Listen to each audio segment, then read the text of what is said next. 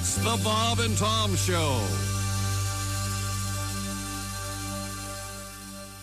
It's the most outrageous video since the last most outrageous video. And this one's even more outrageous because these are real girls. And hey, they're just not real girls going, woo, nuh-uh. You see, these are real girls on video doing real things. That's right. Lots of real girls on video doing real things, like real girls playing miniature golf. Like, come on, Josh. Just put it in the hole already. Oh, in the hole. We've got real girls at the bowling alley. Oh, all these balls are so heavy. Oh, yeah. Real girls on video doing real things features real girls calling the insurance company. Hello. I just got rear-ended pretty hard by another woman. How's that gonna work? Hell, get the video and see for yourself, buddy. Hey, how about real girls accepting deliveries at the local convenience store? Wow. Hey, that looks like a pretty big load.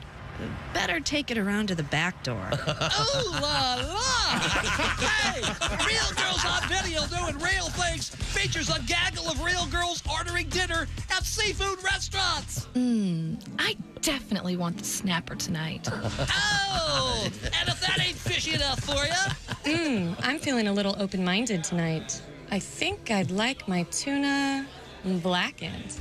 yo, bro, these are real girls on video doing real things, just the way you love them. At the doctor, Jeez, when he swabbed my uvula, I thought I was gonna choke. at the hardware store, Well, the guy said I needed a bigger ball cock in my tank. at the deli. Hey, I don't care what the other wives say. If my guy wants it, then head cheese it is. Oh, now that's what I'm talking about. Am I right, guys? Real girls on video doing real things. Order now.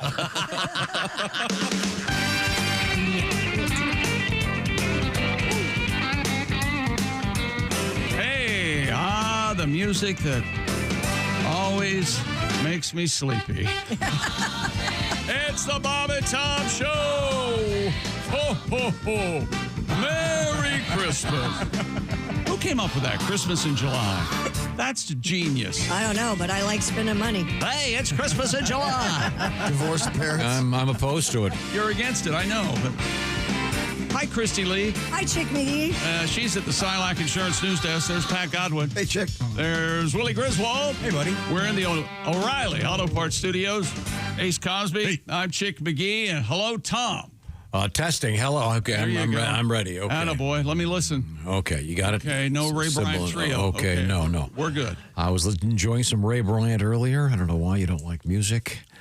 I do. I do like music. What Ray Bryant has arrived at is not. Oh, the man's a genius. Okay. I listened to a little bit of light jazz early in the morning. No more jazz here right now. We're ready to go. We have a lot going on. A lot of things Isn't interesting. jazz a synonym for crap? No, Cut no. out that jazz. Stop all this jazz now. Yeah, I think so. No. I mean, all that jazz, it's a good thing. Like, It's showtime. yeah, that's The word for fancy, I think. All that jazz hands. You know, fancy. I know we have a lot of mail to get to today. Some interesting things going on in the world of news. Any breaking sports stories? It's kind of a slow season. Well, you remember what I said. If sports breaks, I'll fix it. Hey, the Knicks have hired a good man, Mike Brown. Wonderful guy. I don't know why he got fired. NBA Coach of the Year named. He won that record, that honor, as my mother would say, twice. He is now the head coach of the New York Knicks after they fired Tom Thibodeau. Who merely took them, back up to the top for the first time in 20-some years? Yeah, that's right. Let's not get caught up in the minutia of his success. The important thing is he was fired. But they all still get paid. This is what I love about sports. Speaking of getting paid, one of my favorite new NBA names, Paolo Banchero. Man, I love him. He's so fun. Paolo Banchero. Make love to someone tonight. He'll be Exactly making what that sounds a like. deposito at the Banchero. Oh. Let's see. 5-year extension worth $239 million. Man. Could reach 287 should he become eligible for the Supermax deal, which he will. It sounds like a superhero angle there in the NBA. It's the Supermax. Yeah. This Fortress of Solitude. And it was announced, sorry, Willie, announced yesterday that made it official. We all kind of knew it. Tyrese Halliburton will not play next season for the Indiana Pacers. I got texts like a friend had passed away. Yeah, I bet you did. Aww. Yeah. Oh. Hey, sorry, buddy. I'm really sorry about this for next season. That injury is brutal. And that's the same one that, Aaron Rodgers had? Is that it? Who's Achilles? Dame had one this season. 3 NBA players tore their Achilles, all 3 number 0. Yep. That's weird. All number 0, all in the Eastern Conference during the Eastern Conference playoffs. Yeah, sucks. Wow. You know the Lakers are at the bottom of this somehow. What? I like that. I could use someone to blame. I want to get mad at somebody. I'll take that. I can put up my frustration on LeBron and Jeannie Buss. I like that. I don't care for Jeannie Buss. I don't care for her ways. Huh? Really? Did you watch that Kate Hudson show? The semi-fictionalized Will not participate. Kate Hudson? Nope. I enjoyed it. Nope, I didn't watch Showtime. I'm not watching Showtime with what's his face. Sure. I'm not watching. And who did you guys? What's her name? Jeannie what? Buss. Thank you.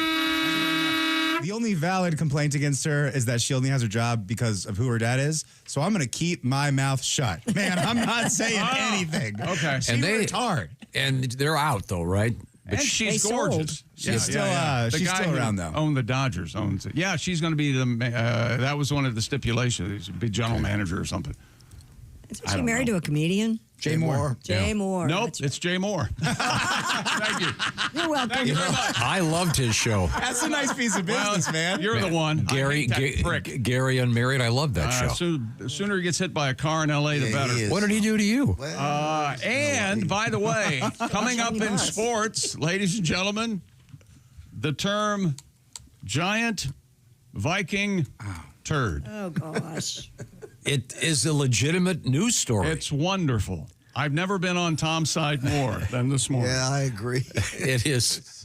I'm not kidding. It's actually in the news. Giant Viking turd. Now that you brought this up, which one of you a-holes ruined the bathroom yesterday? Which one? Which bathroom? The one that used to be the ladies' room. I never go in there. Never go in It there. makes me feel too much like a girl. I can't went go in there right. I was going to go right before I left to go to home. It was disgusting. Don't blame me. I told you. I had. It was like me. Oh, Oskay. Oskay. No, You know what? and the At great least- thing about Oskay is he streaks up the bowl like no other. No, He's proud of it. And he leaves it, which it you wasn't gotta a admire. streak. It was. All right, enough. Courtesy flush, Jeff. God. You know when he says enough. All right. And I was going to say, I had to evacuate, as you know, on an aircraft. I am still in the presence of greatness. You said you did a major transaction twice. On an aircraft. Wow. After trying to time it so I wouldn't have to. But you're on the plane for 8 hours. I was coming back from England. And of course, the minute I got in there, here's the thing. You're sitting down and you're about to do what you're about to do. And then you can hear the seatbelt thing go on and the turbulence hits. You're thinking, oh, great. Ding, ding. Remember that video a couple months ago where the plane, all those people hit the ceiling? And Yeah. Oh, yeah. Can you imagine if you were in there at that time? That'd just Everything be flying. That'd be like being in a portal getting hit by a truck. Yeah. In any event, we'll move forward here, but we do have Viking turds in the news. Great. Of all random things. A lot of letters about my unpleasant encounter. Let me at tell you Philadelphia Airport. Your encounter with the lady at TSA in Philadelphia has caught the imagination of the United States of America, if not the world. My husband brought it up at dinner last week. People are 100% in your favor. 90% of the time, everyone's fine at TSA. My larger point is, they post the rules for God's sake. Yeah. They're different everywhere. And They need to be the same, right? Or just to have a sign going, no shoes, yes shoes. This sums up no belt, yes belt. Everyone's opinion of you yesterday. Mike from Sioux Falls, South Dakota, listening to Tom rant on about his issues with TSA. Hilarious yesterday. Well done, Tom. This only makes it more obvious why I don't fly commercial. Oh. Wow. My family owns our own plane. Nice. Good for him. Suck at TSA, Mike. There you go. Okay, very good. That's my new best friend. Yeah. Again, most TSA people, great. I had the one that had a little bit too much power. Did she have any distinguishing characteristics you'd like to mention? Yeah, was how would you describe her to a total I was kind of happy that we got away from that part of it, guys. I was happy that now we're talking about a reasonable man.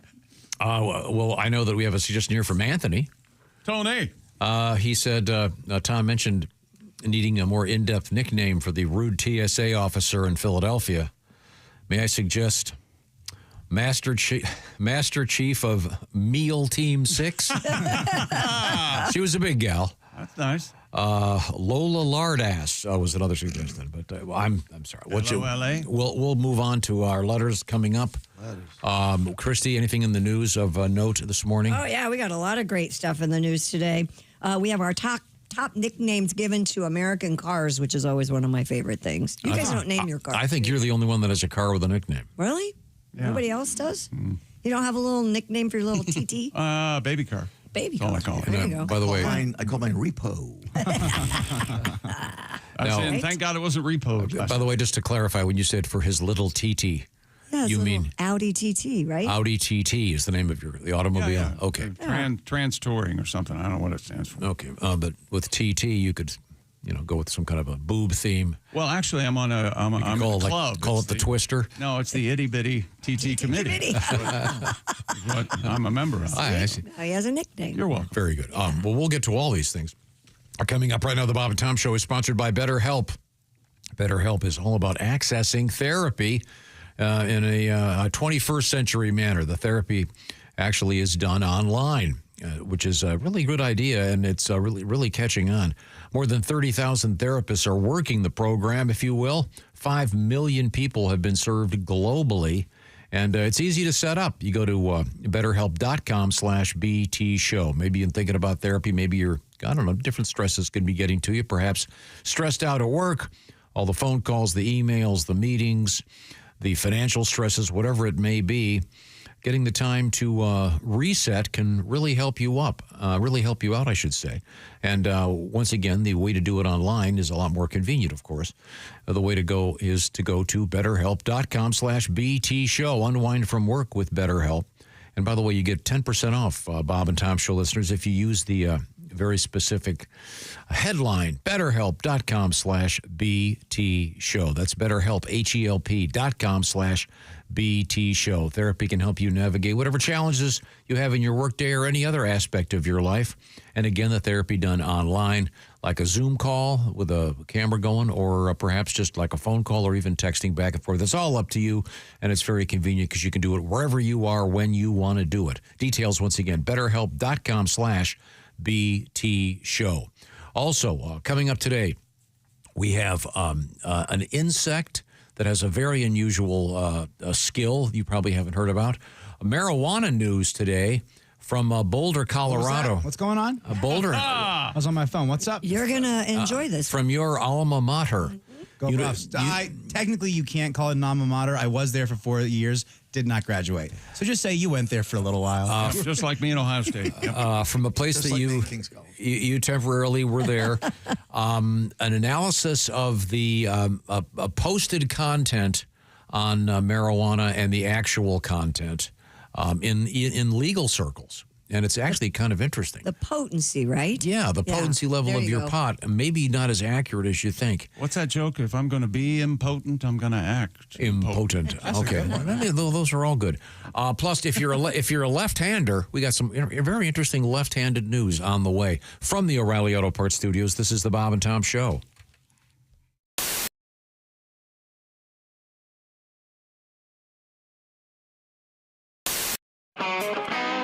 Our house band today, the Black Moods. Smack Tom, it's time now to smack Tom.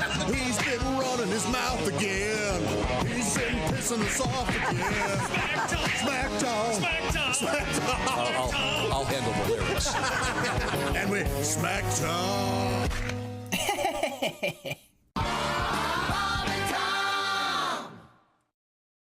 nice. That's so nice. We got another song for you, baby. Well, we'd love to hear one more. What have you got for us? Baby, you know this one. It's my song about your britches. One, two, three.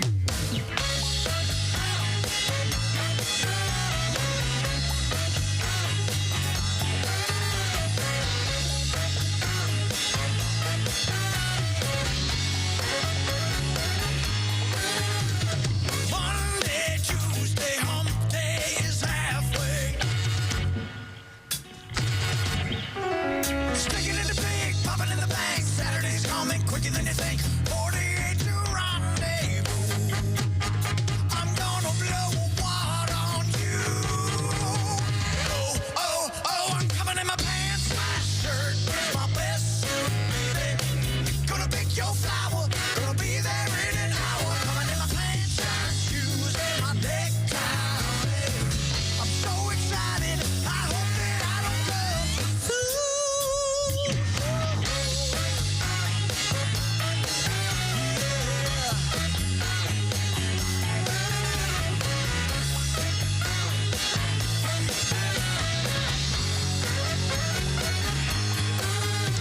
I can't move on. The tension is long gone.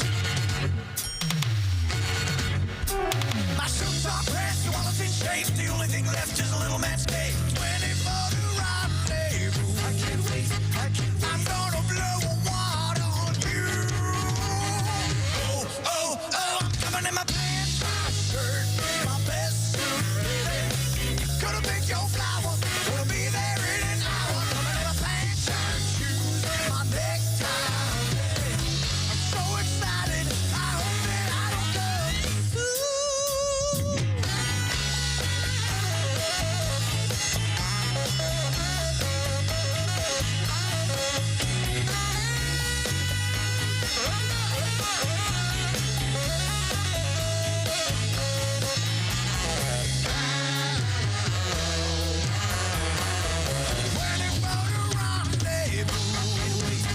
I'm gonna blow a wad on you. 24 to rendezvous. I'm gonna blow a wad on you. Oh, oh, oh, I'm coming in my pants. My shirt is my best suit, baby. Gonna pick your flower. Gonna be there in an hour. Coming in my pants, my shoes, and my necktie. I'm so excited. Whoa, yeah, I'm coming in my pants. My shirt, my best suit, baby. Gonna pick your flower. Gonna be there in an hour. Coming in my pants, my shoes, and my necktie. I'm so excited. Whoa, I'm so excited. You know I can't wait, baby. I'm so excited. I hope that I don't come too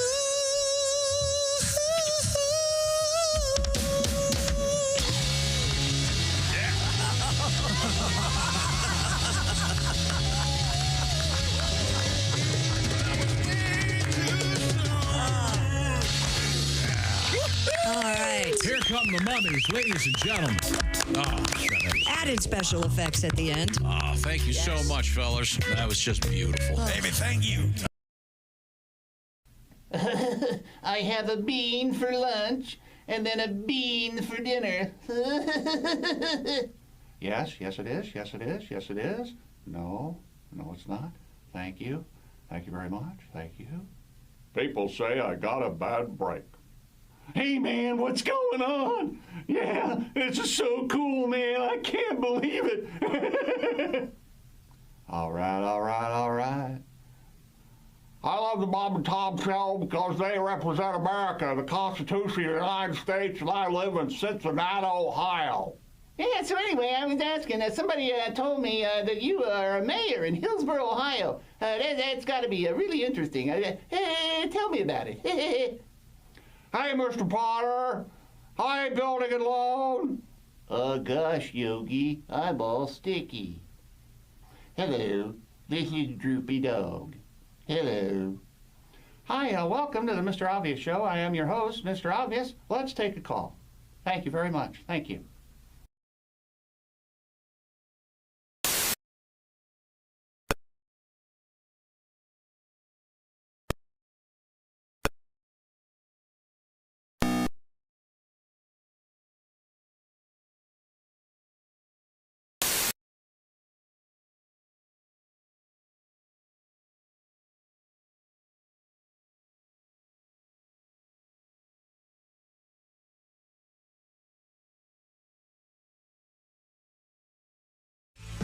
Welcome back to the Bob and Tom Show. There's Christy Lee, Pat Godwin, Willie Griswold, Ace Cosby. We're in the O'Reilly Auto Parts Studios. Think O'Reilly Auto Parts, all your car care needs. Get the parts and service you need. Jiffy, quick, fast from the professional parts people at O'Reilly Auto Parts. Hello, Tom. Technical question, walking the dogs last night. I'm walking the dog. Going a different route. If someone has their Christmas wreath up on their door, I mean, well, let's face it, it's almost the All-Star break. What the hell? Should you say something? I don't think I've ever seen that. Well, you know, it might be. Yeah, there might be a reason for that. There might be someone away, and they're waiting for them to come home, so they leave the wreath up. Could it be as simple as a Christmas in July thing, or has it been up all year long? That could be it. Judging by the lawn maintenance, I'm guessing it's just... Maybe they're dead inside. Maybe you should have knocked on the door. Did you notice an odor as you walked by? A lot of flies. 20 years ago, I vividly remember you having a take that often went on, oh, these HOA losers. Who cares what's going on? Wait a minute. He was right about that. Hey. You know what? Well, then never mind. Let's just move on. No. Next question. Willie was going to get hot. I was going to get fake mad, but I guess now we're just moving on. We can fake mad about HOA. Do you have an HOA? Yeah, but fairly loose. Please tell me you're going to run to be president. Oh, no. That'd be the great. Think how wonderful you'd be at that. Shark. No. I would never want to. You could get like a uniform. You could make everybody wear pseudo-military uniform. When you're walking the dogs, you can, judge everyone as you're walking by and walk the dogs at 8 a.m. to 8:25. Lights on their heads. I can see them. You must catch the dog turds before they hit the lawn. Wreaths down by January. I saw a documentary about Japan. That's exactly the way they curb their dogs. Yeah, they have a stick that they have a little basket on. The proper etiquette, they don't let the poo hit the ground. You go right into the bag. What? Yep. They got some ideas over there, man. They got it going on. How does the dog do that, though? how do you know when my dog circles around so much? I'd be like, Jason, by the way, have we got to put some work into it? Do we have a definitive reason why they do the circle thing, right. then they get in the famous crouch, they go, which is and then the shrimp. And then after they go, at least mine, they like do this pretend dig where they like move their. No, mine don't do that. I've never had a dog who digs. They don't really. They just knock a little bit aggressive. Isn't that some kind of evolution thing where cats would bury it so that they don't eat it or something? Maybe so. I don't know.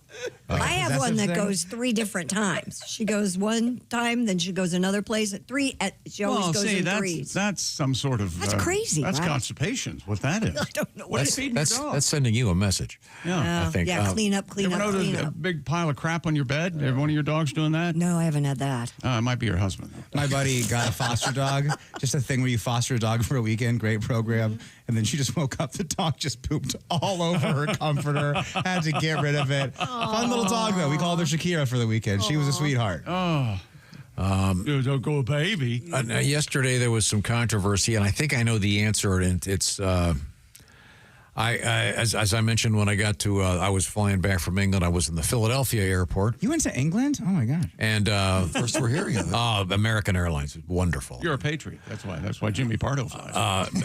And there was a guy sitting as I walked into the men's room. I could see this guy was sitting side saddle on the toilet, which I couldn't figure. I think I have a valid explanation that is actually not humorous at all. Oh.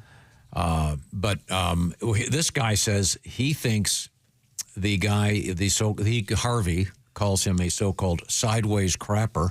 Mm-hmm. He thinks he was a poet leaving an important message to the world. Yeah, do a little writing. Do a little writing. But there were various theories. Willie, you thought the guy was just bracing himself because he had such a serious transaction going on? I mean, maybe. I didn't think, honestly, I don't stand behind that theory. It's kind of one of those things where you get pushed into a corner. This is a long show. We got to talk. That's the topic. So that's what I figured. He's in there. He's holding it like a motorcycle, and he's just holding on for dear life. I thought a boil or maybe some sort of lesion. Yeah, where he can't sit. Maybe. Yeah. They're putting the phone up on the toilet. That toilet was a paper. good one. What if he's diabetic and he's putting all of his stuff on that little ledge in there so he can give himself a shot in the bathroom? There's a million different reasons. There's a lot of reasons. Yeah, I never thought about that. But yeah, someone said he may be emptying a colonoscopy bag. Oh, God. I thought of that too. Didn't say because it was gross. Wow.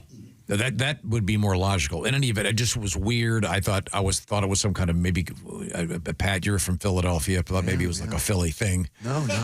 Like a Some of us are sidewinders. That's the Northeast. The sidewinder. And we're drunk. I just hope there's some guy at some fraternity whose nickname is. Hey, Sidewinder's coming. He's bringing the keg. What do they call him, Sidewinder? Oh, he craps sideways. There's got to be a high school, like the Mount Polaris Sidewinders, right? That's a great name. That's a great name. And a great nickname. Snakes on the side of their helmet? Yeah. That ain't bad. And who were Kent Tucolvey? Yeah, the submarine ball pitcher. Submarine ball Pirates. pitcher? Yeah, sure. Huh? Is that kind of a sidewinder? Don't get I was involved. a little It's sidewinder. baseball. I Okay. was. Were you really? Yeah, I was wild and not that good. You tried the submarine ball? No, I was a sidewinder in Little League. I was. Why did you do it? You saw somebody doing it and thought you'd try it. It's the only way I could kind of throw fast. Really? Yeah, for some reason. Dear Bob and Tom Show, on the 4th of July, we drove over the Beartooth Pass, a mountain pass in the Beartooth Mountains on the border of Montana and Wyoming. Highly recommended, incredible views. On top of the pass, we saw a large group of mountain goats. What do you call a group of mountain goats? I see. A band of mountain goats. We often get these phrases, these terms. The most famous, probably a pod of wheels, a school of Whales. Not wheels. Excuse me, forgive me. A pod of whales, a school of fish, a bitter of stand-up comedians. Pat. Oh, sorry. A pod of Rogans. Huh? Look at that. Pretty good. Joe Rogan podcast. Famous for a podcast. I admire your selling it. Well, you have to describe it. It's not fun. Yeah. Jess in Billings, Montana. A beautiful country out there, of course. Now, if you're just joining us, hello. This is the Bob and Tom program coming to you from the O'Reilly Auto Parts studios. And we have Mr. Pat Godwin here. Now, Pat, where are you going to be playing next week? I will be at McCurdy's Comedy Theater, one of the best clubs in the country, Wednesday through Sunday, starting on the 15th. Okay, so that's next week then. Okay. Yeah, next week. We had a great visit yesterday with the formerly mustachioed Dave Dyer. And he's going to be doing a special show at the Reese Theater in Plymouth, Indiana, coming up this Saturday. It's a benefit project for the fire department there, which is awesome. He, of course, is a firefighter. He'll be great. He was really good in here yesterday. Really funny. Speaking of Reese's, have you tried the caramel Reese's peanut butter cup? Caramel. Whoa. Man, you can't stand up while you're eating it. You have to sit down. I've not tried that. Have you tried the new one? So delicious. The PB&J. I have not. You got to go to the nice gas station by the good high school, and then they have the whole display out there. There's grape on one side, there's strawberry on the other side. Let me write myself a note. Nice gas station, good high school. Come on, be nice to me right now. I'm trying to tell you about the peanut butter and jelly Reese's. I'm trying to keep up. Dude, they're good. Is this the gas station by my house? No, the gas station up there. It's okay. Let's just save this for later. I'm trying to kind of breeze past it right now. I did not know there was a peanut butter and jelly Reese's peanut butter cup. Dude, they're killer. How did it take them so long to get there? I don't know. They have caramel. They have something called lava chocolate as well. Yeah, my new thing is that, what is it called? Sea caramel? What is it? What am I? Sea salt caramel. Sea salt caramel ice cream. How did I go this long without knowing about that? You're not eating ice cream? I have a little bit of of ice cream. You know what the C stands for? That's why it tastes so good. You know, every person that I see that knows you and me from my childhood, they go, your dad looks great. Is he on Ozempic? Without fail. Every single person. Did you tell him, no, it's called open heart surgery? That's what I say every time. I say open heart surgery, young girlfriend. Said, hey, different combo. If you don't lose weight, you'll die soon. Yeah, that's what they told me. Very convincing. That's what they told me, too. Let's see now. Speaking Dear Tom, hang on. Yeah. Dear Bob and Tom Show, just wanted to share my July 4th weekend activities. All right. I decided to play with myself side saddle at an airport bathroom. Some fella peeked in on me, cussed, and fought with some lady at TSA. I had a front row seat. Made fun of some English guy's teeth and lit some fireworks. All in all, a great weekend to be American. That's from Phil. Yeah. Evidently, Phil in Philadelphia. A very exciting weekend for me. There you go. Yeah, we know. It's a Dear Bob and Tom Show. Recently, you guys were discussing the proper amount of days to use a towel before laundering it. I'd probably go too long. I think it's personal preference, as long as it doesn't extend past a week. There's a scientific, I'll have to dig up, I just saw a scientific study about this. I think depending on your... I think it's, there are a lot of factors. How quick or how your towels drying on a rack or something. If they stay moist too long, I think that's a problem. The humidity, I don't know. I kind of depends on the humidity level in your home. I've reached the point, I like to use it once and then launder it. You need some germs in your life. He does, but you don't want to go there with him. This guy, who is this? Oh, this is RJ. RJ, he writes, Tom said only one usage, claiming there'd be fecal material on the towel. Yep. If you clean yourself properly before wiping down with the towel, that shouldn't be the case. That's what I would think. I've told him that many times. Yes. I don't know how you're showering. Yeah. I mean, you're clean when you dry off, right? You just wash. You don't dip your ass in the toilet. You have something leaking out of you? This is actually a request. Oh. He wants to hear this, the following 9.43 seconds worth of Mr. Red Fox. The toughest thing in the world, have to turn to your mate one night and say, you got to wash your ass. Thank you very much. Mr. Red Fox, of course, portraying Fred Sanford in the great show Sanford and Son. There we go. I'll find that scientific study about towels. I just saw it a couple weeks ago. I think the max was like 3 days.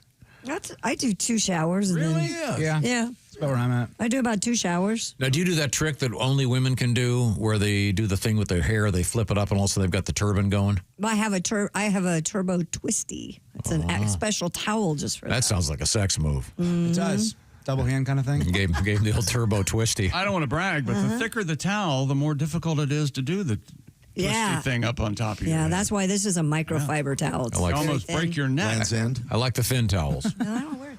You don't like? It's literally a brand called Turbo Twisty. Because is there some thing in junior high school? They bring all the women in, they get rid of all the boys. Go, okay, fellas, get out of here. We're teaching the ladies how to do this towel thing. Even little girls can do it. It's easy. They have turbo twist. You buy one, you get one free if you order by midnight tonight. There you go. Turbo twisty. Yep. I put a bra and panties on and tried it, and it looks real weird. Really? Yeah. I would like to see. I'd like to see you in a bra and panties. Can we arrange that after the show? Pat's a little short this month, and if you pay him, you'll do pretty much anything. I think $50 to prance around here. I'm in trouble. Dear show, this is for Pat Godwin. Pat ruined my holiday weekend. Oh, Pat. I was catching up on some old episodes shortly before teeing off in an Independence Day golf tournament. I heard Pat's new song, the Sweet Potato Song. Every time I'd step up to putt the ball, the lyrics, Sweet Potato Poop, would ring through my head. If that ain't a request, I don't know what is. That song probably cost me 7 strokes in the tournament and kept me out of the money. Thanks, Pat. You ruined my holiday. It's a big hit, number 2 on the charts. That's what Casey Kasem. Yeah, baby. Sure to be number 1. Oh, he's real slow pitching today. He's just each one out of the park. Yep. Can we come back with that absolutely song and the explanation for it? We have time for one more letter. What have you got over there? On Monday's show, Chick asked Tom if he saw any British celebrities while across the pond. This is from Kristen in Atlanta. During my trip to London last fall, I sat beside Nicola Walker to play. Now, for those of you who know British broadcast, Nicola Walker is the queen of British television. She has many, many series. Oh, okay. And Tom doesn't know who she is, so he's discounting this entire. But I had no idea who Nicola was until intermission, and the Brits around me were all abuzz about her being at the play. She returned to her seat. She had to sign autographs. I immediately, of course, recognized her and felt like an idiot. The play was a modern retelling of Oedipus. Mark Strong and Leslie Manville, 2 other British giants over there, and it was incredible. There you go, Tom. I only saw Famous Americans on stage. Who did you? Oh, on stage. That's right. Gracie Abrams, Noah Kahn, and Sabrina Carpenter. They were all terrific in their own way. If I were a carpenter, she's amazing. I do Sabrina. She's a great singer, and she's like the new Madonna. Her aunt is the voice of Bart Simpson. That's right. Mm-hmm. Nancy Cartwright. Mm-hmm. Really? Yeah. Yeah. Well, they've got different names. Doesn't make any sense. Well, maybe. Help me with that. I don't know. I guess they were having sex outside the family. Oh, you didn't do that. Speaking of Brits.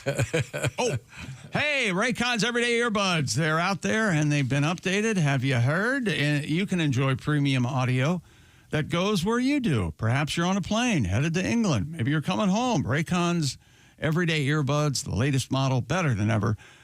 32-hour battery life, multi-point connectivity. You can pair two devices at once. And Raycon's quick charge function, just 10 minutes of charging, 90 minutes of battery. I have no idea how it does it. And Raycon's also come with active noise cancellation, something you don't normally find at this price point. And Raycon's available in all the vibrant colors. You can have a different color for each day, depending on your mood. And Raycon has a 30-day happiness guarantee return policy. Go to buyraycon.com/Tom right now. Before you forget, get 15% off Raycon's best-selling everyday earbuds. Right now, 15% off. You just have to go to buyraycon.com/Tom. That's buyraycon.com/Tom.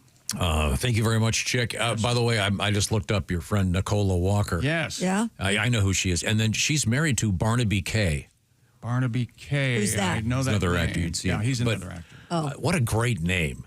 Barnaby Kay? Just Barnaby. Wouldn't that be? Do you know anybody named Barnaby? No. Well, Barnaby Jones from the old soap opera. Oh, yeah. Oh, yeah.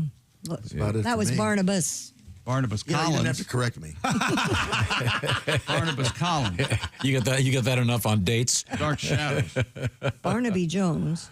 Is that There was Barnabas. That's Buddy Ebsen's. Buddy Barnaby. Epson, Barnaby Jones? Yeah. What was he, Yeah, you're detective? Boy, you go back and watch those now. Yeah. Man, are they bad. Are they? Ooh, that Buchanan stinks on ice. Yeah, I don't think so. But the Beverly Hillbillies holds up like Shakespeare. Yes, it does, man. Absolutely. All right. And for my money, Eddie Haskell, one of the great characters of all time. We are going to keep reporting on all these things from the O'Reilly Auto Parts Studios, where we remain the Bob and Tom Show.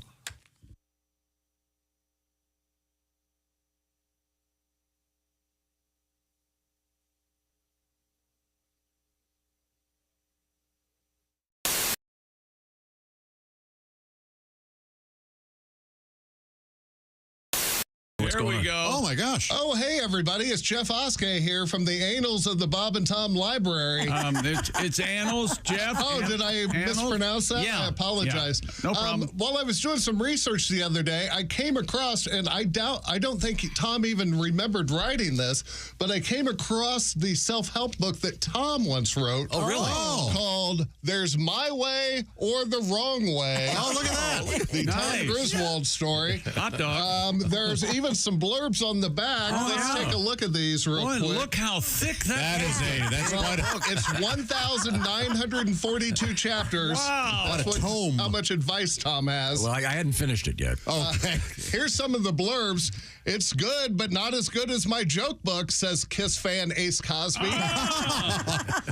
Media darling Christy Lee says, I want to be there when Tom records the audiobook so I can interrupt him every 5 seconds.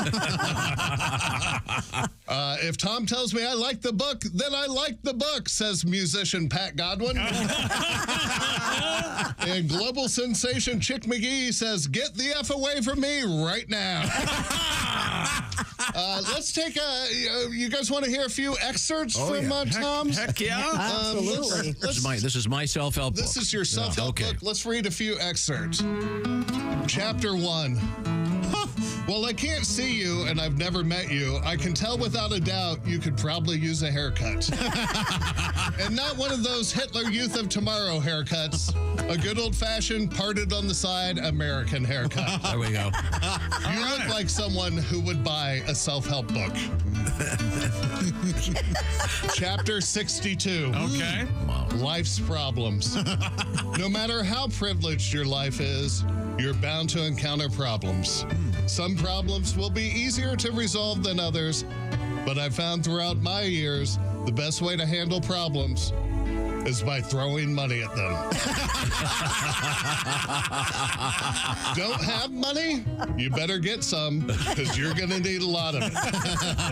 They say, mo money, mo problems.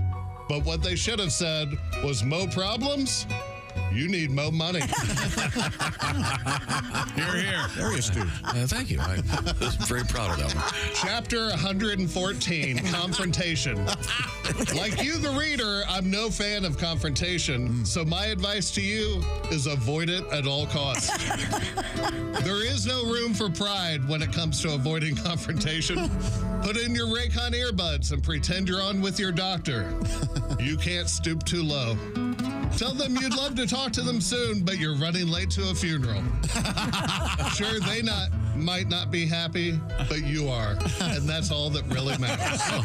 Sound advice. This actually isn't It's good. This is not far off. Chapter 956, The Problem is You. If you're depressed or have anxiety or down and lonely, remember the problem is always you. You are the problem each and every time. Not me. I'm never the problem. You are the problem. Until you take ownership of that, you will always have problems because you are you.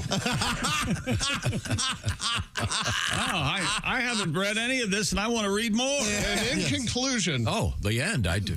I'm a genius, and you're all a bunch of incompetent buffoons. That means ridiculous but amusing.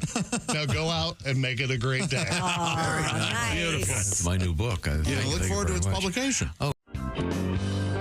Let's get back to the Chinchilla. We sent members of our staff plus Donnie Baker to your garage. She is my mistake. So traumatized right now. She's not come out of her little house in a No doubt. whole The day. Chinchilla? Oh, well, yeah. that's because she met Donnie Baker. Mm-hmm. Yes. True. Her ears are as big as Frisbees. They are very big. I know. I can't get over how They're horribly... native of South America, and they use those to, and they're nocturnal, so they Must be a lot of listening going on. They do in a lot South of listening America. at night. The size of those because ears. you can't see very well. And they respond, of course, with their brain by going, duh. I'm a chinchilla. Oh, wow, it's that great big thing right there. That looks like a really nice fur coat that lady's got on. I wonder what that's made of. Duh. Well, I'm in a rest for a while so I can poop again. Duh. I can tell you. I'm not like a dog. I can't play frisbee or catch. I just sit here going, duh. I'm kind of like something in a frame, like a picture, except I just go, duh, and then I poop. Except you have to feed me and I poop. I'm like a picture you have to feed. Duh. I can tell you what, they don't come when you call them. That's for damn sure. I will. I'll come if you call me. I had a moment where my girlfriend thought she was pregnant. Mm-hmm. And by the way, if ladies, if you suspect that you're pregnant, tell the guy during the day. Don't wait until you're about to go to sleep. Oh. Because that's what she did. She's like, I have a cramp. I might be pregnant. Good night. I'm like, no. Good night. I don't think so. I go, well, let's find out. Well, what are you going to do? So I, hauled butt to Walmart. Yep. And got a test. Got myself a little test. Doctor in a box. Yeah, I know. 2 o'clock in the morning. And of all the times to get recognized. I walk into Walmart in the night shift. Hey, Fluffy. I'm like, oh, great. What do you need? A miracle. All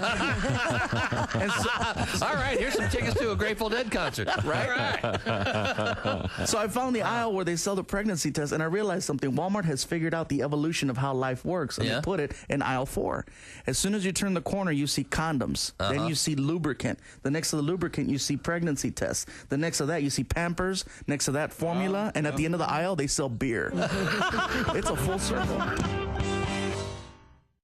When you become a Bob and Tom VIP member, you get more and less. Wait, what? Which one is it? More or less? It's both. VIP members get more stuff to hear and less commercials to not hear. So Bob and Tom VIP is a good deal? Yeah, more or less. Hey, looking for the link to sync with Bob and Tom VIP?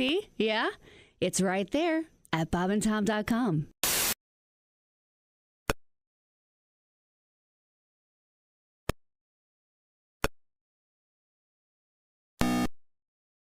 Tom Show. Willie Griswold, Christy Lee, Pat Godwin. Hi, Pat. Hey, Chick. We're in the O'Reilly Auto Parts studios. I'm Chick. Hello, Tom. How you doing, buddy?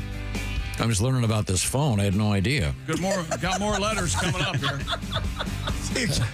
See, last night, God bless you. Overnight, my phone kept going off because my sister and my nieces in England were it's a whole different time there. sending me stuff on WhatsApp. Yeah, Tom's a new WhatsApp user, so we're going to hear about that a lot. Well, no, but I couldn't get it to stop dinging and waking me up. That's a pain you in the didn't butt. put your phone on silent? Turn the phone on silent. Yeah, I don't want to put it on silent because then I won't hear the alarm. The alarm. Hey, hang on just a second. I've said this a lot under my breath and to you, but I've never meant it more. You're an idiot. Okay. So you mean even though it says silent, it's not silent? Oh, No, the alarm even though it says silent, the alarm will go off. Well, they didn't make that clear to me when I got it. What has it been, 5, 6, 7 years now they've been doing that? I mean, forever. Okay, so it's on silent. Okay, so I should leave it on silent when I'm in here then. Yes. Yes. Yeah. Then it wouldn't go off during the show Okay, sorry. like it did yesterday. Okay, sorry. 3 times. Yeah. Do physicians doing surgery leave their phones in the other room? I think they probably. What's the rule on that? We do. Is there like a protocol check off? I bet certainly they play their phones in the operating theater. I bet their favorite music. But they probably can't touch it. Well, no, certainly not. But Because as you know, 99% of all phones are encased in fecal matter. They can tell SIRI to play something. I would say it, but she'll start yakking at me. Okay, good to know. Now we had a song request. Pat, what was the background on this song? Because Willie wasn't here when you played it. I was. Well, I'm on. Oh, you were the first time? Oh, yeah. I'm on a new diet where I do an avocado one day, a sweet potato the next, and I'm using a lot of superfruits, eating a lot of superfruits, blueberries, kiwi. Yeah. I believe it's blown berries. What is it? Blown Oh, berries? the past. Sorry. And one of these foods causes a change in the way that I do my business now. Okay. And I'm a very proper man. I do it at home, and it's changed the game for me. So it's kind of odd. Here we go. I'm a guy who does his business at home. I'm in and out fast. I like to be alone. Then my doctor put me on a new diet. Superfoods. I tried. He says, eat sweet potatoes, but holy cow, I'm at the drugstore. And my ass says, now, took a sweet potato poop at a CVS. Sweet potato poop. What? Sweet potato poop. There was a girl in the John taking a pregnancy test. Oh, sweet potato poop. Sweet potato poop. They're up. Root, vegetable, and good for you. But out of the blue, I'm going number 2. It gives you no warning, no brown alert. I had sweet potato pie for dessert. Took a sweet potato poop at my church. Hey, sweet potato poop, sweet potato poop. And those grunts and gases don't sound like burps. Sweet potato poop, sweet potato poop. I'm sorry, sweet Jesus, for that smell in here. But there's cash in the basket and the pews are cleared. The priest knocks on the door, asks me what's up. I say, just keeps coming like 2 girls in a cup. I took a sweet potato poop, blew up the can. Sweet potato poop, sweet potato poop. They called a cleanup crew and a fireman. Sweet potato poop, sweet potato poop. Fire in the hole! Well, now this all started with, by the way, that was a request from Aaron. Thank you, Aaron. We certainly appreciate your listening. This all started yesterday, my experience at the Philadelphia airport, where I walked in and I saw the guy sitting side saddle. I could just see his shoe. This is the thing. It is the weird, yeah. There are these, some of these new, fangled. These shoes are like day glow. Oh. Like if you have some of these like Hokas and they're like, you can't miss them. So I walk in to pee and I see, I wasn't looking on purpose, but I see these sideways shoes in the, I still underneath the door. I like a shoe that looks like a shoe. I don't want to look like a Hot Wheels. Yeah. Toy. Good point. I'm with you on that. I know. But in any event, the guy was sitting side saddle on the toilet. Yeah, right. I'm not sure what happened. But that reminds me, we've been doing this. Chick and I, and we've been doing this a long time. Ace as well, and Christy. Whatever. Back in the early days when we were doing, we had to do a lot of what they call PSAs, public service announcements. Sure. Yeah. And they were on the log. You know, we had to say at them a certain time, and they were usually rotating, and it was kind of like a community calendar sort of thing. Bulletin board. Yeah. And up in Harbor Springs, I was actually technically on the air in Petoskey, Michigan. And there was an organization there, I believe it was the Ostomates Society. And they were having this dance, and I thought, what are these people with 8 arms? I don't know what's going on. You know what an ostomy bag was? No, and so I get a phone call. Of course you do, because you were making a joke about the ostomates. I didn't know what they were. So of course you go to the joke when you don't know what something is. Right. And these are people who use colostomy bags. Sure. And the guy explained it to me. So thank you very much. I'm sorry, I didn't know. I didn't mean to make fun of it. And then and then he goes, they're having a dance. I said, I bet they don't do the bump. You said that to the man. Oh, I said, spin me one more time. No. No, I mean, no harm intended. But you know what I'm talking about. Did you know, Christy? Did you ever? My ex-father-in-law has a colostomy bag, so I know very much about this. No, but I'm saying when you're on the radio and you don't know, for example, did you ever have to read obituaries? Oh, yeah. Chick, I know you did. Yeah. And I used to, when my very first career move, about 15 years old, I was up in a small radio station. I would have to read not only obituaries, but I would have to read the nursing home announcements. You know, like Stan Smith is accepting visitors. Did you ever have to do school lunches? School lunches, absolutely. Wow. I never did school lunches. I did the obituaries, though. Yeah, they were sponsored. Yeah, and by the funeral home, by the local funeral home. Yeah, sure. But doing the obituaries is tough because then you've got to segue out of them. And Billy Joel. Yeah. And now here's Prince with I Want to Be Your Lover. And now it's Hotel Motel. Up next, a little bit of a rapper's delight for you. And sorry about your Aunt Sophie. Yeah. Now, what's coming up in sports, Chick McGee? We've got new coach for the New York Knicks, Paolo Banchero is a rich young man. Tyrese Halliburton, the Pacers have made it official. He will not be playing next year. Developments at Wimbledon. We'll talk about it. That Sinner guy got real lucky yesterday. What are those jerks up to over there, huh? Yeah, they're having cream and strawberries. Playing tennis in London, kick rocks. Making fun of us. Champagne. Being a little Sport I hate, country I hate. Baby country. And the Bulls. The Bulls are running the Festival of Cheese, the San Fermin Festival. In Pamplona, which sounds like a tampon, doesn't it? Sounds like a drink. Pamplona. If you're running like a loose bull, Pamplona. I'll have a Negroni and 2 Pamplonas, please. That sounds nice. Aperol spritz on the side. Oh. That's awkward in several ways. We'll come back with the running of the Bulls, et cetera, et cetera. We are in the O'Reilly Auto Parts Studios, and this is the Bob and Tom Show.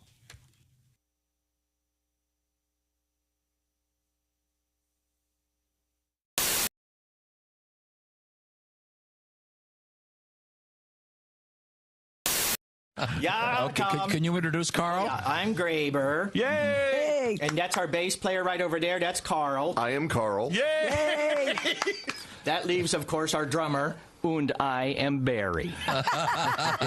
Barry. Hello, Barry. It's so nice to see all of you again. Hi, Barry. We've been on a tour of the world for the last 15 years. Wow! Well, that would explain. Now, how far have you gotten? We hit Lancaster, we hit Ocean. That was 98. Intercourse. Right. And let's see, then in 99, we took must have been over the Greenville, Ohio. It's the Electric Amish, and then in 2000. Okay, all right. We don't need the whole world. We have a limited amount of time here. No. You asked. Don't leave anything out. So, fellas, I know you've got a couple tunes for us. As a matter of fact, we've been hearing rumors. I don't know if you guys have heard about this. We heard rumors that your own Christy Lee is dating an Amish fella. That's correct. That is true. She spends weekends churning butter and putting up barns. Yep. Yeah, that's what we're hearing. We've heard a lot of people bragging about dating Christy, but it turns out this one's actually true. He used to live up around us, and we heard the rumors, found out it's true, so we wrote a little song about the situation. Oh boy. With Brother Daniel. Love to hear this. People. Are you ready? All set, Graber. 1, 2, 3, 4.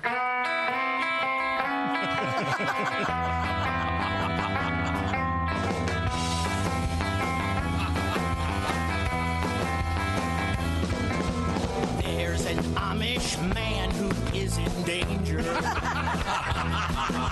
He met a heathen blonde but couldn't change her. Her name is Christy Lee.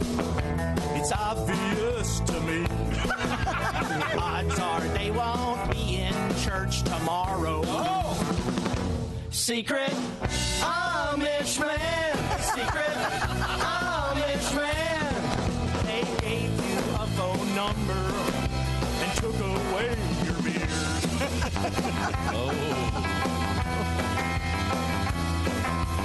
We all told him don't date fancy ladies.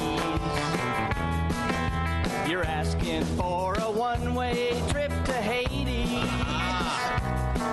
But she must have begged him, please. Probably got down on her knees. And odds are neither one of them were praying. Secret Amish man.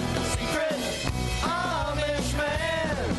He's plugging in his tool now and stopped doing things by hand.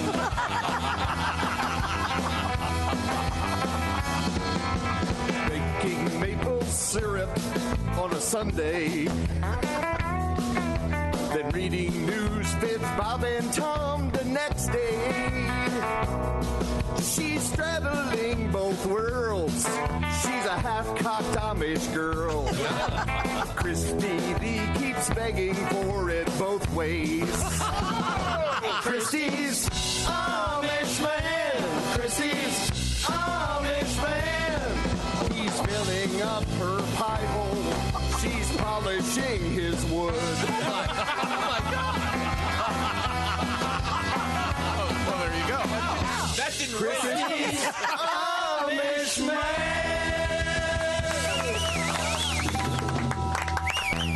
Wow.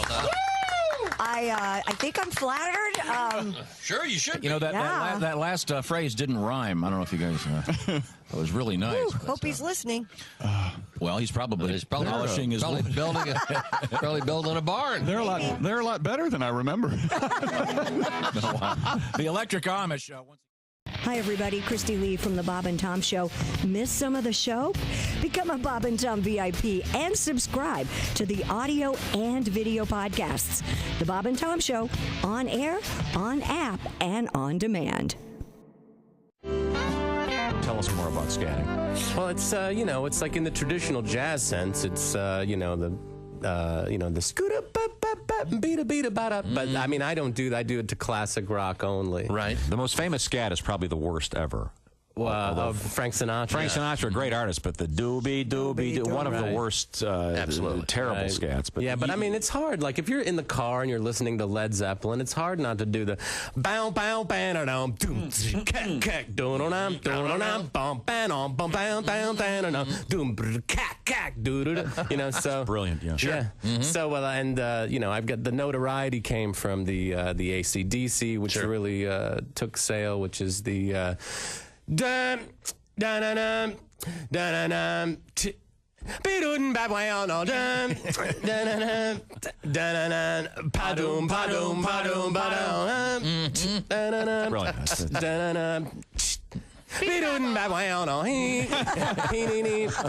and my girlfriend's like, most people sing the lyrics. That's true. Okay, I Staring can out the window. scat Amos Moses by Jerry Reed. Oh yeah, Let's hear it. Please.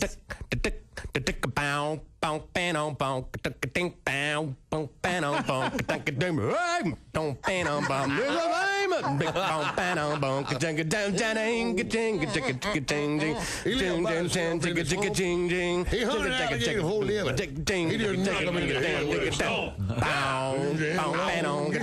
that note, we have to go. Thanks for joining us. He's a hunting alligator down in the swamp.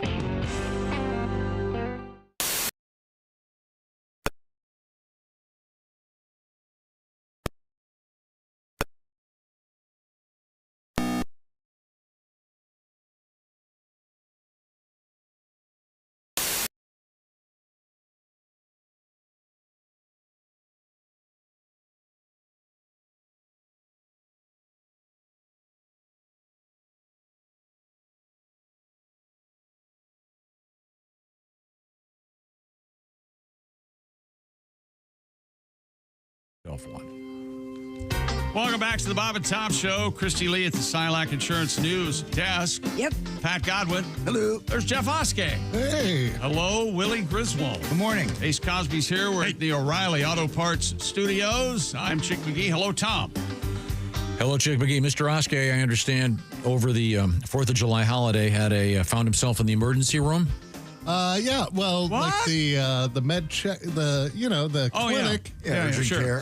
It was a half clinic, half emergent. Well, the first one I went to, so I went fishing. All right. I was supposed to pick my lady up at the airport. I was like, I got an hour. I'm going to go and get some fishing. So now you're on your way to the airport and you say, I've got an extra hour. I'm going to stop and fish. Yes. Now, do you keep your fishing rod and your gear in the car at all times? Oh, yeah. It must smell wonderful. Well, I don't keep the fish, so that the cuts pole's down going on the to smell. never Plus, mind. it covers up the weed smell, so it's good for everybody. Willie, that's our secret. So I catch a fish and on a lure, and the treble hook is really in this fish. That means 3 hooks? Yeah. 3 hooks.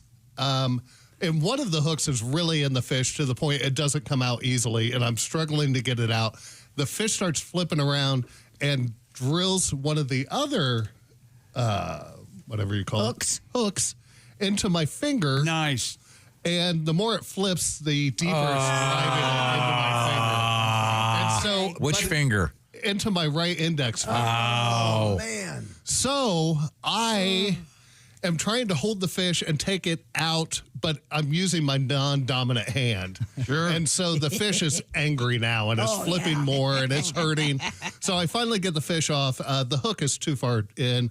I go down to a fellow fisherman. I go, hey, do you have some snips so I can cut this off and push it out? And he looks at it. He goes, oh, boy, you want to go to the emergency room for that one. And I was like, I'm good. He goes, I'm being serious. And I go, okay.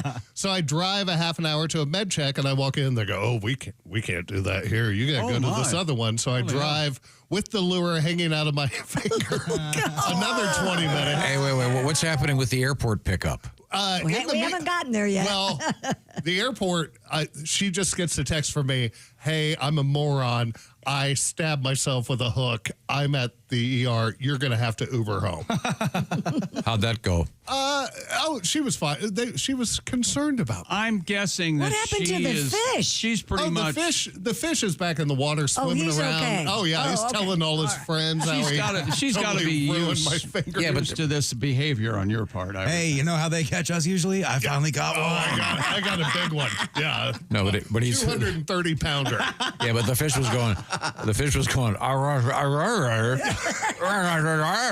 a hole in my mouth. Yeah. So I go in, and they're like, we can do this. And in walks the youngest female doctor I've ever seen. I'm like, I don't think you're old enough to operate on people, are you? Was it like the young female doctor in Roadhouse? Yeah. Oh. Yeah, really? All right. So she leaves. She goes, I got to get some tools. And a nurse comes in, and she takes my vitals. She goes, Haley will be back in a second. I go, Dr. Haley. I go, who's Haley? And they go, oh, that's your doctor. I was like, oh, that's too young of a name to be a doctor. Like, you can't be a Haley. So she comes in with a man because he's going to have to, they're going to have to clip the hook. Sure. To get it out, to push it the rest of the way through. Now, wait a second. Do you have the entire lure in your hand still? Oh, yeah. I'm just. Have you not seen the picture? There it is. That's me carrying the lure around. And that's a treble hook in there. It's all the way in. And then you've got the lure is like a little tiny fish. No, I can't look at that. I'm just driving around holding this lure the whole time. Don't ever forget this. Fish are cannibals. Don't ever forget that. They are beasts. Oh. Okay, you can take that down now. Yeah, that's they gross. Don't have, that is rough. They can't get it to cut. But the guy's like, oh, I'm a firefighter. I got some stuff in my truck. So he goes out and just comes back with some snips from from a hardware store. And I go, are those like sterile?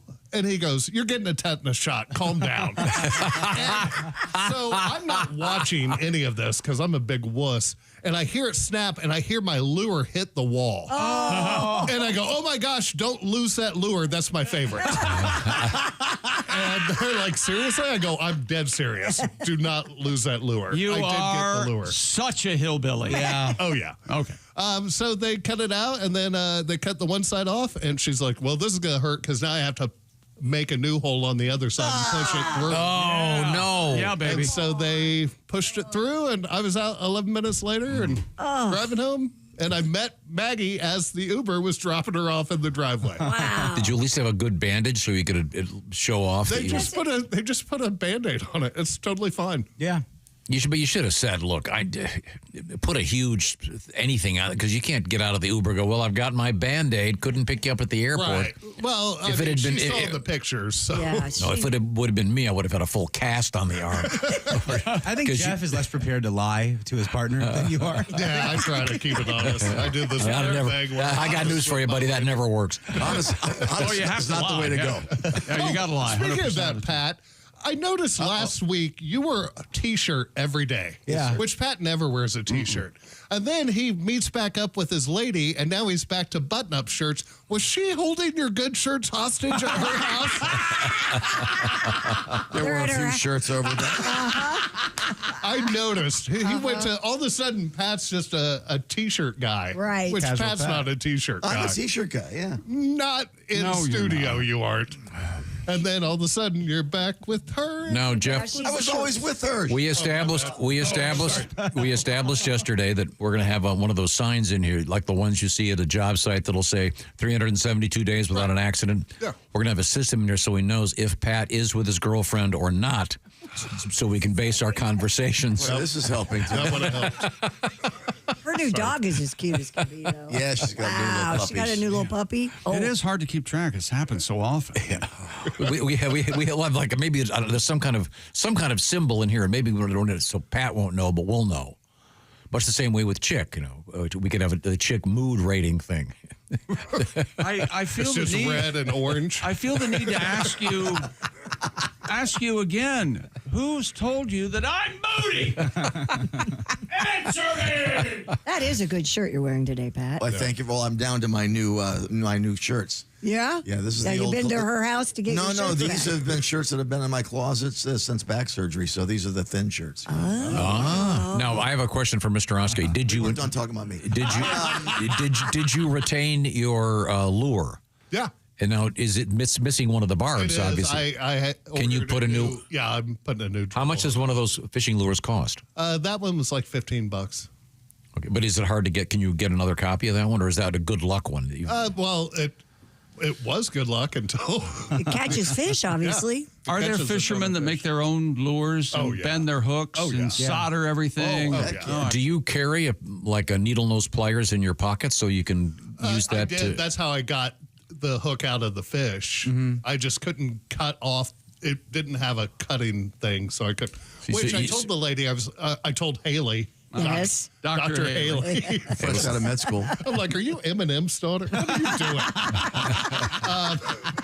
Yeah, I was like, I was just going to go home and do this at home. And she goes, well, you still would have been here just like an hour and a half later and in a lot more pain. Yeah. So God bless Haley and the crew for helping you out. Yeah, Haley's. So add a wire cutter to your. I was just going to say, isn't there some kind of fisherman's friend pliers that have the whole deal, the wire cutter and everything you need? I have ordered one. It will be in today. Okay, good. So. Okay. Do you have like a special hook for your belt to hold the thing? He's not a carpenter. No, I just throw them in my pocket. Do you guys remember when my dad had the cell phone clip that he wore? Like every yeah. day for Yeah. 3 years? Oh, did he? Yeah. Oh, it was bad. I remember when I know he somebody that still has one of those. It looks really hot tucked into cargo shorts. That's a good look. That gets the chicks going. swore up and down he'd never have an iPhone. Yeah, he I had that remember flip that. phone Yeah. forever. It took him an hour to text. It was hilarious. And now he's got the iPhone. Can't even turn the volume off. I didn't want to. I wanted my alarm to go. Well, the alarm will go off. I gotta read the directions on these things. Well, I'll go back to the sports page with Chick McGee. Well, actually, I have an email. Yeah. Dear Bob and Tom show, hello, greatest radio show on earth. Ooh. If you read this, it'll be my 4th time having something read on the air by you. Well, one more and you'll be in the 5-time club. I spend all day listening to you guys on the app while I'm repoing cars. The other day you were talking about hot dog toppings. Now, this is going to sound crazy, Chris says, but a friend of mine talked me into trying it, and it is the absolute best. Coleslaw and diced tomatoes on a hot dog. Oh, that's good. That's not crazy at all. All caps, freaking orgasmic. And I don't know if you can say the name of the... Oh, it's Quick Trip QT, Quick Trip gas stations have these on their toppings bar. That's one he recommends. Okay. I think you and I agree on coleslaw, not too moist. Coleslaw can be ruined if it's too moist. Yeah. I like a thicker coleslaw. Yeah. That sounds pretty good. I like my coleslaw like I like my blizzards. If you can turn it upside down. That's a very good analogy. That's coleslaw. Yeah. Dear Bob and Tom Show, how can Tom be against Christmas in July when he celebrates half birthdays? Yeah. This is from Don, and you certainly do. Well, I think it's a matter of those of us that live in a civilized world understand that there are certain things that have to be taking place on certain dates. This has to be somebody's half birthday. But if they sold it as Jesus's half birthday, would you be down? How about that? Wait a minute. No, because it involves too many presents, and no, I like Christmas to be Christmas. So I did suggest, though, since apparently the 4th of July now they shoot off fireworks anytime, willy-nilly. Yeah. Willy-nilly. First off, I resent that. Yeah, I would. I've been writing letters. I'm trying to get rid of it. I'm a pretty straight shooter. A lot of Willies are straight shooter. That willy-nilly thing, that's not representative of any of us. Is there a rapper named Willy Nilly? No, there's not a rapper named there should be. Milli Vanilli. Poor Willy. Willy Nilly. Who's the guy that pees all over everybody? R. Kelly. R. Kelly. Not because then there's also someone named Nelly, right? Yes, Nelly. there is a Nelly. What is? Willy Nelly, you've got both the Willy and the. If it was Willie, never mind. By the way, Tom, do you know all of your children's birthdays? Yeah, list them right now for us. Boy. Starting with Sam. Oldest to youngest. Sam? I'd have to sit down. Sam's in January. Early January. What year? No. You know what? I'll just take the months. It's fine. I can do it by month. I can't do my two youngest sisters. I hate saying that out loud. I do not know what day it's on. I know one's in February, one's in March. Nope. What? January and February. Okay, thank you for that. I can do everybody else. Hey, you know what? I knew all my siblings' birthdays till I was 14. Once you have new siblings at 23, I don't think that's all the way my fault. No, it's not your fault. I can't remember that. Now, Pat, you've got, what, 5? I'm the oldest of 6, yeah. Do you know all their birthdays? Absolutely not. And I was going to say, how many are you speaking to? Wait a minute, I probably could do it. At present, you speak to what, one of them? 2 now. Oh, 2. Okay, nice. Oh. 2 of 6. Good for you. We're Irish. It happens, every 5 years. Yeah, I know you're Irish. Okay. In any event, no. Christmas in July, I'm not a fan. We do Christmas. My dad does Christmas when he was alive. Did Christmas in July. Yeah. He did? Well, we were divorced, so he did Christmas in July, and my mom had the regular Christmas. Really? Nice. Yeah. Oh. No, there's an interesting twist. Did he put up a tree and everything? Yeah, he did the whole thing. Yeah. Did he do it on July 25th, or was it just always on a random Saturday? I don't remember the exact date. Whatever date he wasn't doing a show. Whatever date. No, next year. I'm doing Hamlet, boy. We can't celebrate Christmas. We have Shakespeare in the Park on the 25th. I'm going to see Bernadette Peters on Broadway. What would your father say when you come in late at night? Where have you been, boy?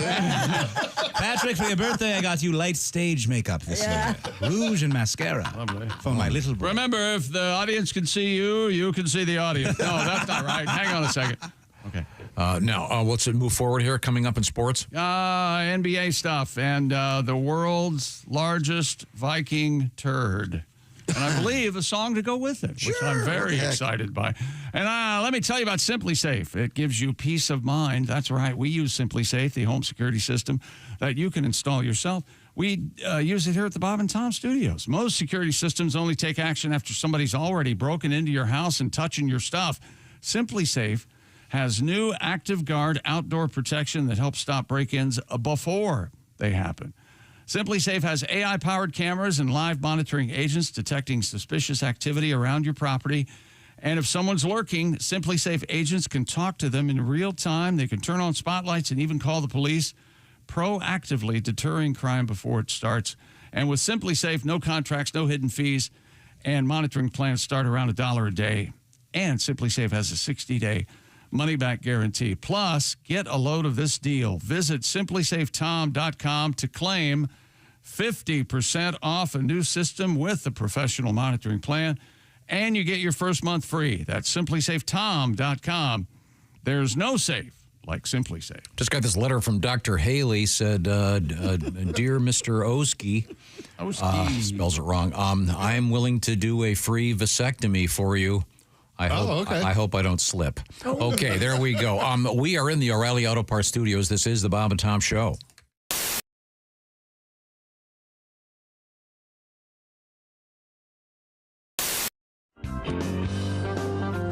To create a sex act of some sort, because there's a whole bunch of them. They're out kind there. of internet sex acts. Yeah, I don't think they really are sex acts. Yeah, I don't know if there's anyone out don't do there that. with doing the dirty Sanchez. I'm enjoying that they are. What is it? The Puerto Rican taco punch? What is it again? That's a good one. Why don't you add that in there? Puerto Rican. Bob's got the song. Bob did all the research. There's a lot. Bob got his Nobel on this song. The Alabama Hot Pocket. The Alabama Hot Pocket. Shanghai Surprise. My favorite. So when I found out what it was, I really thought about pulling it from the song. It's so disgusting. I don't want to know the Alabama Hot Pocket. Oh yeah. Okay. Mm-hmm. It's not good. But do you remember the formula here? You take the city you were born in, and then, chick, what do you add? Your favorite kitchen utensil? Or candy bar. Or candy bar, I guess. Yeah. Okay. Mm-hmm. Dear Bob and Tom, I was born in Walnut Creek, California. Sounds like a great place. Creek. It is. Mm-hmm. As a kid, my favorite candy was Fun Dip. Oh, yeah. Fun Dip. The Walnut Creek Fun Dip. I don't know what those are. It's like a stick, and it comes with a powder, and you stick the candy like pixie sticks, only. Well, no, it's like a popsicle. Oh, and the stick is made out of sugar. Yes, and you lick it and lick it in. Oh boy, you licked it. I'm sorry, Freud's in the phone. They heard that. I'm sorry. Freud was calling. Dr. Freud. I'm Donnie Baker, and I'm going to be a pro baseball player. I swear to God I am. A lot of people think you get in your mid-30s and your career's over, but like I always say, until they stop scouting, I ain't going to stop playing. The fact remains, I'm probably the best player I know of. My Little League coach held me back because his son had a decent curveball. There's a certain range I've got, but I basically put my hopes in this. I had a full-ride scholarship to play ball at the University of Phoenix, but I had Tommy John surgery on both knees, so I don't... Can we stop now? I'm also a pitcher. I can pitch. I've got what they call a rubber arm. I can throw right-handed for days. I can throw left-handed for days. A lot of people, I'm basically amphibious. So I've told coaches before, put me on the mound. The secret to pitching for me is I like to check the runner when there's nobody on base. Throws a hitter off. I swear to God it does. This is third base. I've been there before, but usually it was after proms, man. But I probably know more about the scoring position than anybody I know of. Basically, my knowledge of the game, I've been taught in different ways, but I've also invented things. I like to get my lead at third base backwards.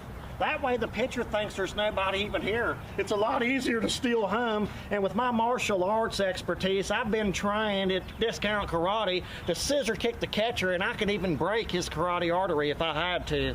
So there's no chance of a Pete Rose situation at home. I'll win it every time, especially if I got my Wolf shirt on.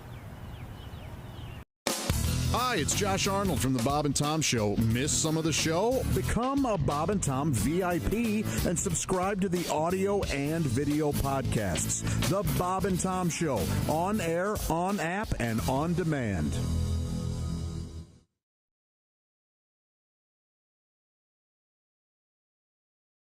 Hey man, it's Donnie Baker. Guess what? I saved up some money and bought this new badass spy camera. I swear to God I did. Check out this bad boy. See, I've got some Velcro here that I can put it right on my tap-out cap. Keep it right here on the side. Nobody would ever notice. They'll just think it's like a pacemaker or inhaler. Plus, I've got full coverage connected right here to my pager. So between these two things, I'm basically like a Navy SEAL or a coal miner. Except now my head's above water. Check this out. Hey, Chloe, I'm Donnie Baker with the Bob and Tom Show. I'm one of the sound guys. I need to put one of these lavender microphones on you just to make sure you can run this anywhere you want to. I'm a big fan of 24. Hey, is Martin Sheen's son really full-blooded Cherokee, or is that just a rumor or bourbon legend? Is that... Here, maybe we should go this end first. Yeah, it's a lavender microphone. It's just What the hell are you doing? I'm putting a lavender... You've got a restraining order. You're not even supposed to be... That's a different permit. That's a different... I'll be right back in a second. That's a different... He doesn't work here. I was that close. Get...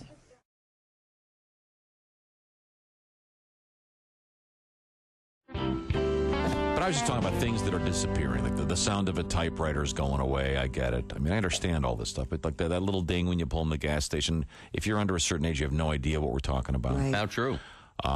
Just things. Remember when they used to give you all kinds of things when you got gasoline, like glasses? That's what Bill was talking about. Yeah.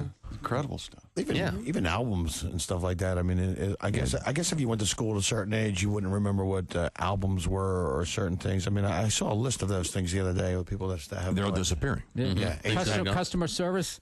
Yeah, Totally gone. You know, I love customer service now is everybody can understand, but nobody can help you. Yeah. It's like, yeah, I understand, sir. Yes, I know. There's nothing we can do. That's just how. I was on a plane and they had the intercom turned all the way up to like 10, and it's right above me, like blowing out my eardrum. Yeah. So I asked the stewardess, I go, is there any way you can turn it down? She's like, no, I'm sorry. There's nothing we can do. It's like, really? They installed an intercom at 10 without a volume? There's no volume. They're going to listen to it, and they're going to deal with it. That's how we're doing it on this airline. That's right. And I hate flying. I hate flying like Nigerians hate spam filters. You know what I'm saying? Welcome back to the Bob and Tom Show. There's Willie Griswold. Hey. Christy Lee. Hi. Pat Godwin. Hello. Jeff Oskay.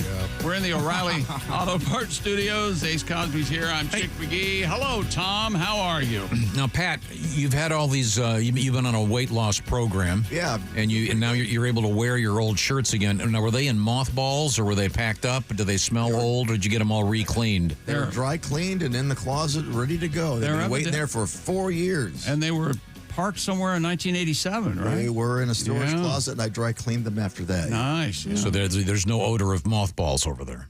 Not that I'm aware of. Christy? I don't smell anything. That is distinct, isn't it? Oh, yeah. Yeah, that is Do you rough. have mothballs at your house? No, why would I need them? I don't know. Don't you have cashmere sweaters or anything? That seems like something that you'd be worried No, I haven't worn. Right. I hate sweaters. You know that. Do you have a cedar closet? No, I do not, and I have not worn a sweater in 50 years. What about the ladies in your house? Yeah, I would be. They wear I'm not. sweaters. I'm not allowed. I'm not allowed in her closet. So she may have a cedar closet. You have no idea. I wouldn't go in there. How about a cedar chest, like an hope chest for when you get married? You know, that's gone out of favor, hasn't it? Your hopes and dreams in there? Isn't a cedar chest different from a hope chest? I think they can be one and the same. Yeah, they can be. Sure. Okay. No, the answer is no, and I don't own a sweater, and I would never wear one. Like a zip up or a button up cardigan, you wouldn't No, wear. I don't. I just said I don't You ever own seen it. her chest or touched her chest? You seen her? We're talking about different things. You seen her butt? Hey, look what this just got handed to me.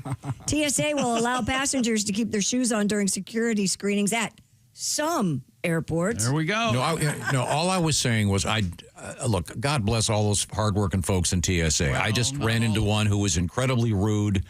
And as Willie put it best, I don't work there, so I don't know what the rules are, and they're different everywhere. And that's why I'm bringing this up, because it's not all airports, and TSA, according to the New York Times, has not responded to this, although it's been announced in Washington. Well, they need to have signage saying, like I told you, when I got to the lady, she goes, everything has to go in your bag. And I said, my phone?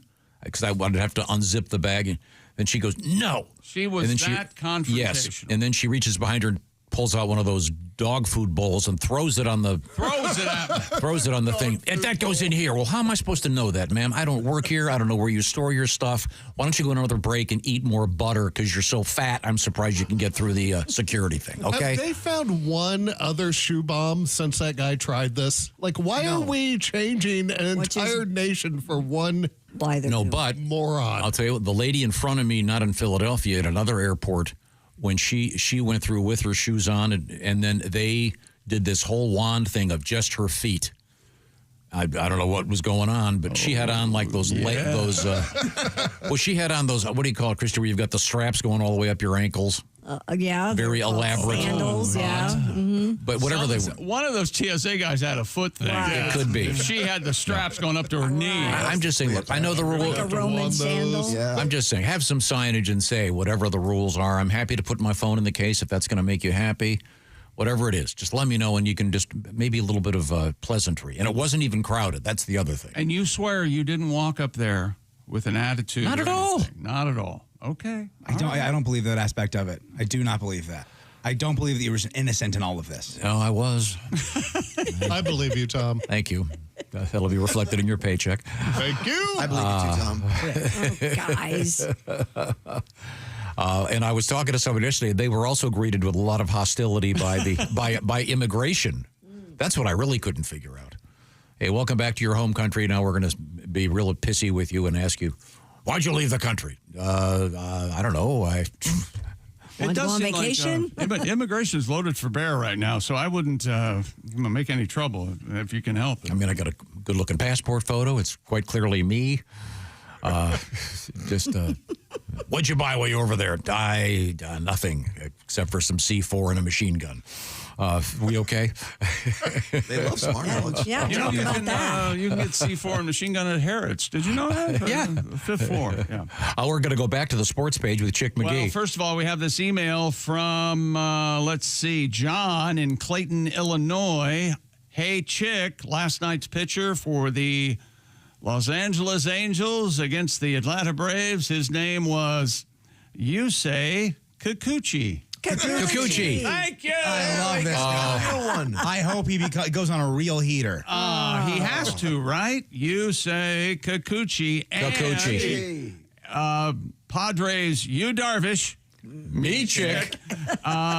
He made his season debut last night against the Diamondbacks. He's 38, been sidelined by a right bobo inflammation. It was hardly vintage for Darvish.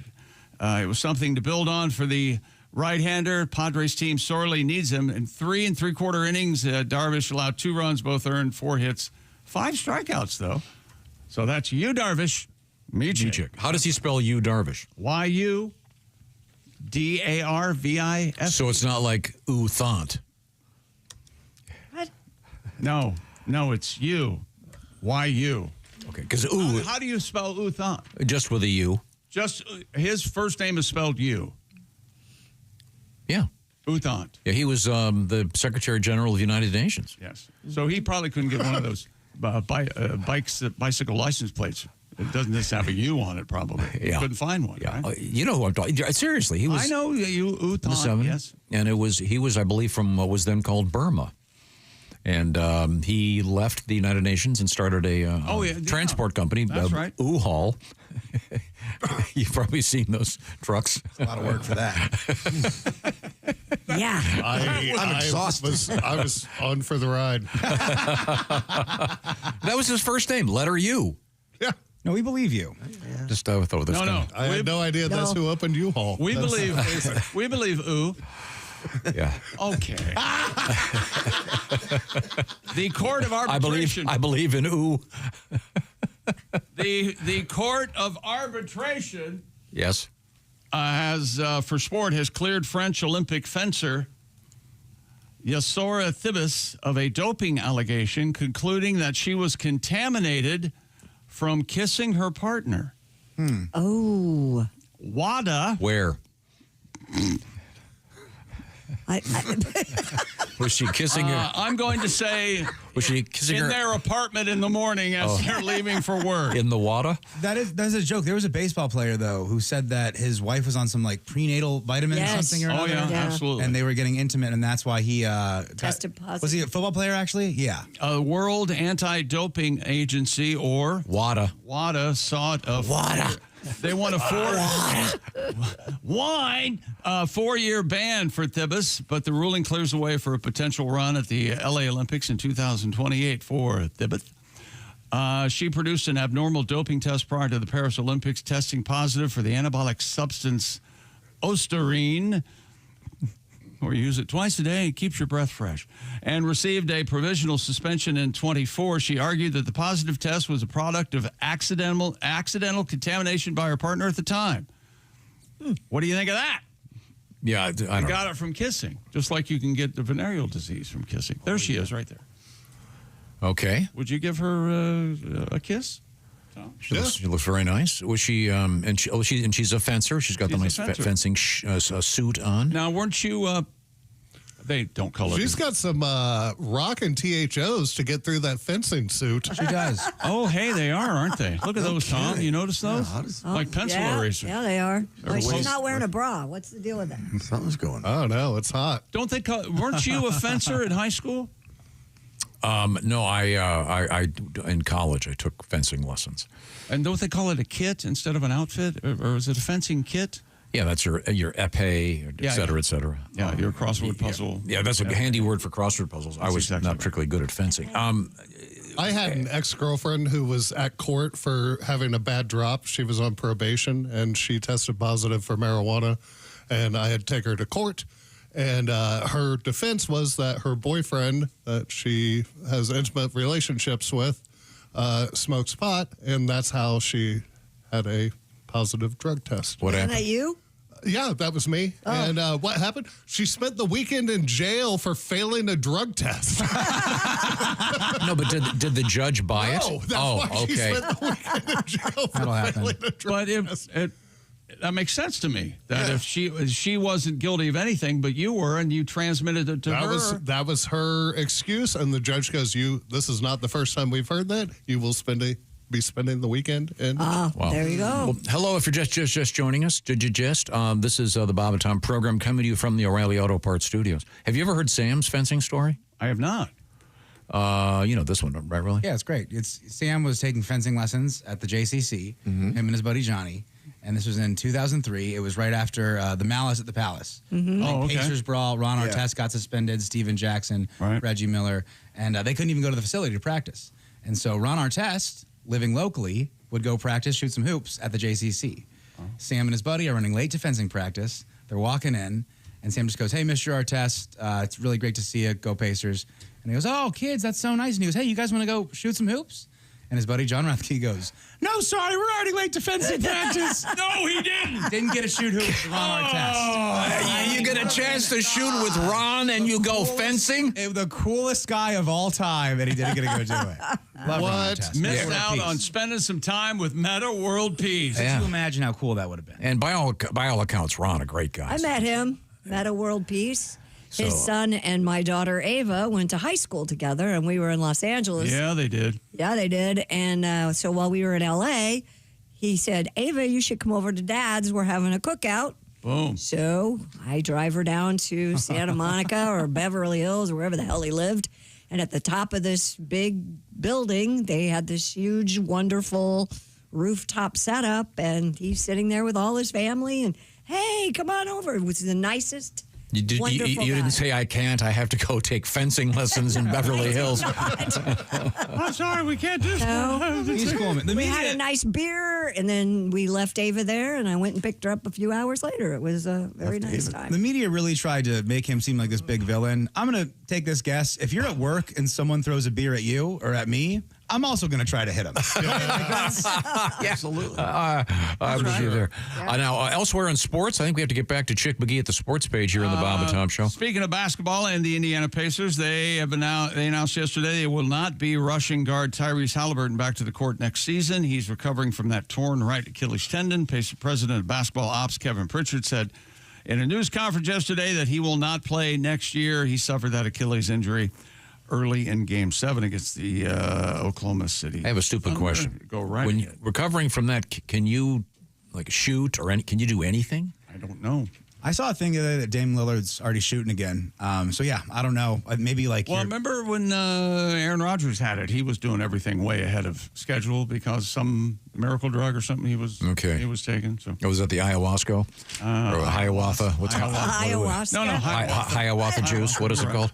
The Knicks hired their new head coach, Mike Brown. Paolo Banchero signed a new contract, $239 million over 5 years. Get paid. Yannick Sinner advanced in the Wimbledon quarterfinals despite hurting his right elbow on a fall and losing the first 2 sets. That's because he must live right. Sinner's opponent, Grigor Dimitrov had to quit with an injured pec muscle. Ooh. Sinner hadn't dropped a set in the tournament until falling behind. Number 19 seed Dimitrov, 6-3, 7-5 Monday night. But at 2-all in the third set, and Dimitrov coming on strong, he had to retire from the match. And Sinner went in. They awarded Sinner the match. And he's a higher seed, of course. I think he's... No, it's a shame. So there you go. It was Now, coming up, we have a stellar world record, I understand. And Djokovic advances, yes. And we have a huge Viking turd. In the news. Right. And it's not Franz Harkington. he was a Viking quarterback. Yeah. Never mind. And you didn't care for Mr. Tarkin, is that correct? No, I don't. I'm fine. I'm just going to say Kirk Cousins. Yeah. He's a Falcon now. And he's in the new quarterback series on Netflix. There. We are in the O'Reilly Auto Parts Studios, and this is the Bob and Tom Show.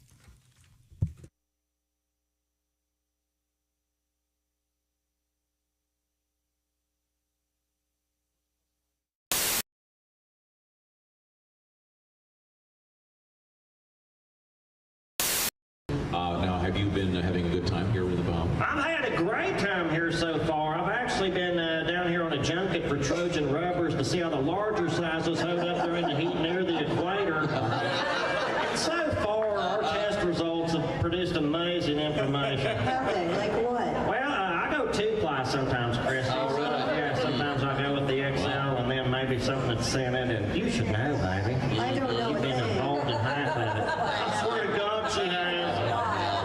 What if the whole movie's just Rocky in a nursing home? Can you imagine? He's calling out Bingo, all weathered in the face, looking more like Mickey each and every day, you know, just bored with life. And, Yo, Adrian, I said B13, not B30. Donnie, that was great. Donnie, that was incredible. Hey, Chet, can I get a tape of that? You sure can. Dear Diaries, this is my third time to the Bahamas, but it's my first time here in Nassau's, and I probably already know more about the Far East than anybody I know. Since I stepped off the plane, my mission has been twofold. Hang some flyers to sell my boat and hunt down a mysterious free-range island wolf. The fact remains, the island wolf is the most dangerous of all wolves. I swear to God it is. Think about it, it's an island wolf. So naturally, no matter where it goes, it's already cornered. That's right. Island wolves are to the Bahamas what Bigfoot's is the United States. We know it's out there. I just pray I don't walk up on one when it's in heat or laying its eggs. I saw you on MTV recently, Donnie. Yeah, on ridiculousness. Yeah. They Yep. called you ridiculous. Right to my face. Right to your face. Oh, man. I know. And you know what I think's ridiculous? Everywhere I travel now in the continental United States, don't matter where you go, Tom, you mentioned you can't go 2 miles without running into a roundabout, or they're trying to invent a roundabout. I love them. I hate them.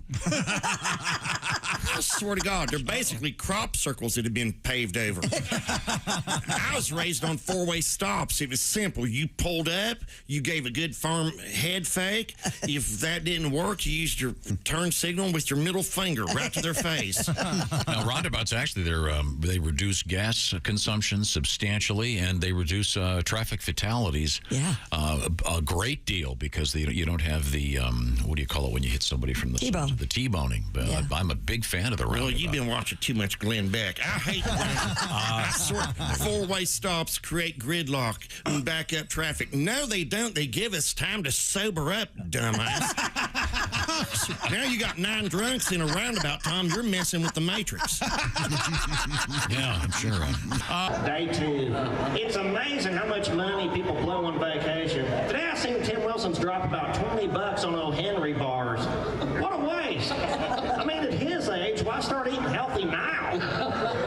That's $20 could have been riding on a blackjack table, but the casino here sucks, and I'll say it right to their face. They don't even have scratch-off tickets in this one. I love the instant wins. Number 1, it's your best odds. Everybody knows it. And it's a win-win, because even if you don't win, you still get to eat all the candy that you scratch off. But unlike Tim Wilson's, I've been on a fixed income down here. Been a little short on cash. Been having to order off the kiddie menus for every meal. And even though I ain't under 12, they have to let you order off the kiddie menu. It's Commonwealth law. But I hate to these waiters who think they're cute by still giving me the booster seat and crowns to color with, they're lucky I don't beat their ass. And I've gotten them back the last 3 meals without extorting to violence. They give me the crowns, I just change the daily special on the board to read pork swordfish, $10.99 a pound. New York Jets cornerback and arguably the best player in the previous NFL draft, Sauce Gardner, is partnering up with, he went to Cincinnati, he's a Bearcat. He's partnering up with Buffalo Wild Wings to, of course, make something called sauce. Donnie, don't you sell your man sauce? Heck yeah, dude. By the court, Tom. Oh, yeah. Little guy ranch. I ain't bragging, but there was a time where I could bust a clay pigeon from 100 yards. Skeet, indeed. Now, is your man sauce cream based? What is the? Well, let you know when she walks away, she'll be raising guppies in a jar. Swear to God. Oh, man. Oh, well, this will help. Hello, Bob and Tom Show. Bob and Tom, it's Kenny Tarmac. Hey, Kenny, how are you? Hey, Shooter, we just landed. I'm in ATL. Just got in from ORD through DF Dub. I had to call you guys. You got the new Barstool guys in there, huh? That's right. Yeah, Pat McAfee, Todd McComas are here, yeah. I know. Listen, Pat, heard you walked away from some major coin guy. I love it. Power move. Way to blow up the flow chart, Shooter. Now, get this. Our CFO, Holbeck, he was the GM of SmearCorps. His brother, not the one who ran Lucom into the ground. No, the older brother goes by Merck. He was pulling almost 40 G's on straight commission, and one day, just like you, up and said, my work's done here.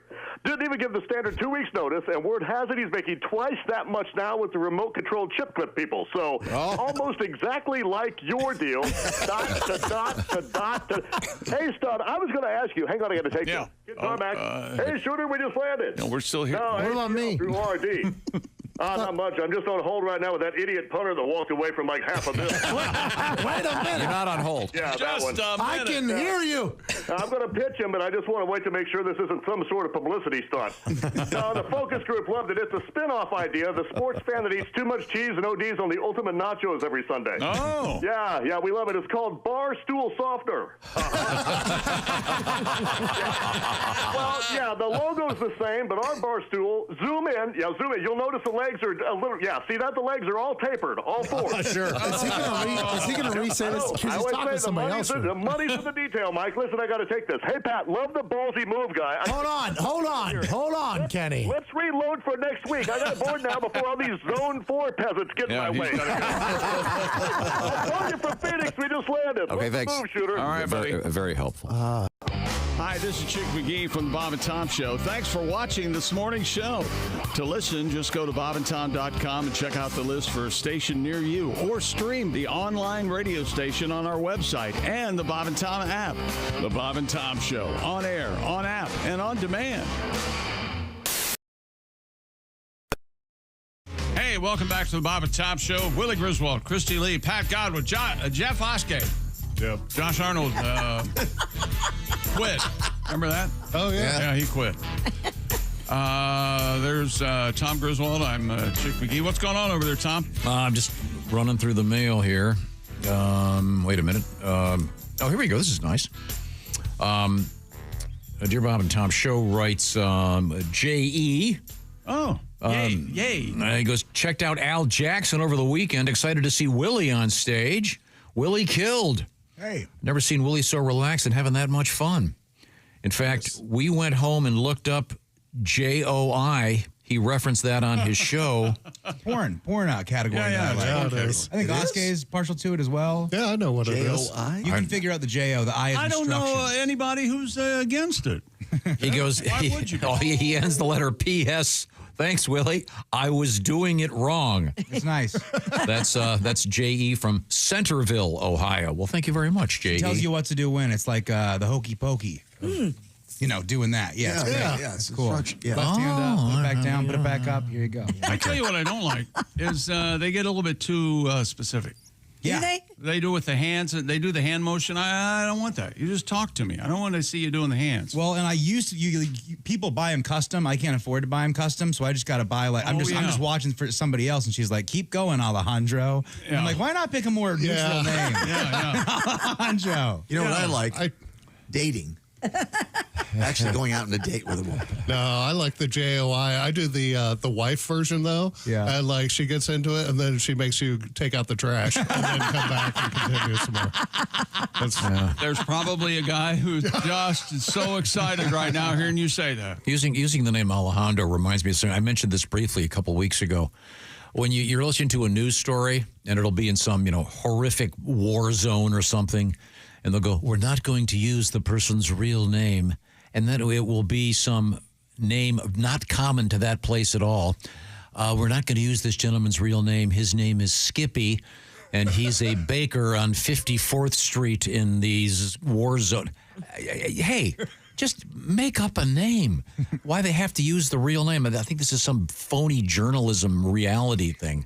It really bugs me that they're going to. I could tell. Yeah. No, it's like they're making it really obvious who this is. I don't know. Pick a name out of a hat, right? His name is Godwin, and he's an artist. Yes, he's an artist. I am artiste. Now, Are you going to sing us a song? no, because we have a news story that's very important. We have a world record, right? Well, actually, we have over 1,200 years ago, 1,200 years ago, a Viking. Yeah. Apparently went to the bathroom so big it is still being exhibited today. Cool. According to reports, the coprolite, or fossilized fecal chunk, was discovered in 1972 beneath what is now a Lloyd's Bank branch in York, England. The giant Viking turd was left behind by a Viking about the time the Vikings captured York in 866. Measuring 8 inches long and 2 inches wide. And people were smaller back then. Keep that in mind. Yeah. It is the largest intact piece of fossilized human feces, or coprolite, ever unearthed. 8 inches by 2 inches. Oh, man. There's a photograph of it. It's in a museum. It's a petrified piece of poo? Yeah. Oh, that is gross. It looks like one of Bob Zaney's cigars, doesn't it? A little bit. It is currently on display at the Jorvik Viking Center in York. York. Okay, Jason, that's enough. Yeah, it's Thank you. gross. However, in 2003, disaster struck when a teacher leading a school tour accidentally knocked the display case, causing the turd to fall and break into 3 pieces. Really? Tragedy, Tom, tragedy. So they glued it back together? It was carefully restored by experts. What are you working on today, honey? Well, we got that Viking turds in 3 pieces. Just quietly whispering, I went to college for 9 years. I'm sanding it down. I would have thought the largest preserved turd would be at Graceland. Yeah. 16 pounds. Right? Oh, that one never got out though. What a weird thing to be studying. What it's and I like coprolite. Coprolite sounds like, never heard that. I don't know, some kind Well, of. isn't there coprophilia? That's a thing. Yeah, but coprolite sounds like something you'd see advertised on Saturday with Larry King still alive. I've been taking coprolite and my memory's intact. My memory's much better with coprolite. Pat, you have a tribute to the Viking turd? Yeah, I have a Little River Band tribute. Oh, I love Little River Band. Right? Come on. Holy crap, take a look at that thing. 8 inches long, 2 inches wide. Some Viking dropped an impressive poop. This constipated Norseman blew up the countryside. Have you heard about the Viking turd? The largest fossilized species they've found. Have you heard about the Viking turd? Under an English bank deep in the ground. One more time. Have you heard about the Viking turd? Yeah, everybody sings in that. Love it. Well, thank you, Pat. That was lovely. No. And once again, we visit this. Hundreds of cyclists were naked for the Vancouver World Naked Bike Ride. This is becoming a thing. Yeah, like every city now. London had one. Philadelphia has one famously. Vancouver now. Bikers shed their clothes for the annual ride that took place over the weekend. The event, which promotes human-powered transport, also saw some nude skateboarders and rollerbladers joining bikers for the journey. They don't speak French in that part of the Canada, though, do they? I don't know. I've never been to Vancouver. No, That's it's gorgeous. West Coast, yeah. Yeah. Because that if it was over in like Quebec, it would be the Tour de No Pants. Everybody get ready. Get ready. You might need a pen or a piece of paper, maybe a pencil. The day culminated with they had a celebration picnic hosted by clothing optional rights group, the Naked Iconoclasts Fighting the Yoke, or Nifty. Oh, that's forced. You think? What? And what does Nifty have to do with nudity? Naked Iconoclasts Fighting the Yoke. And they count the T in yoke. How about that? No, thanks. Pat, did you ever attend the famous Philadelphia nude? No, they started it after I left. Yeah. Would you bike ride naked? Would I do it? Yeah. Never. Oh. No? No. I don't know. I think you'd hide everything. If you're a guy, they give you like a free T-shirt and a Lysol wipe. Well, I mean, your ass crack would be a little visible, but your junk could be on your bike seat between your legs. My junk? No, it'd be all over the place. What if it gets saggy, though, and then it goes in between the spokes like a baseball card? Sounds like a big car noise. Yeah. So I was. Yo, that would hurt. I was doing some research on this, and I came upon this story. A man in Florida was arrested in his apartment complex after he was caught using a stationary bike in the nude. Police responded to Andover Place Apartments after multiple workers witnessed a 57-year-old man, quote, utilizing the stationary bike while being completely naked. When asked by an employee what he was doing, he said, "I'm working out." He left when he was informed that the police had been called. Then a landscaper spotted the 57-year-old man, and I'm quoting here, laying on the grass and vigorously masturbating near the pond. Oh, We'll do it, yeah. Vigorously. I hope it was one of those old-time stationary bikes that has the fan in the the big front. Schwinns? Like, Yes. why'd they get rid of the fan? He's just trying to cool off his balls. That's nice. Yeah. I love where it says vigorously masturbating. As opposed to a nice, slow, steady speed. Yeah. Is that in that JOI handbook? Yeah, maybe he was watching some JOI on his phone. I just Do they do that? Do they say vigorously? Sometimes I want you to go slow. Sometimes I want you to take your time. Really? Not me, though. I don't listen to the rules all the time. You're a rule breaker. Well, isn't that the reason you do it? The people in charge, they get real bossy every now and then, don't they? Yeah. You want somebody to tell you what to do, but sometimes you don't want to listen to them. Okay. You want to follow your heart, follow your little spirit. Do you think you could do that, Christy? Tell men what to do and when to do it and how to do it? You think? I was going to say it wouldn't question, be really? much of a stretch. I'm trying to find a photograph of this latest naked bike ride, and every time you go to one of these, it's almost always it's mostly guys. Yeah? What does that say? Well, I don't know. I think. What do you? Are you saying you might be attracted to a lady on a naked bike ride? Not particularly, no. All Well, right. then why are you looking? Yeah, why do you care? I'm just curious if there's a lot of women that do this. No. No. There's not a lot of women who do anything fun.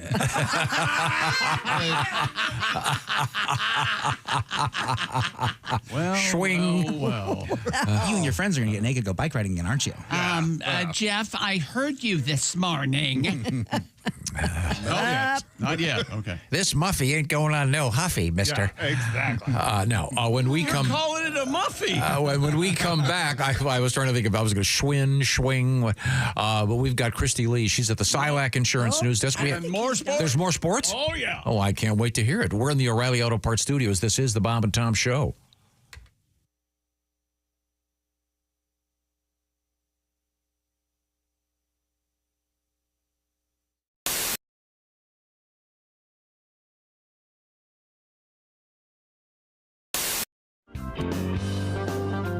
Let me see this pair of panties with It kind of looks like the cushion. Yeah, see? And Is it a regular pair of panties? God. Oh, look at that. More of us could fit in these. Should I try these on? Can we see your butt right now? I mean, Sure, Bob. well, I want to see the before and after. Well, I can't. Well, she's in a skirt, though. You really can't. Oh, okay. Well, I don't know. Okay. Do you have them on? Monitors? No, I don't have them on. Well, that's really rude. Wow, that's your big ass? Wow, look at this. Nipper attack. Like, Kill it. Let him have her. Get him, do Nipper. you have them on? No, your ass looks very nice. You don't need to put them on. That's not what you That's not what you said. No, You see, implied she had a big ass. now. All right, we need a before of Christy's butt.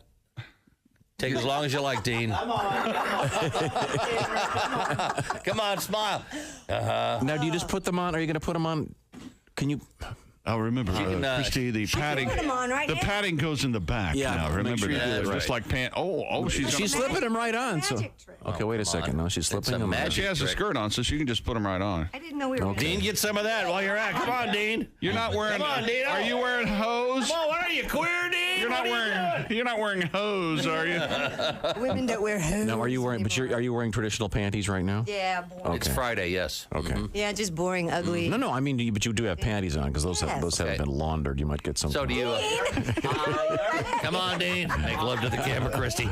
Go for it. Okay, now she's slipping. you can't. Could you let's allow a little bit of dignity. Christy Lee is now slipping on the booty pop Okay, where's the cameras? panty augmenter. What does it say on the? Okay. Okay, now let's see. Now, all of a sudden, you got those on, so now she's got the padded. I'm Hold curious, on. if you sit down, do you feel the big cushion? Is it like being on a No, that's me. on lawn furniture? Oh, Oh yeah! Oh, baby's got back. Oh wow! Looks like you've Let's got. take a look at that. Oh my God! It looks like you got a huge ass tumor. You have shelf ass. Nice. So step out from behind the monitors. Okay. Let's see what. Oh yeah. Oh my God! Yeah, look at that. she's got baby's got back now. No, that really does pop them out It there. really really accentuates the backside of your backside. Oh yeah. Oh, that's. Look at that. In the next room, we have Donnie Baker and the Pork Pistols. Now, do you guys have a little tune you're going to play for us? Yeah, we got a tune. This goes, since you was talking to Johnny Rutherford's from Mike and the Mechanics. Michael. This goes Mike Rutherford. to Christy Lee. There's something about you. Yeah. There's something in the air tonight.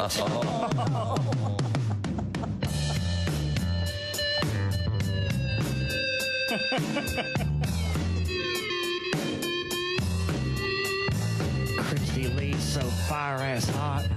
This tape is dedicated to her from Donnie Baker and the Pork Pistols on Q95. I bet you're not wearing underwear tonight. Oh, Lord. And we pray there ain't hair under there tonight. Oh, Lord. Oh, Lord. Chill of the night, if you don't wear undies, your booty's gonna get cold. Chill of the night, if you don't wear panties, your body's gonna get stoned. White snakes. White snake. Ooh. Christy Lee. Ooh. Better get with me. I just want to get close to you and set my pork sword free. And I just want to get close to you, 'cause 1 and 1 makes 3.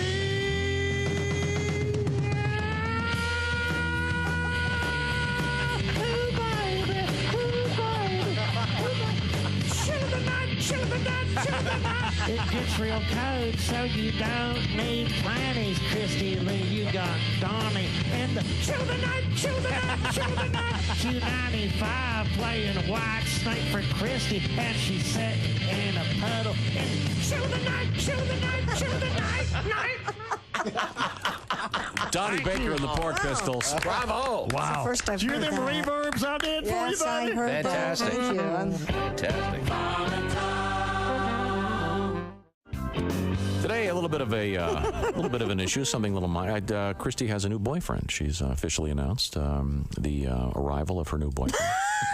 Yeah, He just got here. Yeah. Well, I mean, she ordered him online. Yeah, come on. No, I mean, you've been seeing this guy, and now suddenly it's okay. We can go with it. Yeah, we're going with it. It's official. And the reason we had to go with it is because this guy's name is Tom, my name, and there was some confusion behind the scenes. Christy, I'm the only one named. I'm the original Tom. Well, no, but Christy was telling stories. She'd go, this weekend Tom and I did something, and she would I'd have to tell about some exotic adventure they had, and I'd have to clarify that I had no part of this. There has been some speculation on the show that Tom and I might be seeing each other this Tom, but and it's not. It's totally Tom. not true. So you have boyfriend Tom, and then I will be plaintiff Tom. I think. How about Boss Tom? I like taking it off here, Boss Tom.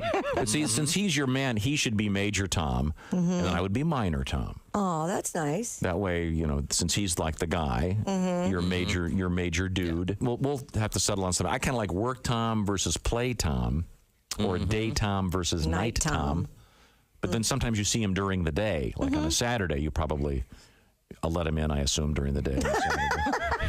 No, he stays chained to the tree, Tom. He's not allowed in. Sometimes we have lunch, I think there's a Starbucks in town that thinks that we're having an affair. It's great. Really? Yeah, it's great. Because you know how we meet at the same Starbucks occasionally. And, I see. The people that work there kind of give you that look like, Well, that's because see, he's facing them, and you're when you look away, he makes funny faces with his lips. That's probably true. Hey, look. Yeah. That's the standard. That's Don't ever do that again. Great work. Welcome back to the Bob and Tom Show. Christy Lee at the Silac Insurance News Desk. There's Pat Godwin. Hey. Jeff Oskay's here. Yep. Willie Griswold. Yo. Ace Cosby. We're in the O'Reilly Auto Parts Studios. Think O'Reilly Auto Parts for all your car care needs. Get the parts and service you need fast from the professional parts people at O'Reilly Auto Parts. I'm Chick. Hello, Tom. Hello, Chick McGee. We had a very odd story about a fecal deposit made by a Viking more than 1,000 years ago that's now in a museum. It's you mean a coprolite? Coprolite. Coprolite sounds like someone who's just sort of dabbling in coprophilia. They're like a newbie in the world of poop worship. That's one of those things you're either all in or all out. Yeah, no thanks. I'm out. I'm out. But you said there was one more sports story? Two. An Italian mechanic. Wait till you get a load of this. All right. Stupid world record. An Italian mechanic has converted an old Fiat into the world's narrowest drivable car. Andrea Marazzi's so-called flat Fiat measures just under 5 feet tall, 11 feet long, and less than 20 inches wide. It's too small. Just enough space for a driver and one headlight. One headlight. Mr. Marazzi spent a year turning a 1993 Fiat Panda. Is that right? That's cool. That sounds cute. Into a fully electric car and has a top speed. What do you think the top speed of the world's flattest car is? 26 miles per hour. 26? 30. 30. Pat? Fastest speed. 28. 28. Anybody? I was going to say 31. Tom's out. He knows. We got a room full of jerks. Just Price is Righting everybody. Right. Yeah. $1 a buck. Yeah. 9.3 miles per hour. We all overbid. Have you seen a picture? Have you seen a picture of this thing? There you go. That's ridiculous. Now, see, it looks like in a cartoon where a car goes over a cliff and gets flat, and then the guy gets in, and it's got 4 wheels. You know That's what? That's hysterical. I take it all back. It's hilarious. You're exactly right. And it's really well made. I mean, the headlight insert is perfect. I doubt he has it plated, though. Come on. Well, the plate wouldn't fit on the back. It's too wide. So just imagine, it looks like a cartoon car. It does. And that's just great. It looks like you could slip it under a door. Oh, that's so funny. It looks like if the slightest breeze came along, it would just blow it over. I agree. But I think that even if you fell over, you could just kind of push yourself back up. Oh, yeah, just with your arm out the window. You just turn, hit the gas a little bit, push up, you're back up. Okay, that is really funny. It's dumb, man. That's great. That's very good. Very good. And thousands of daredevils ran. Oh, wait. Hello? Sorry, Pat got one in the world's flattest car. It's My fault. me, Luigi Accusatore. Luigi. I did not fly home because I had an extra song to do. Tom and I were talking. And by the way, you are right about flying in the TSA and the women that work there. They're just, you are totally right. But let me get back to the story here. Yes. Ask my mechanic, would he do this for me? Make my Fiat as thin as can be. Make it skinny, my man Tony. Not like the fat Fiat TSA. Tony, will you thin my car? Tony, make me a star. Tony, will you thin my car? To promote my junkyard. A heap of broke down cars. A heap of broke down cars. All right, that's all I got, everybody. Oh, thank you. Thank you very much. Okay, thank you very much, Luigi. Yeah, thousands ran to escape a stampeding group of bulls at the opening run of the San Fermin Festival this week. Yes, the running of the bulls in Pamplona yesterday marked the first of 9 morning runs, or encierros, during the famous celebrations held in the northern Spanish city of Pamplona. They do it 9 times? I never knew that. Yeah. That was just the one run. Up to 4,000 runners take part in each bull run. Oh, man. Which can last 2 to 4 minutes. Spanish newspaper El Paper reported. That's what they're going with? Yeah. Actually, it's El País. L-P-A-I-S. País, maybe? P-A-I-S. A few revelers had been injured, but it wasn't clear if their injuries were from gorings or just falling down because they're drunk. I don't feel bad for any of these people. Oh, gosh. Because they all volunteer to do it, right? Right. Yeah. I'm not happy if anybody dies, of course. But it is kind of a dumb thing to sign up for. Yeah. And you're running on cobblestone, right? Which is hard enough to walk on, let alone. I think a lot of the injuries are there's Twist an ankle. 4,000 people in a narrow space. You're going to run into another person. Yeah. And then if you're down, every once in a while someone gets gored to death. It'll happen. I know a bunch of people that have done this. It's kind of a bunch. Yeah, kind of a macho. You know, 2 of them. I know one of them. Yeah, I don't know. It's become kind of a thing, sort of a macho bucket list rite of passage for some. But usually it involves staying up all night and being completely hammered, and then when they let the bulls, yeah, oh yeah, the drunker the better. And the bulls that run in the morning are the ones that are in the show, if you will, that night. They're the ones. So it's their last run. I never realized that in bullfighting, the finale is that they kill the bull. Yeah. I just thought you would think the bull would live if he wins. Yeah, but they just hang out. They got the cape going. I thought it was like a fun little dance. No, they load up that sword and take it to a Brazilian steakhouse. They start serving it. Oh, that sounds nice, actually. Yeah, it's pretty good. Oh, well, we have a tribute, of course, to the running of the bulls. At Nike, we know that to get a job done, you need the right shoe. Michael Jordan doesn't step on the court without his Nike Air Jordans. And Jose Impalero doesn't step into the streets of Pamplona without his Air Toro. Air Toro. Once you strap on these bright red steer hide zapatos, you'll be ready to run for your life. Yes, hello, this is Jose Impalero.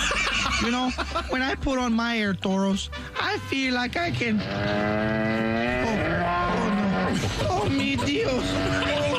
No, Toro.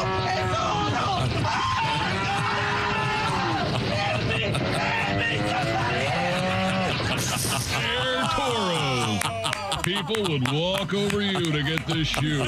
Air Toros. Hemingway may have worn khakis, but he never got to wear Air Toros. Plenty of other famous people love their Air Toros. People like Gore Vidal, Bruce Hornsby, Red Skelton, and the Chicago Bulls. So, hoof it on over to your favorite shoe store, Air Toros. No, Toro. Air Toro. Just do it. There you go. Celebrating the runs on the cobblestone streets. 15 people have died over the course of the years doing this. And in 1980, 4 runners were killed by 2 different bulls. From gorings, yeah. Yeah. Yeah, this is really interesting. They run about 1,000 yards or so. It's a lot, I would think it would seem a lot farther than it is when you're running, I would guess, right? And then So they get a head start. How's this work? they shoot off some fireworks and they let the bulls go, and they have to run from wherever they're caged or penned into the. And then you run behind the bulls? No, they run right through you. Yeah. You have to get from point A to point B then, as a runner? I don't know. The bulls are the ones running. You got to get out of their way. Oh, that's it? You're just standing in the street. And it looks like everybody's wearing white with a red kerchief. Bloodstains. Red, yeah, a red kerchief, yeah.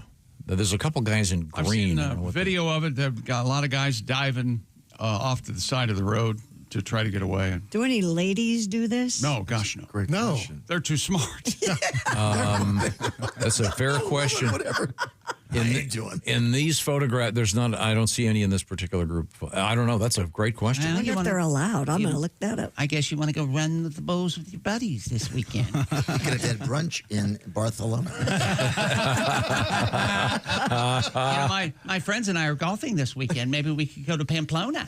It says, yes, they do. Okay. Women? Mm-hmm. Yeah. Is there a women's division? Yeah, historically, the event was primarily for men. However, women began participating since 1974 when a rule change allowed their involvement. Is that right? Anyone 18 or older who is not intoxicated or carrying prohibited items can participate. Well, what's a prohibited item? Like a knife. Or yeah, I would think. You know, there's a photograph here. Like an AK. Mace.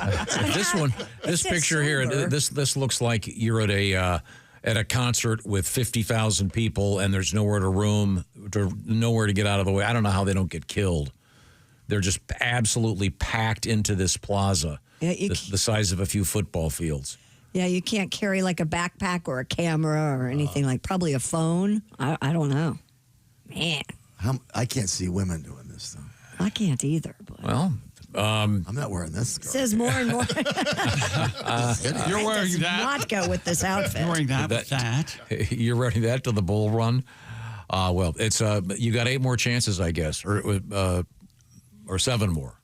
So it's out there happening in Pamplona, just like in The Sun Also Rises, the Hemingway novel. It looks like you can watch it live if you'd like to. I'm not sure where, but there are lots of video online. It says live. Now, did they do a wheelchair division? Like, did they? Well, I mean, some guy who last year. Here he is, ladies and gentlemen. He didn't fare very well last year. He's giving it another shot. He's back again. Let's a big round of applause. That can either be really inspirational or really sad. Yeah. Yeah. Isn't that the way life is, though? Yeah. I think it is. They say 6% of the runners are women, but others debate that. They say it's probably 1 to 3% of all runners are women. Yeah, in the photographs I'm seeing, there are none visible. In any event, let's push forward here. We have a Chick McGee across the way at the sports. Coming up, we're going to visit the Silac Insurance News Desk. Is that correct? Sure. And I'm going to tell you about Raycon Everyday Earbuds by way of Stephen, who sent us an email. I'm from Louisville, Kentucky, says Stephen. My wife knows I love your show. I listen every day. And she just ordered me Raycon earbuds to trade out my old non-working big-time name brand earbuds. I'm so excited to hear how much funnier the jokes will be coming out of the Raycon earbuds. This is absolutely the truth. We're 12 to 13% funnier with the Raycon earbuds. P.S. for Tom, did you know Chuck Norris has a diary? Oh. It's called the Guinness Book of World Records. Oh, I get it. That's Raycon love from Stephen in Louisville. And you can join Raycon lovers everywhere. Raycon now been updated with active noise cancellation, 32-hour battery life, 10 minutes of charging, 90 minutes of battery, and they come in all the colors to match all your outfits. And they also offer a 30-day happiness guarantee return policy. All you have to do is go to buyraycon.com/Tom, get 15% off Raycon's best-selling everyday earbuds. Raycon, 15% off their best-selling everyday earbuds. Buyraycon.com/Tom. That's buyraycon.com/Tom. Well, thank you very much, Chick McGee. When we come back, we are going to visit Christy Lee at the news desk. Oh, and I'm ready. What do you got over there? Oh, I'm so ready. We have a great marijuana story for you guys. We have a guy mauled to death by a bear. Guess what he was doing? Teasing the bear? Selfie? Selfie. Ah. Even if the sign says don't do it, he still did it. Well, we'll find out what happened to the bear guy. We also have a big marijuana news. And big animal fart news. Animal fart news? Animal fart news? Yeah. Okay, we'll look for that. From the O'Reilly Auto Parts Studios, this is the Bob and Tom Show.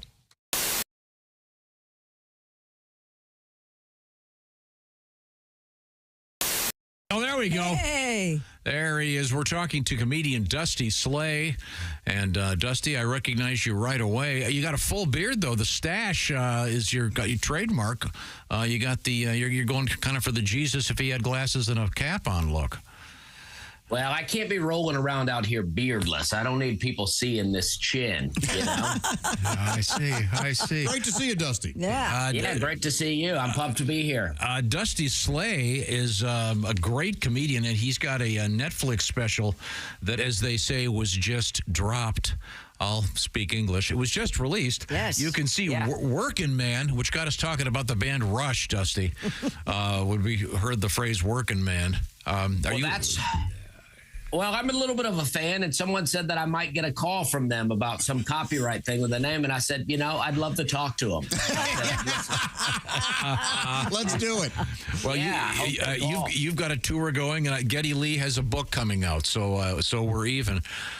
Dusty has an interesting background. You were a working man there for a while. You had some real jobs. Weren't you a waiter for a long time? Oh, yeah. Well, I worked a lot. My dad thinks I'm still in high school. I don't think he thinks I've ever worked a day in my life. He goes, what's this working man thing you're talking about? But yeah, I waited tables. I used to work in Charleston, South Carolina at a restaurant called Hyman's, which is located on the same block as a restaurant called Sticky Fingers. And, I'm not making that up, just telling you where it is. I remember that. It's a seafood place. Hyman's a beautiful seafood place. We've been there. It's great. It is great. Yeah. And you were a waiter there. Were you a good waiter? I think I was pretty good. I had a little bit of an attitude problem towards the end, but I think I was good, People would come in there and they would ask for weird things. They'd be like, they'd be like, I haven't done this joke in a long time, and I even forgot the joke. They're like, these jokes are not on the special. I didn't forget any. They're like, what's a good wine with the fried catfish, And I'm like, I don't know, a Budweiser? There we go. It's a hot joke. It's a hot joke. Dusty, you have done a number of the late night shows. Do you remember what was the first one you did? Do you remember? Very first late night, I did Jimmy Kimmel, and I never tell people to go watch that one. I feel like that one was not that good. The jokes are great, but I don't know how to prepare for a late night at that point. But my first Tonight Show, very good. Cool. Well, let me ask you this. Since you've said that the Kimmel event did not go well, why don't you share? What was the first joke you did on it? Do you remember? Well, I did a joke, trailer park joke. I said, I grew up in a trailer park. We had a lot of fun, but I'm not sure why they call it a park. There were no rides in there, no water slides. We had like an occasional slip and slide or like an old tarp with some Dawn dish detergent.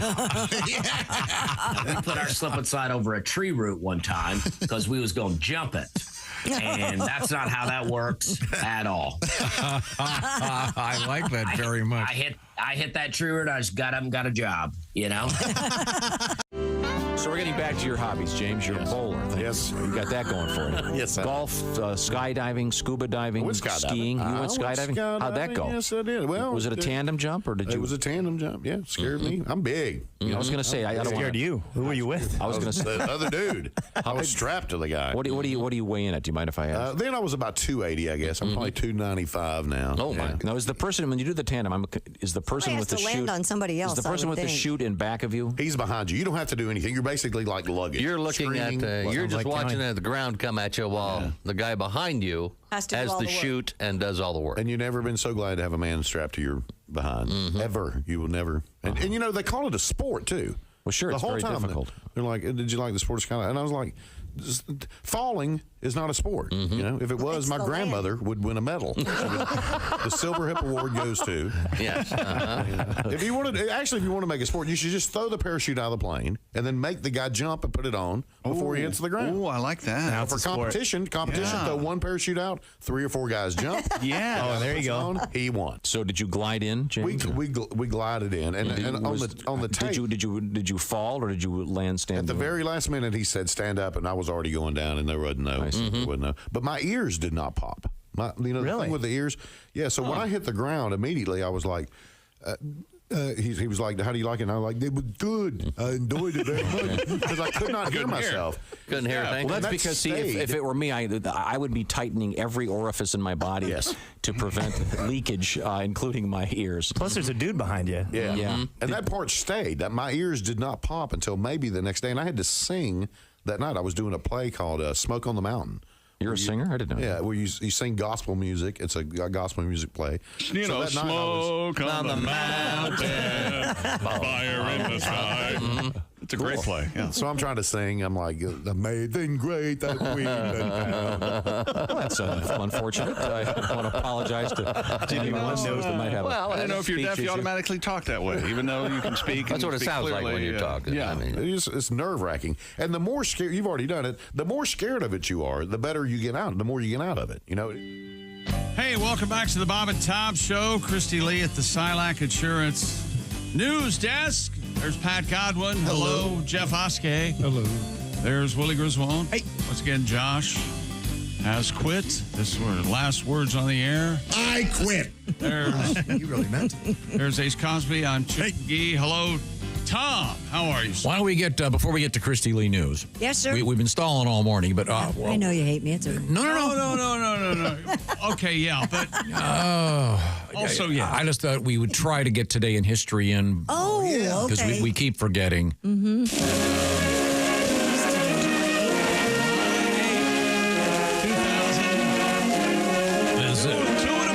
9 days till my birthday. Oh, yeah? I'm going to make it easy for you here, Christy. Ready? This is an easy one. Uh-huh. Happy birthday to Ferdinand von Zeppelin. Yeah, the guy that developed the Zeppelin. Morse code. He invented the rigid dirigible. Mm-hmm. Not to be confused with a blimp, by the way. Well, not be That's confused correct. with a semi-rigid. Yeah. The Hindenburg was a Zeppelin. Yep. One of the last, wasn't it? Yeah, Kind of ruined the Zeppelin. Well, it was the whole helium thing. helium versus hydrogen. It was full of hydrogen, which extremely flammable. Mm-hmm. Those heavier than air ship. Lighter than air. Whatever. A heavier than air ship would be like almost everything, like a car. Unbelievable. You can make a car fly if you throw it far enough. It's just. Yeah, but they really thought the Zeppelin was going to be the future of air travel. And the blimp is like kind of a variation on the famous Zeppelin, and of course, the great band Led Zeppelin grabbed their name. I think they may spell it differently. I'm not sure. Let's see. John D. Rockefeller, born in this state in 1839, invented large Christmas trees and the oysters, urban ice skating. D stands for. That is a good one. Interestingly enough, the only way to eat oysters. His grandson Nelson Rockefeller, born in 1908. Here we go. Nelson Rockefeller set a record. Oh no, it was the lady he was with, Meghan Marshak, I believe. Didn't she set a record for dressing a dead man? Yeah. Dressing a dead. His middle name 30. 30 Rock Joe. 30 Rock. Oh. So was she sleeping with a guy and he caused him to have a heart attack and he died? Well, Is that there are what certain happened? allegations. Well, In 19... he didn't stop though because it was so good. 1934, Happy Birthday, Marty Feldman. Can anyone name anything he was in other than Young Frankenstein? Nope. Wow. He had a TV show in the late 60s, the Marty Feldman Hour, the Marty He's the guy with the Feldman real comedy. weird eyes. Yeah, the Go Funny Eye. Yeah, yeah. very funny. He was king of the world there for a little bit. Friend of the show. He's been in the studio with it a couple times. 1949, Happy Birthday, Wolfgang Puck. Mm-hmm. Now here's Tom with a limerick. Tom? No, thank you. No. Once was a man named Puck. The king of the airport layover, right? A lot of his restaurants, those nice restaurants at airport. He does. Let's see. Happy birthday to Milo Ventimiglia. Oh, he's a handsome fella. Oh, he was in This Is Us. Yes, right? he was. And now in history in the state, in 1776, the Liberty Bell tolled to announce the Declaration of Independence. And they cracked it. Yeah, famously. As it was claimed. This is interesting. In 1918, Ernest Hemingway wounded on the Italian front. He actually fought? Believe it or not, I honestly did not know that. I'm going from memory. He was very young, like 18, I think, and he was delivering, I think, chocolate or cigarettes to the Italian army. Literally. I mean, it was. I thought it was a woman. No, the book of Farewell to Arms talks about some of that stuff. Yeah, that's a true story. Well, Farewell to Arms was the guy who got his arms blown. No. Yeah, that's Venus de Milo on the cover. That's right. Come on. On a lighter note, this is really famous. I'll see if Oskay knows this one. 1967, the Monkees went out live on their so-called Summer of Love tour. Okay. Now, do you remember who famously opened some of those shows? It's probably the most famous poor matchup in the history of touring. Jimi Hendrix. Oh, wow. It's become legendary. What was the thought behind that at the time?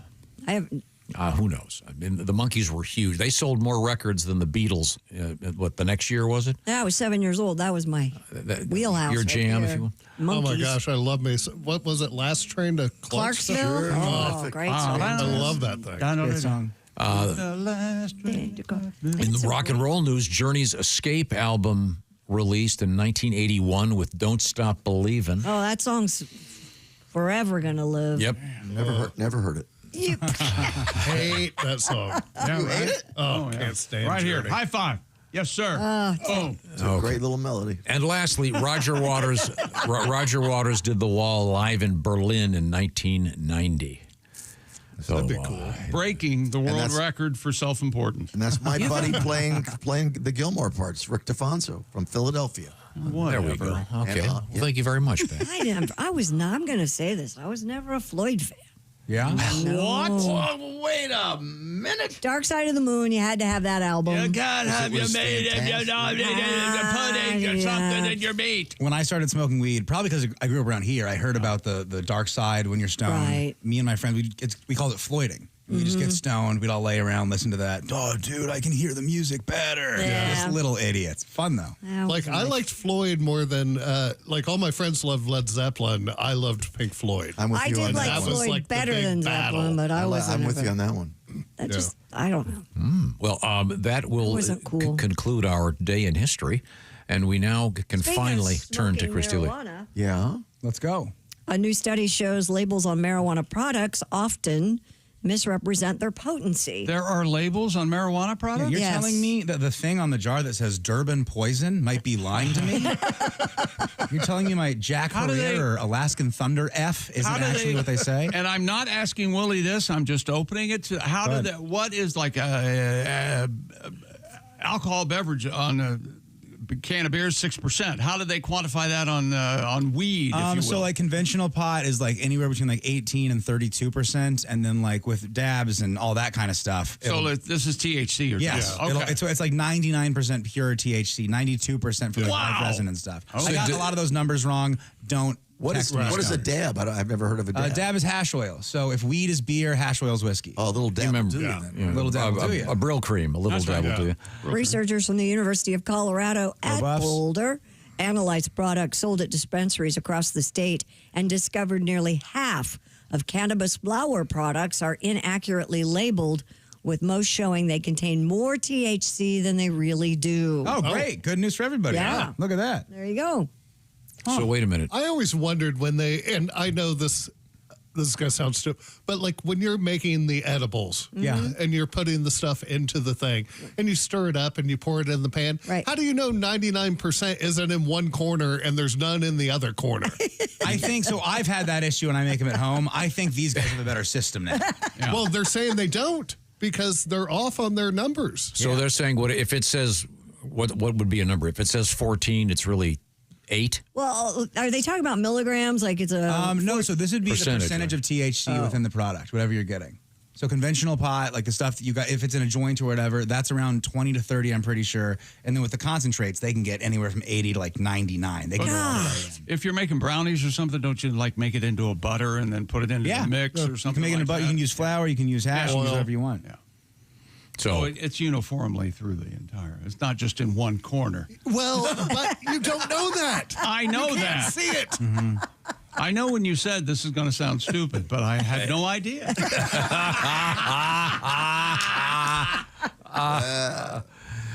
So this is the legal stuff sold in. Yes, in Colorado. I've never been to a dispensary, And it has to be. so I don't know. And if how it's labeled. it has to be made in Colorado, right? Mm-hmm. Because none of these products are allowed to cross state lines. I remember reading an article about what's his name, Jim Belushi, who apparently has a really good farm in, I want to say Oregon. I'm kind of forgetting, and he was saying the problem was they couldn't take their product and sell it across the state line. He may be in Washington. I forget. It was a while back, but there's a whole show of him and his marijuana farm. Mm-hmm. Really? Yeah, it's interesting for about an episode. Okay. Yeah, it lasts about an episode or two. Yes. Maybe do you watch it while high? Yeah. I mean, I would if I was In a legal state. If you're over in Illinois, perhaps. I was Or on the road. Colorado. Attaboy. If you're listening on the radio, I saved it. If you're listening on radio, you can't tell Jeff's a stoner. If you're watching the YouTube, they figured it out, buddy. Okay. What is your in the event that you were in a place where it was legal? What would be your form of intake, if you will? I would like a joint that's been rolled in keef and then dipped in. What does that mean? What's keef? So they take a joint. Keef is like when you grind your weed, there's like a sieve at the bottom. And so the tiny particles, I forget exactly what it's called, but they fall through. It looks like dust. It's like little green dust. And then you take that, you roll a regular joint, you dip that in hash oil, and then you roll that around in the keef like it's like puppy chow, like that thing you make in the summertime with like a confectionery sugar. Yeah. Yeah, those things will get you in trouble. Yeah. Those things are wild. Oh, so you like to? What is some of the terminology? Do you fire up a doobie? Is that still a thing? Just smoke out. So you Smoke out. prefer smoking over edibles? Oh, I'll. Yeah. I mean, I'll do whatever's available. Like if I was going to a dispensary, I would get some edibles, I would get some flour, maybe a drink, and I would do all three at the same time. Do they make this? These are all dumb questions. Do they make like a nicotine patch for pot? Yeah, they do. Yeah. Like a transdermal? They really do? They do. I've never had one that's THC, but I got one that's CBD in it, and I put it on my low back, and it would help with back pain. It was great. Does it have like a picture of Jerry Garcia on it or something? No, honestly, it looks Something you hit? They have like hand lotions you can use that have THC in them. And Chapstick. Like you rub on your sore muscles. And I overuse the hand lotion one, and you sleep for days. Oh, really? Is that true? Oh, yeah. That's absolutely true. Do they make suppositories?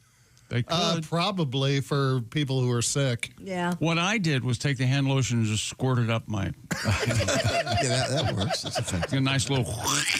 There's this really strong Do stuff. they have suppository? Well, I'm asking if they have All about the transdermal. butt with you. Transdermal. I'm just asking. That could be for someone who had a specific issue. They probably Something called RSO, Rick Simpson oil, developed by this guy, Rick Simpson. Again, I'm getting some of these details wrong, but he was sick. Egomaniac. And No, nothing you're would right. help. Pharmaceuticals couldn't help, and he developed his own just marijuana concentrate, and you can rub it on your skin. You can eat it. It does usually come in a syringe. It comes in a syringe, and then sometimes your sister Lucy, she's staying at your house, and she finds it, and she goes, "Oh my God, what are you doing?" You're shooting up. I promise it's just weird. Yeah. So the conclusion of this article is that you've got according to the University of Colorado, amounts of whatever it is, THC on these things is not really correct. Correct. Yeah. I mean, that is the. And then I asked this question a couple weeks ago, and I still don't remember if we ever had an answer. Have they come up with a test on the road if they pull somebody over? They haven't come up with a thing, hey, you're too stoned to be driving? If it smells and you have anything in your system in the last 30 days, you can get in a lot of trouble. Yep.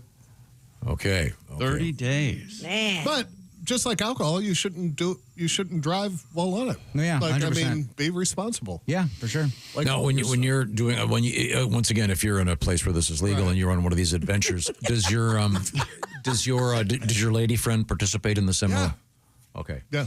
Now, does this ever lead to any kind of like say the Marriage Act, sexual congress, sexual congress, intimate? Yeah, I mean, I wouldn't say just because of that, but yeah, you see, you're we're not on vacation, so you're not suffering from dick pot or what would the? I don't think it works like that, does it? Wouldn't it be pot dick? Yeah, it could be. I'm trying to think of reefer. Hi, I'm Dick Reefer. It's not Dick Whiskey. No. Does it have that effect? Maybe in the fact that it just makes you tired, so you don't want to kind of move around like that. Oh no, it doesn't affect me at all.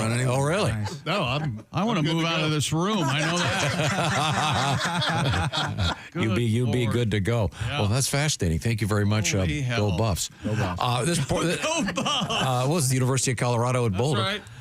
This portion of the Bob and Tom Show is brought to you by BetterHelp. The question is, workplace stress maybe got to you? All kinds of stress may be getting to you. You're at work, you got another meeting to go to. Enough is enough. But sometimes the best way to relieve some of that stress is through therapy. Jimmy Irsay used to always say it's about kicking the stigma, getting rid of that, because it's very important to talk to somebody. And counseling can be a very good thing. Therapy can be a good thing. And BetterHelp is all about accessing therapy in a much simpler way, a much more convenient way, because the therapy can be done online. It is done online, and you can use your phone or your laptop or whatever. You can do it with a camera going. You can do it just like it's a phone call with a therapist. Some 30,000 therapists are part of the program with BetterHelp. And you'll fill out some forms, and they'll try to hook you up with a therapist that's a specialist in certain areas you might want to talk about. And by the way, this is really interesting. BetterHelp has an App Store rating of 4.9 out of 5 from over 1.7 million reviews. So find out why 30,000 therapists are working it and why 5 million people are being served globally by BetterHelp. It's the largest online therapy provider in the world. BetterHelp can provide access to, like I said, a diverse group of mental health professionals with lots of different areas of expertise. If you get hooked up with someone and it's not the right area, you can switch, no charge. Now, unwind from work with BetterHelp. Bob and Tom Show listeners can get 10% off their first month at BetterHelp.com/BT Show. BetterHelp, H-E-L-P, BetterHelp.com/BT Show. Coming up, we got a guy taking one last selfie with a bear. Yeah, and do you pee in the ocean? We'll talk about that coming up. Everybody pees in the ocean. And we also have, you have a nickname for your car, right? Yeah, okay. Biggie. Yeah, a lot of people do. I do not. We're going to find out what the most common ones are when we come back to the O'Reilly Auto Parts Studios. This is the Bob and Tom Show.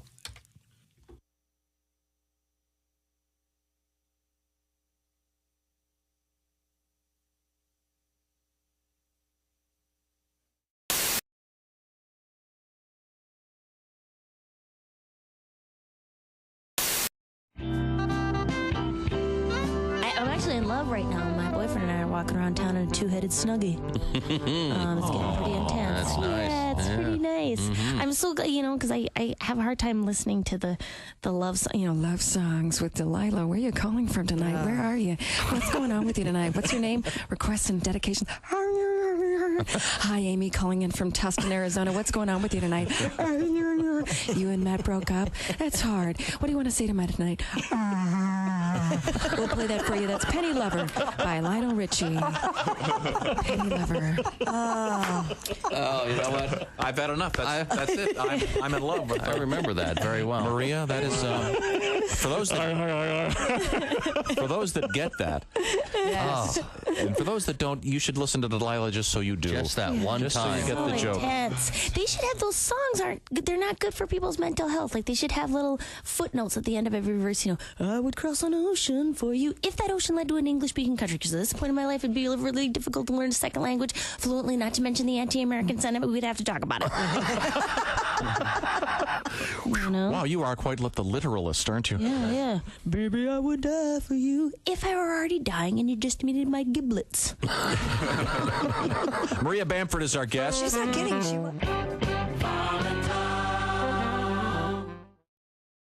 Okay, let's go see Bob and Tom. Yeah!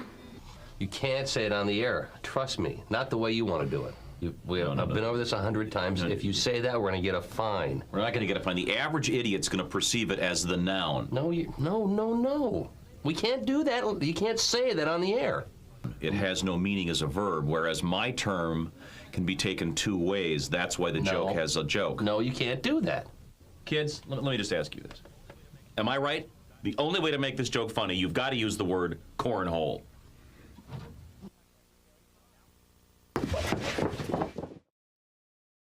When you become the Bob and Tom VIP member, you get more and less. Wait, which one is it, more or less? It's both. VIP members get more stuff to hear and less commercials to not hear. So, for clarity's sake, Bob and Tom VIP is a good deal. Yeah!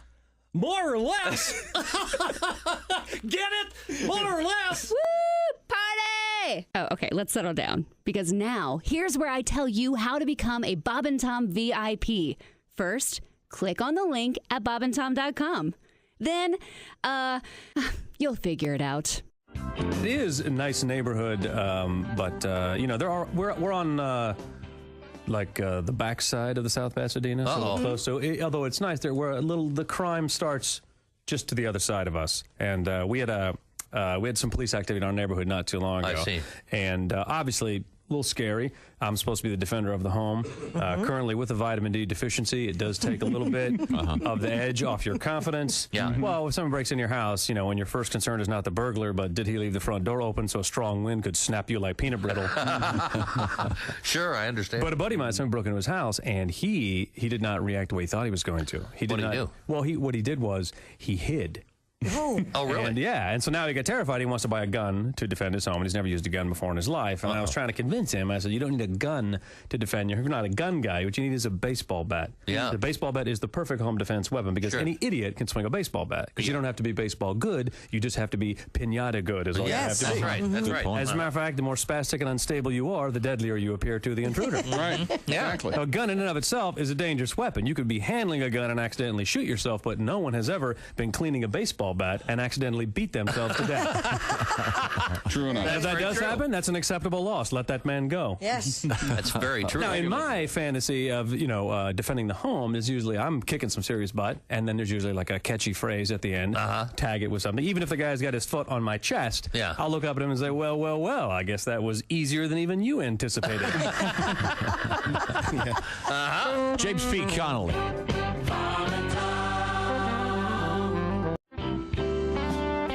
I watch, I'm home during the day a lot, and I have a little ritual called watching 8 hours of Law & Order in a row on cable.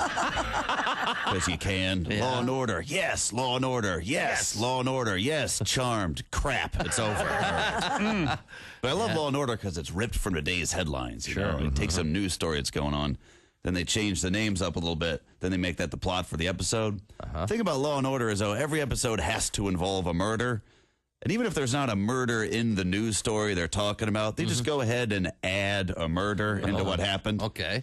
And, which has got to piss off the people in the news story because they're watching. Fred Thompson and Sam Waterston are hashing out the case.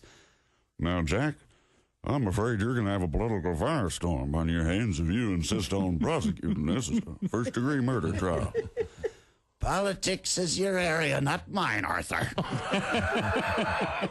It's my job to convince a jury that the governor of New York was caught with a high-priced call girl and then murdered her. Elliot Spitzer is sitting home saying, whoa, I didn't murder her, all right? Everyone knows you're talking about me here. You're not fooling anyone with this Nelliot Bitzer character. Yeah. He should sue Law and Order, which would be an episode of CSI New York. I don't know how the jurisdiction works. Hi, everybody. Christy Lee from the Bob and Tom Show. Miss some of the show? Become a Bob and Tom VIP and subscribe to the audio and video podcasts. The Bob and Tom Show, on air, on app, and on demand.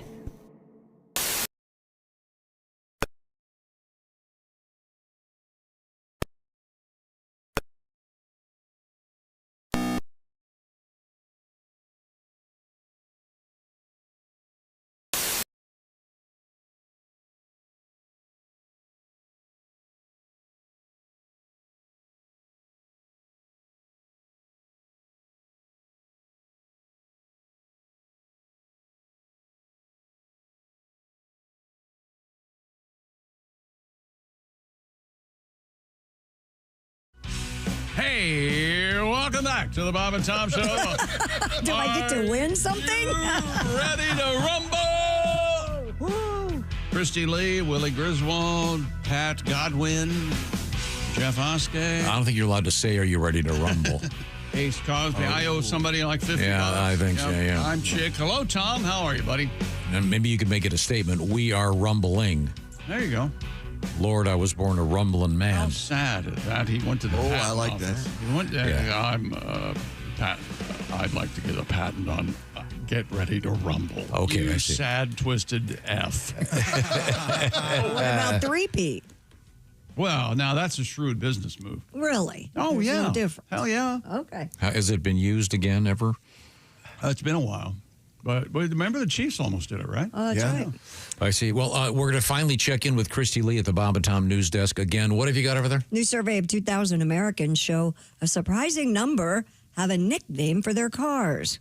According to the Talker research poll, 1 in 3 adults has nicknamed their car. That's way too high. Way, way high. Thank you, Tom. Let's go around. Ace, you got a nickname? Rustina. Oh, What? Rusty Nail? stop right there. Rustina. That's good. That's accurate. Yeah, Chick, you don't, do you? No, I don't. Mr. Oskay? Not now. My first car, its nickname was F&P piece of S for most of my life. I see. Yeah. Mr. Godwin? Baby maker. Oh, He likes the car. He likes the car, Tom. I love hey, to do you in the have car. you have not had a vasectomy, have you? No. Huh. You went with baby You can maker? still make babies? I just made one a couple years ago, yeah. 14 years ago. 14 to be Is that exact. a couple? Is that how old you are? 14 years is a couple years. Well, 14 in my years is just a couple. All right. Christy, you. I have a Figgy. Now explain what that is. I have a Nissan Figaro, and I call her Figgy. Yes. And that's a right-hand drive. Japanese car. Is it a manual, Christy? No, mine's an automatic. From the Stuart Little car. It's a tiny, tiny little car. If it were a manual transmission, that would be a whole different ballgame. I wondered about shifting opposite hand. it would be That weird. harder. I could do it, but I would have to practice. Willie, you don't have a name for your car, do you? No, I don't. I don't Do you have a name for your car? No. Didn't you used to call your car Repo? Yeah. Pat? Yeah. Okay. I thought you called I've it. had 2 of those. So I thought you called it Deer Killer. no kidding. Yeah, how many deer? How many deer did you hit? In 1 year, I Tell the truth. absolutely 2016 was it, Tom? That's a lot of deer. Yeah. 2,000. Let alone keep count. In the year, You get that high, you go deers. Yeah. You add the S. I totaled 2 Jettas, hit 2 deers. Maybe you should own a Jetta. Oh, no or kidding. deer I don't attractors. No, I bet there is a certain amount. There's a certain car that makes a noise that attracts deers. You think? Must be a Jetta. Oh, I fell into that deer whistle thing. It didn't work? No. It attracts. You said it attracts. I don't know, but I'd never hit a deer in my life. I put a deer whistle on my car and I hit one. So. I thought the name for your new car was the Rocket. The new one. Well, that's true. I refer to it as the Rocket because it is. Oh, one. there you go. That's a nickname. Gen X and millennials are most likely to name their cars, with more than 40% of each doing so. Come on. Boomers are the least likely to give their car a name, with only a third saying they've done so. Thanks, Boomer. A little over 10% of those surveyed said they think that cars have feelings. Is that right? Yes. See, now they're just effing with the. if someone says their car has feelings, reject them as a human being and or friend. I have Some to of the drive my names car. I given can't the leave her car. alone. Oh, go ahead. Are you ready for this? Sure. Love bug. Yeah. I saw there's a Volkswagen out there painted exactly like Herbie the Love Bug. Are you serious? Have you seen this guy? I saw it like 9 months ago. Yep, The number, 53, the whole thing. Are you Yep, serious? Absolutely Oh. serious. Puddle jumper. Well, that's a plane. That's a flight. Yeah, that's not a car, is it? No. Old Flame. Well, that's a bad idea. Yeah. Yeah. Maybe it's a Fiero. Yeah. Oh, yeah. I was Or thinking. Pinto. I was thinking more in terms of. Yes, I've named this car after my ex-girlfriend. This is a weird one. Buttercup's Folly. That sounds like a horse's name. Buttercup's Folly. Yeah. Ridiculous. Yeah, sounds like What year is it? 1938? I don't know. Yeah, it sounds like the illegitimate daughter of a racehorse. Hello, Yeah, it I'm does. Charles McGee at the race course, and today we're following Buttercup Folly. Road Warrior is one. Batmobile, that seems natural. Nasty Beast. Nasty beast. There we go. I was married to a nasty beast. I can tell you that. Now, I did not. Oh. This is, you can see where I got this, right? Yep. The Rolling Turd. Obviously not Hang a on, very good. Why did you make that up? No, it's look at the Okay, source. from now on, will you do me a favor? I asked for so little. Will you just start putting Rolling Turd in random news stories and don't tell us so we can run into in other news, Rolling Turd. Wait a minute. The Slug. Toothless. That's a stupid name. I don't think even- that is after the dragon and How to Train Your Dragon. Toothless? That's the name of the dragon. It's a and How to Train the Dragon. very popular movie. Black car, yeah. Silver Bullet. I get that if your car's silver. The Beast. Yeah. The Millennium Falcon. Green Machine. Here's one that I don't get. Beach Whistle. Got nothing for that. I don't Beach either. whistle. Is that like a? Like, hey, That sounds like a bottomless lifeguard or something. Hey, check out that beach whistle over there. I'll tell you what. We ain't got no panties on. Yeah, you go. We get an east wind. That thing starts to howl. Turtle. The Grocery Getter. That must be a yes. minivan. Yeah. Grocery getter. Yeah. Party Chicken. Oh, party chicken. Party chicken. unless you have that chicken on top of your car that I've hilarious. seen. And Blue Goose. Oh, those are stupid names. Okay, quiz time. Famous cars in pop culture. Oh, come on. This I'll start with you. Let's see who would Willie. Do you know this one? Knight Rider. Kit. Oh, very good. This is a tough one. Chick. Huh? Ghostbusters. Oh, Ecto 1 or something? Very good. ECTO. Ecto-1. It was on the license plate, but I don't know if they named it that. Right? Mr. Oskay, you'll get this one. Scooby-Doo. The Mystery Machine. Of course. I know. Old Man Jenkins. No. This is the one I would never have gotten this next one. The Green Hornet. Oh, gosh. Oh, man. Kato. What do they call his car? The green, like the Stinger? No, that was his. It's the answer is Black Beauty. Yes. You're exact. Yes, that's It was very. Yeah, it was very popular. Now that he's. Yeah. Okay. So. I have one more I think we should throw in here because it goes into our next story. We're going to, maybe he called his car Ball Crusher. A garage owner in the UK says his manhood was left unrecognizable after he was crushed by his car. Unrecognizable. How? Carl Farrar was attempting to reverse a BMW, thank you for asking, Willie, in his garage when he set the handbrake, stepped out of the car, but it rolled backward down a ramp, slamming him against a wall. Oh. He was rushed to the local hospital. Doctors confirmed severe soft tissue damage to his pelvis and groin. Mr. Farrar. That's a fancy way of saying crushed nuts. Crushed nuts, yeah. Mr. Farrar later told the Mirror, quote, "My man bits were smashed to bits." He added that parts of his anatomy remain unrecognizable, and he's unsure whether everything still works or functions, but he's staying optimistic. What is it, Tom? Crushed nuts? No, just broke my arm. Right? Yeah. Something like that. No, the guy he limps in to get some ice cream. Yes. And he's got a. He's on crutches. Yes. And the clerk. Yeah, that's what he. Crushed nuts? He says, no, I just broke my leg. And if you thought that was bad, a staff member tried to move the car off of him, but forgot it was still in reverse, pinning Mr. Farrar a second time. I'm pushing the gas. Before finally freeing So him. his BMW is now known as the Pecker Wrecker. Yeah. That's awful. Yikes. Yeah. Don't use your groin as a. What else? General Lee, I guess. Yeah. Is that? Oh, did you see they just jumped a city fountain with the General Lee? Yeah. Sure did. The footage was really cool, and then you see the Confederate flag, and you're like, Well, lands awkwardly. But if you see that, it looks like he hits a guy. At the end. At the end, it's the generally it's a fake one or whatever. It's not the real one, but it goes up over the fountain and then it lands and it veers way left. Yes. And it looks like it hits a guy on the side there. It's a photographer. He dips behind like a concrete barricade. Oh, is he okay? Yeah, no, I think he's fine, but he was waiting way too long to get that shot. Yeah. Right. Just give it up, man. All I remember about that story was the guy that did it, the stunt man, it said in the article that he's available. You can hire him for parties. Did you see that? I'll find the article. I'm not kidding. Really? No. Yeah. You can. That'd be kind of cool. It's a one-trick pony. Yeah, but what a great trick! The guy's going to bring a car and jump over a fountain. I was gambling. I had to show up in Michigan at a casino, and afterwards I was gambling and talking to the dealer. And somebody was like, "Oh, are you blowing all your money?" I was like, "That you made?" I was like, "No, they pay you in a check." And the dealer goes, "They pay you in a check because of Evel Knievel Jr." And I go, "Why? What happened?" He goes, "He came and jumped the casino. And we paid him in cash, and he went up to the high stakes room and ended up going into so much debt because of that he had to come and jump the casino 3 times for free." Wow, that story. Yeah. That's such a good story. Wow, that's cool. Yeah. Was it Robbie Knievel? Yeah, it must have been. Had to be. Yeah. Junior was I know his son. the late Robbie Knievel. It wasn't the main Knievel.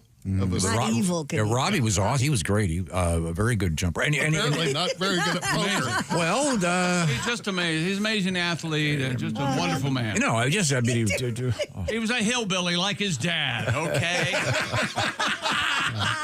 Okay, wait a second. He won the Nobel Prize. Do you remember? Fascinated with hillbillies. Do you remember what the car was in Kill Bill? No. No. I never saw it. I'm not sure I can say that on the radio. Oh, a pussy wagon? Like I said, I'm not sure I can say that on the radio. I can say it for the sake of getting this thing will say anything I tell it. Watch me now. For the sake of getting the hell out of here. We are in the O'Reilly Auto Parts Studios. This is the Bob and Tom Show.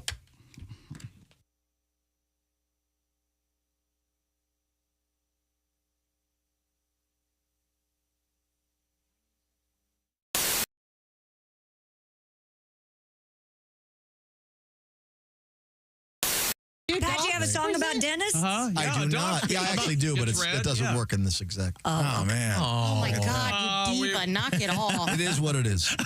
You know what? We were so close to the genius, but no. Do you have a song about those who are just joining us? This is the Bob and Tom Show live from the O'Reilly Auto Parts. I do. In fact, Oh, good. Well, go ahead and do that one. You know what I like? What do you like? You know, a story I like. I don't normally like these. Christy doesn't like him either. But there's a song that's attached to the story about where you prefer to evacuate now. Oh, you know what man, I know. I stuck that at the bottom of my set. You put it right back to the top, Yacht. Oh, really? Boy, you're going to paint a glass between you two. Right. You can't scratch me from in here. You're not sitting next to me, boy. All of a sudden, you're so brave. According to health experts, there are 2 types of poopers in this world. Gastroenterologist Dr. Benjamin Levy confirmed to Self magazine some people are temporal poopers whose urges strike during a specific window, such as first thing in the morning or after dinner. All right. Oh, so I mean temporal time, not your temple. No, not coming out of your forehead. No. Or onto. I thought it might be showers or growers. What is wrong with you? Really? Then there are locational poopers where time may not matter, but they can only relieve themselves in a specific location. Yeah, on her chest. Oh, yeah. Usually at home. No, there's a big one. There's a big one right now going around that TJ Maxx. As soon as you walk into a TJ Maxx, you got to go. Yeah, What? TJ I Maxx. know. That's funny. It is on social media. Libraries. Yeah, that's the library when there's actually a medical term for that. Well, there's also we knew somebody as soon as he saw an antique, he had to go. It didn't matter I where it know. was. Yeah. Dr. Levy explains some location poopers suffer from poop anxiety or fears about cleanliness. Tell me about it. With the stress of physically preventing them from actually going anywhere else. No, I have preferences, but I can go when I have to go. Yeah, absolutely. Because you're a normal functioning adult. But I can also hold it for as long as I need to hold it too. Tom and vice can't, versa. apparently. Yeah. Now, I don't always have that luxury. No, You really have never had like a legit emergency where you're like, I can't hold it? No, like in my brain, like we were on a houseboat for 4 days, and I was like, all right, I'm not going for 4 days. And didn't. Can every girl do that? Yeah, probably. Seemingly, girls do that more than guys, I think. Yeah. Have you accidentally We know he has. crapped your pants recently? Like within the last 2 years? No. There was that one main one years ago. Yeah.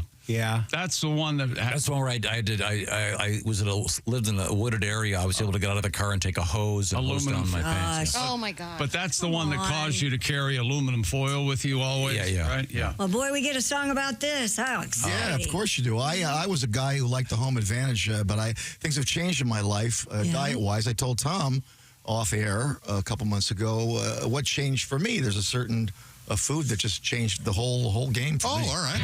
I'm a guy who does his business at home. In and out, I like to be alone. But my doctor changed my diet. Healthier food, I'll try it. He says, eat sweet potatoes. But holy cow, I'm at the drugstore. And my ass says now, sweet potato poop at CVS. Sweet potato poop, sweet potato poop. What? They have a lot of fiber is my guess. Sweet potato poop, sweet potato poop. They're a root vegetable and good.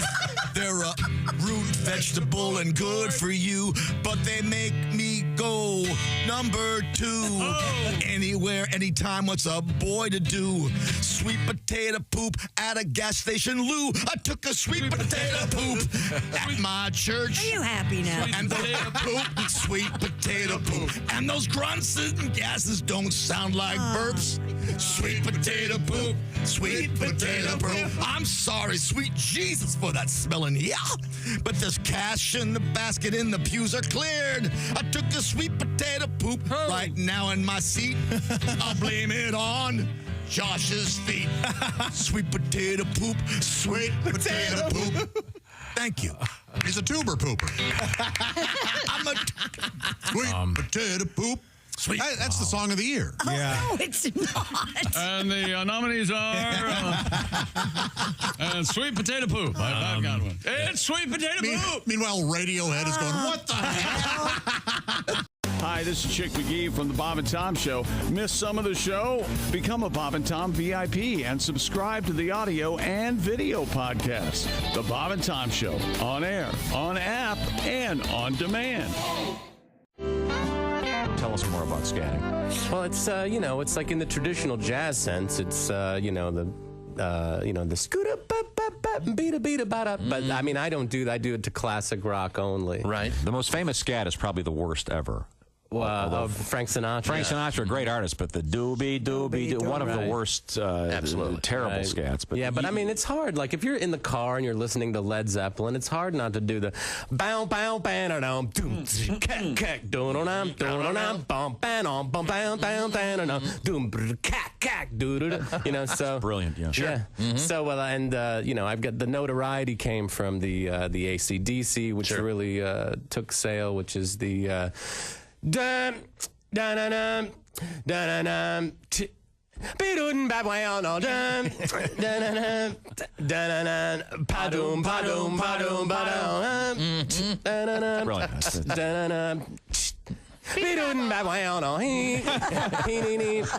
And my girlfriend's like, most people sing the lyrics. That's true. Okay, I can scat Amos Moses by Jerry Reed. Oh yeah, let's hear it. Please. On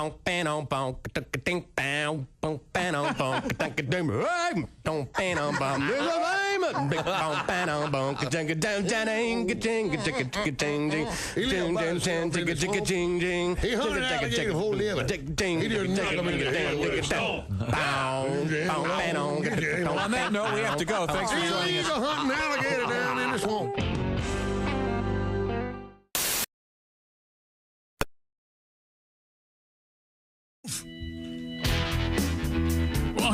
to the Bob and Tom Show.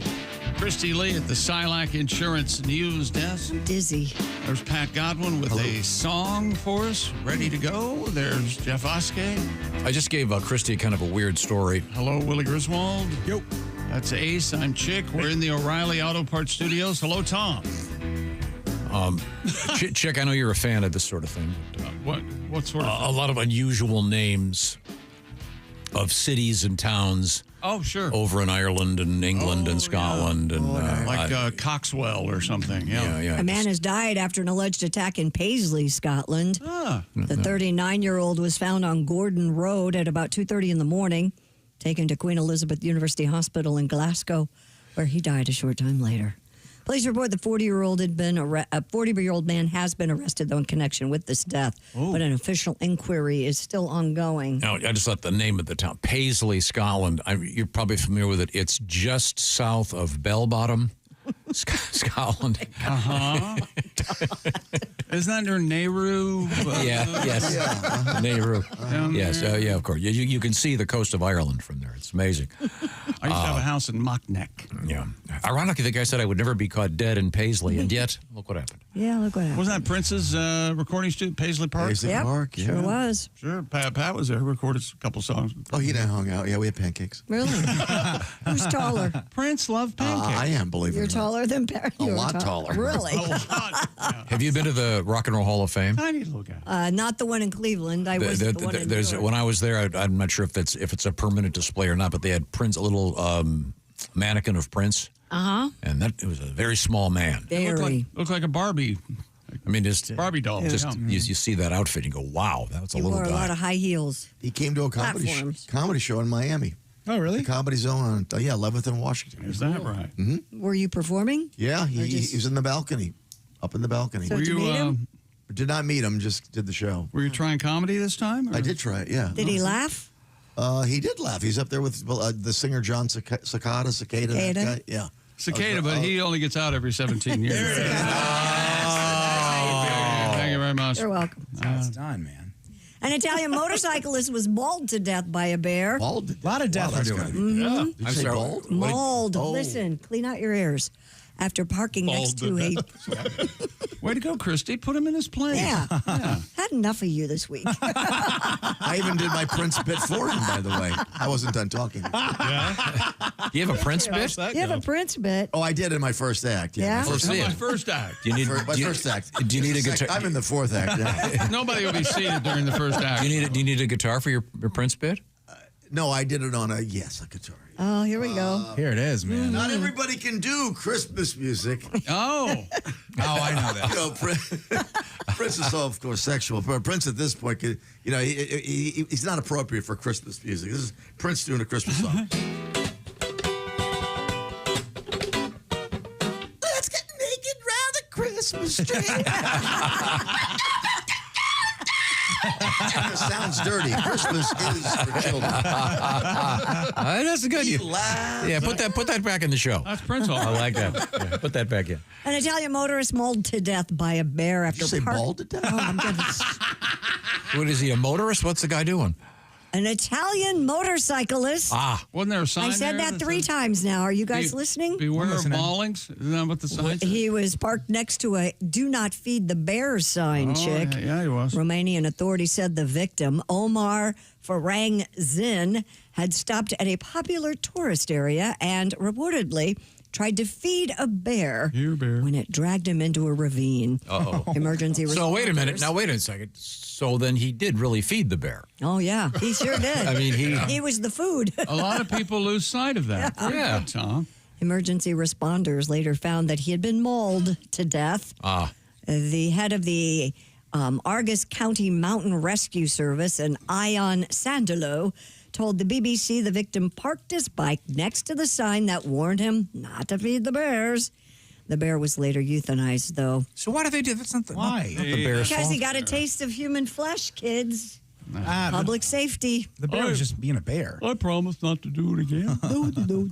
Mr. Zinn also had taken selfies with the animals the day before his death. God. And So he went back. Yes, the Italian tourist's phone was also found, which contained some pictures prior to the attack with the bear approaching There were pictures. There were close-ups.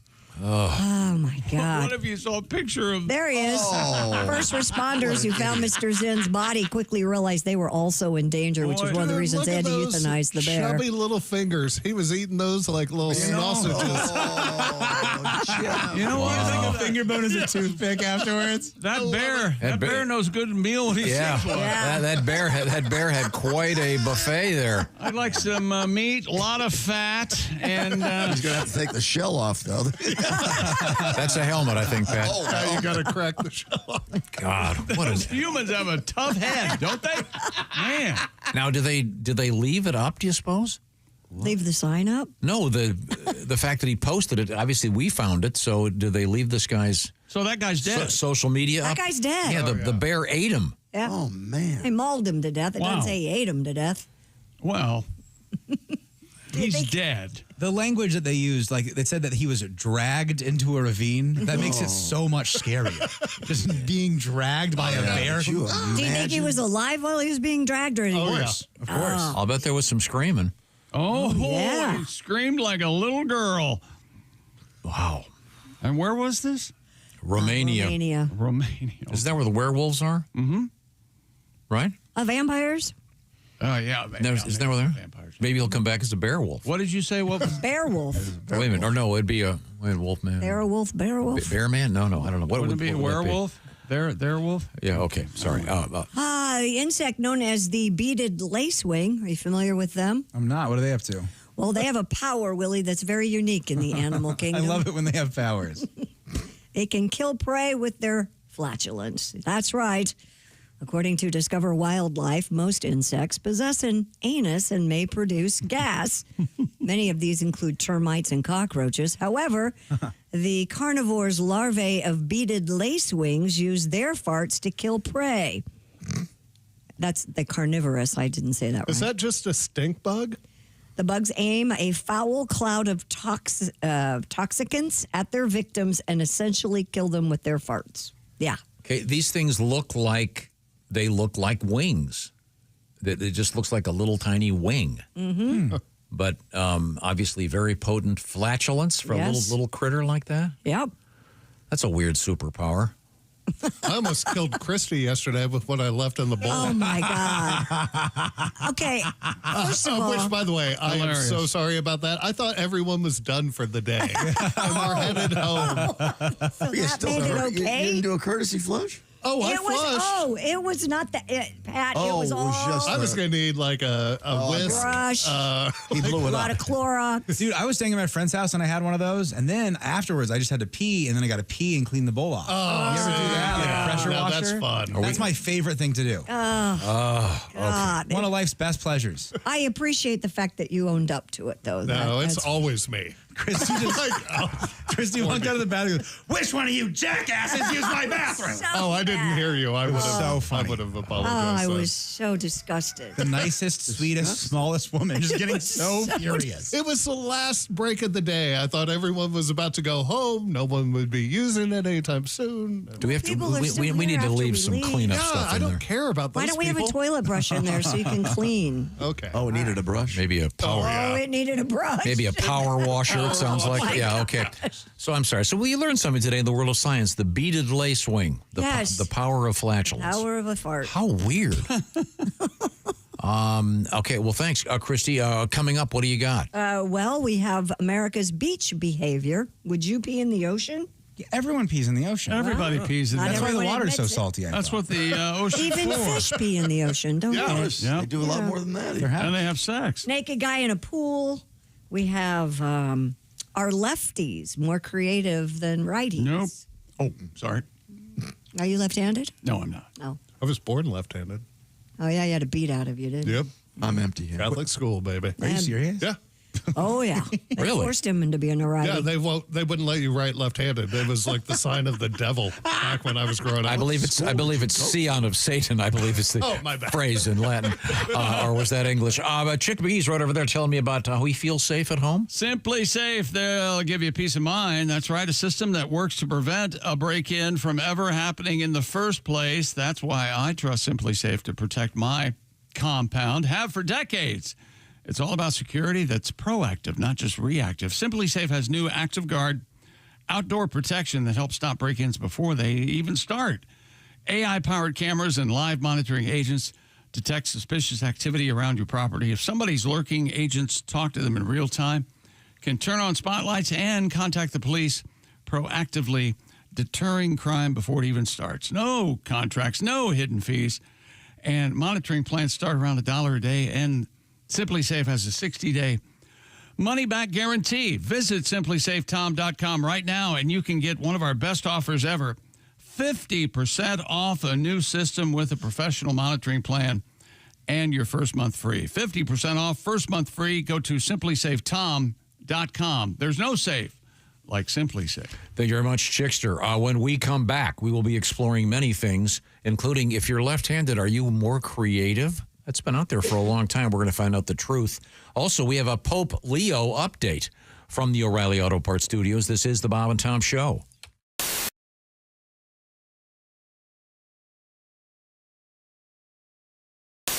A tribute to the Chicago-born Robert Prevost, the new Pope.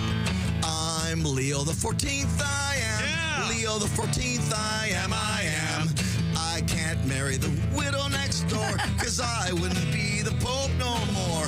In all these years, I've been celibate. I never slept with a Nelly or a Sam. No Sam. I'm the brand new Pope from Chi-Town. Leo the 14th, I am. Woo. Second verse, same as the first. I'm Leo the 14th, I am. Leo the 14th, I am. I can't marry the widow next door, because I wouldn't be the Pope no more. In all these years, I've been celibate. I slept with a Nelly or a Sam. No Sam. I'm the first Pope that's American. Leo the 14th, I am. Leo the 14th, I am. Yeah. All right. A nice tribute. I'm sure they'll be playing that at White Sox games during the seventh inning stretch. By the way, parents, if you have kids and you have the minivan, make sure there's at least 2 TV screens in the back of that minivan, because God forbid your child might be forced to use their imagination for 20 minutes on the way to elementary school in order to keep them busy. I say much better. Every single moment be spoon-fed by the video god that runs their life.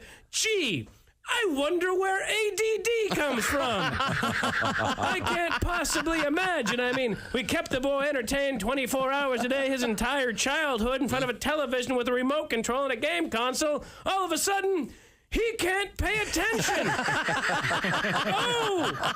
Oh, great Zeus. Why have you done this to our child? Please send down some of your pharmaceuticals as which to cure the lad.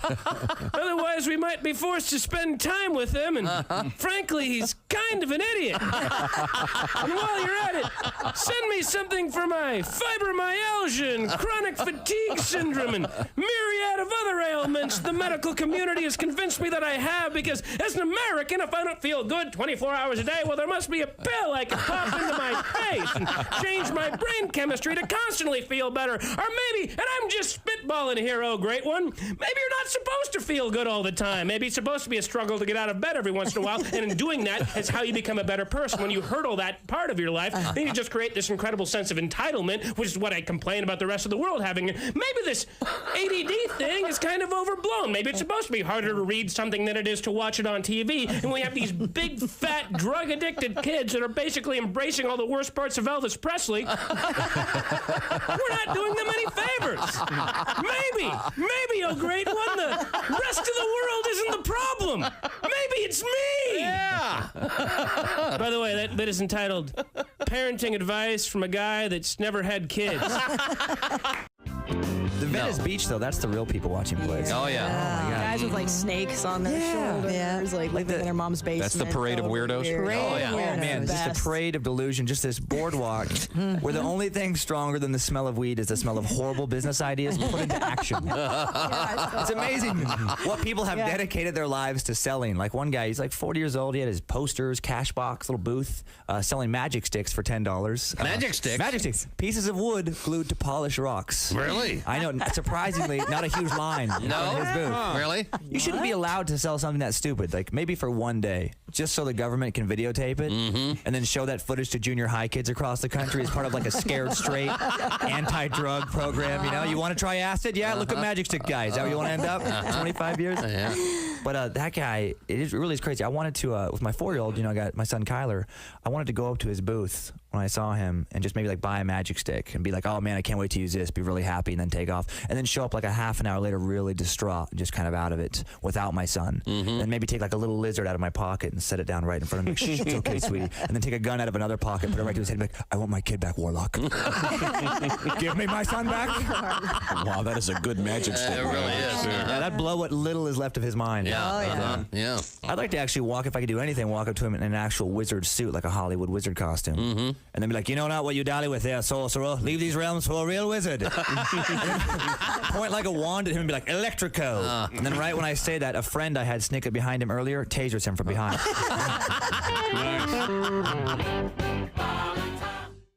When you become the Bob and Tom VIP member, you get more and less. Wait, which one is it? More or less? It's both. VIP members get more stuff to hear and less commercials to not hear. So, for clarity's sake, Bob and Tom VIP is a good deal. Yeah! More or less. Get it? More or less. Woo! Party! Oh, okay, let's settle down. Because now, here's where I tell you how to become a Bob and Tom VIP. First, click on the link at bobandtom.com. Then, you'll figure it out.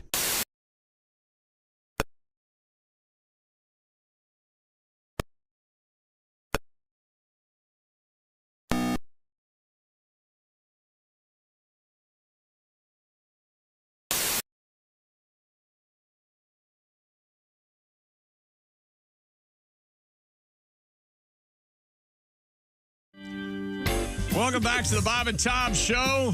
There's Christy Lee and Willie Griswold, Pat Godwin, Jeff Oskay, Ace Cosby. I'm Chick McGee. And oh, you're not having fun. Christy, what's going on over there in the news den, if you will? Authorities in Florida encountered an unusual situation when a naked guy went for a swim in a stranger's pool and refused to leave. Hello, naked guy. WSVN reports the Fort Lauderdale police officers responded to the call, tried to coax the naked man out of the pool. Come on, pal. Homeowner, here we go. Come here.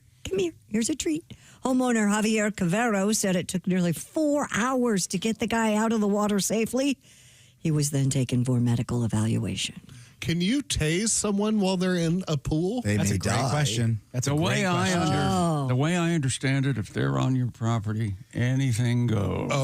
Throw a toaster in that pool.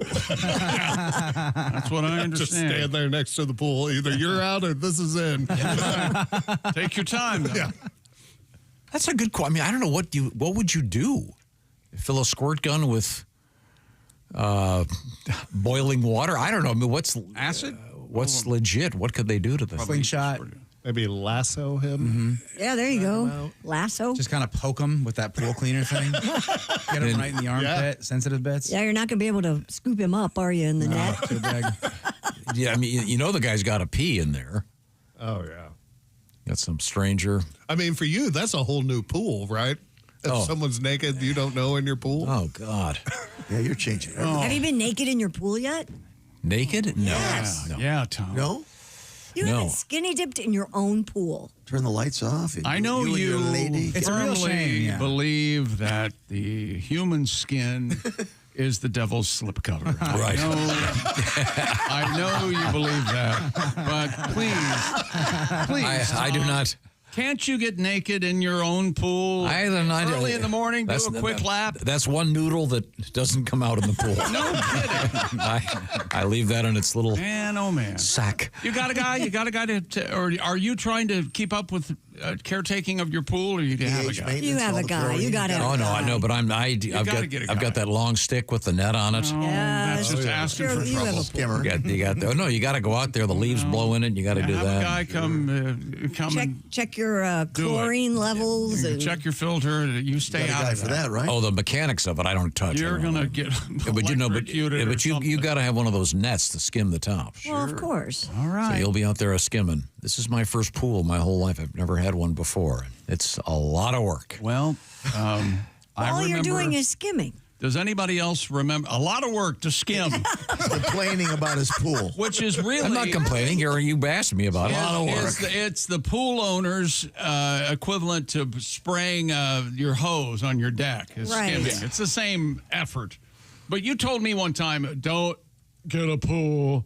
I have some advice for you. Number one cause of death in children is accidental drowning in a pool. Never get a pool. Fill it in, okay? Christy, real estate resale. Your thoughts? Pools are bad. Bad for real estate. There you go. It eliminates like 90% of the buyers. But you tried that argument. It didn't work, did it? No. You lost on the pool, huh? Oh, I love it. It's great having it, though. Hang on, I have to make a sound effect for Tom.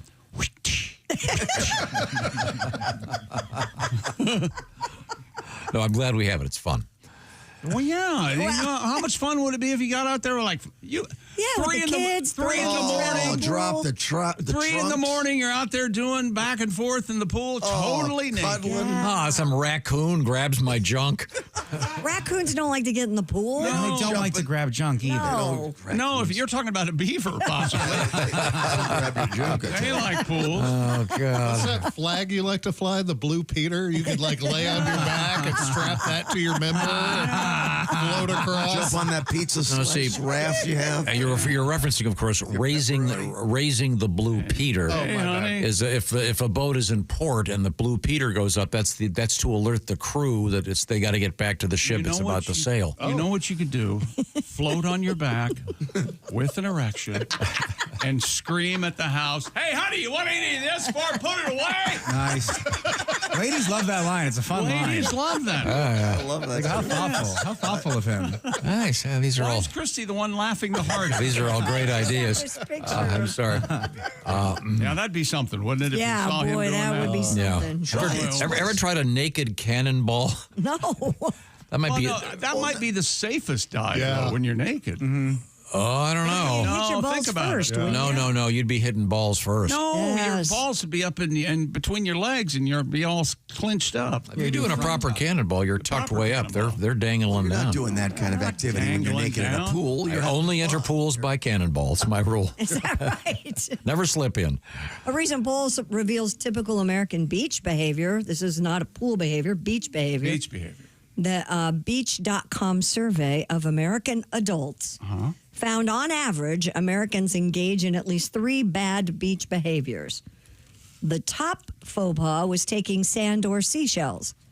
Taking them. That's what they're there for. I think there's like protected beaches where international people go and they take this like very rare sand that's very intimate to the locals and then they fly home with it. I understand that. That's not cool. Yeah, we had that story. I forget where that is, but you're not allowed to take any sand with you. Of course, that excludes, of course, butt crack. Well, You're going to get some. Okay. The second, peeing in the water. Everyone does that. 70% of respondents, Tom, fessed up to peeing in the water. Well, then 30% lied. All right. If you see me in an ocean, it's because I have to pee. I'm not getting in there unless I have to pee. Yeah. Ocean, bathtub, kiddie pool. Yeah. Where are we at? How many times have you seen people standing waist deep in water with beers in their hand out in the ocean? It's nice. Tell me that's not what they're doing. I'm just feeding the fish. Drinking alcohol coming in third. Is that not as bad allowed? beach behavior? Wait, literally, I only go to the beach to drink alcohol and pee in the water. That's why you're there. And take a couple of seashells. Come on. I'll take a seashell. Yeah. Well, what the hell else is there to do at the beach? Thank you. This is ridiculous. 70% of those polled said someone else's bad beach etiquette ruins a trip for them. Your guys are going to hate me when I say this, but you know what my number one is? Go ahead. People playing their music too loud at the beach. I don't want to hear music. I think you should have to apply for a permit to play music outside in the summer. I don't want to hear it. I want to hear the ocean. That's why I'm there. By the lake in beautiful Chicago, and some jackass is bumping some EDM. I die. I'm turning into my dad. I just heard that. That sucked. I hate it. I was like, just turn down your radio. Respondents put littering as the number one most annoying behavior at the beach, followed by not picking up after pets and sitting too close to others. What if Those are all great. What if I put something in the sand and covered up with sand? Like a cat? No, like condom, poop, things like that. That's what I meant. No, last time I went to the beach, I looked over and there was just someone had changed their baby and left the diaper just laying in the sand. I mean, it was bundled up.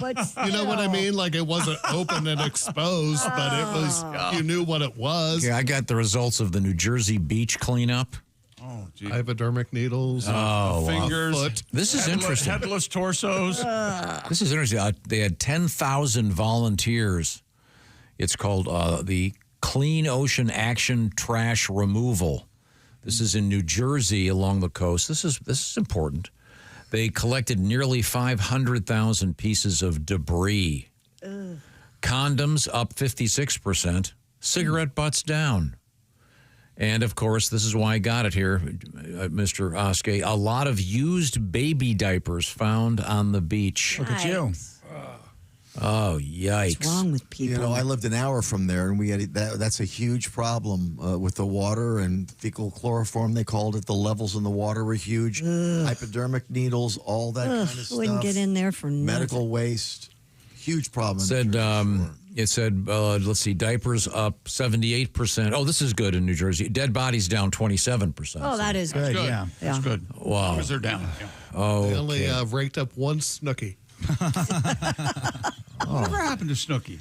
She's doing okay, actually. Yeah. Oh, is she? She's like a mom influencer now. Yeah, she's good for her. She's doing her thing. My kids love watching those old Jersey Shores. Yes, and I walked downstairs the other day during the holiday. They were home and we were watching it. It's hysterically funny. GTL. Oh my gosh. Gym Tan Laundry. Yeah, it's you forget. Notice there's no W in there for work.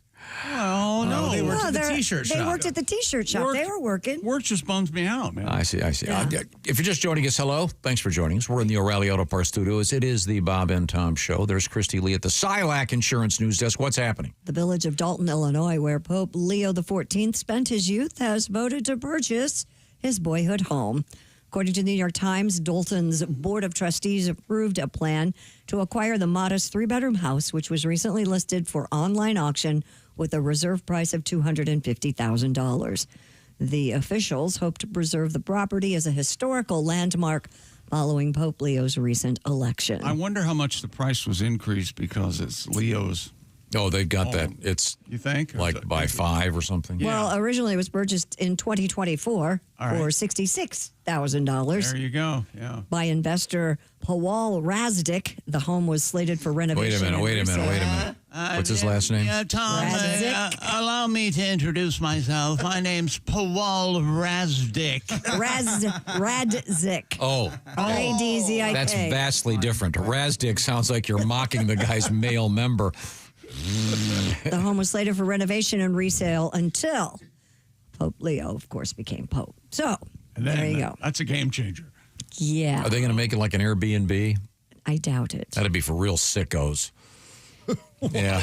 What? Yeah, maybe Maybe real religious people. Yes, a devout Catholic. Yes. Wants to go see where the Pope prayed. Crapped. Thank you. I'm just saying. It's his house. Don't take a black light in that room. Where do you want him to go? And there, you know what? Here's Pat with a song to make us laugh. Pat? Yeah. I'm Leo the 14th, I am. Leo the 14th, I am. I can't marry the widow next door, cause I wouldn't be the Pope no more. And all these years I've been celibate.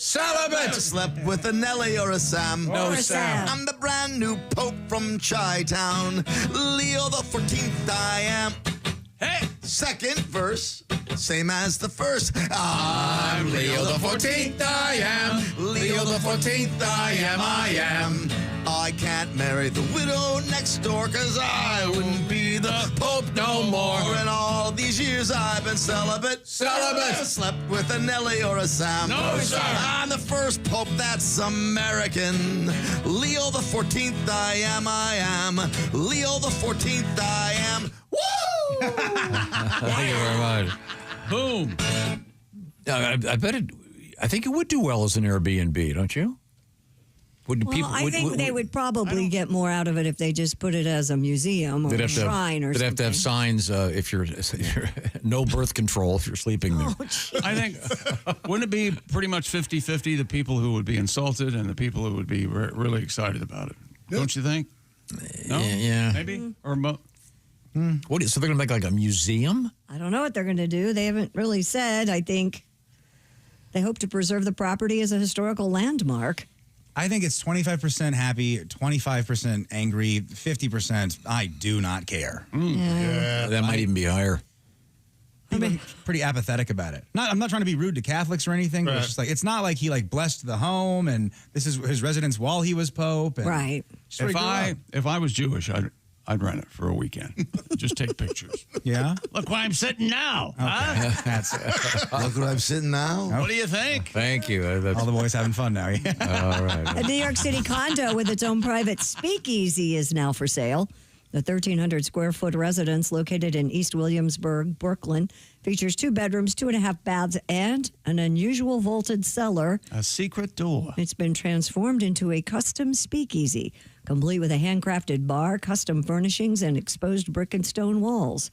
If you'd like to purchase this 1,300 square foot residence, it'll only set you back $1.65 million. Perfect for the rich alcoholic that hates his kids. Yeah. 2 bedrooms. Yeah. Where's Daddy? Never mind. The password is overpriced.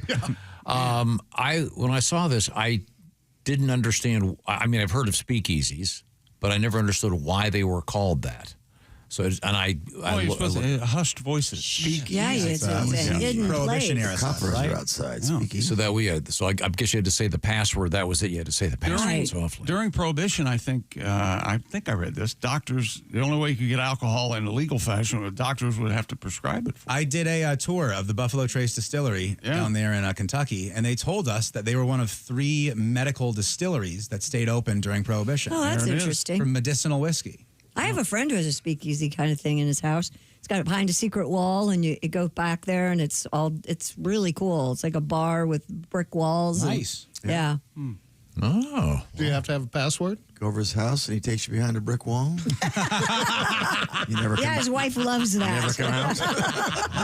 Don't tell her It's about a the really cool speakeasy. place. It's cool. 3-way, huh? We'll see if it sells in New York City right now.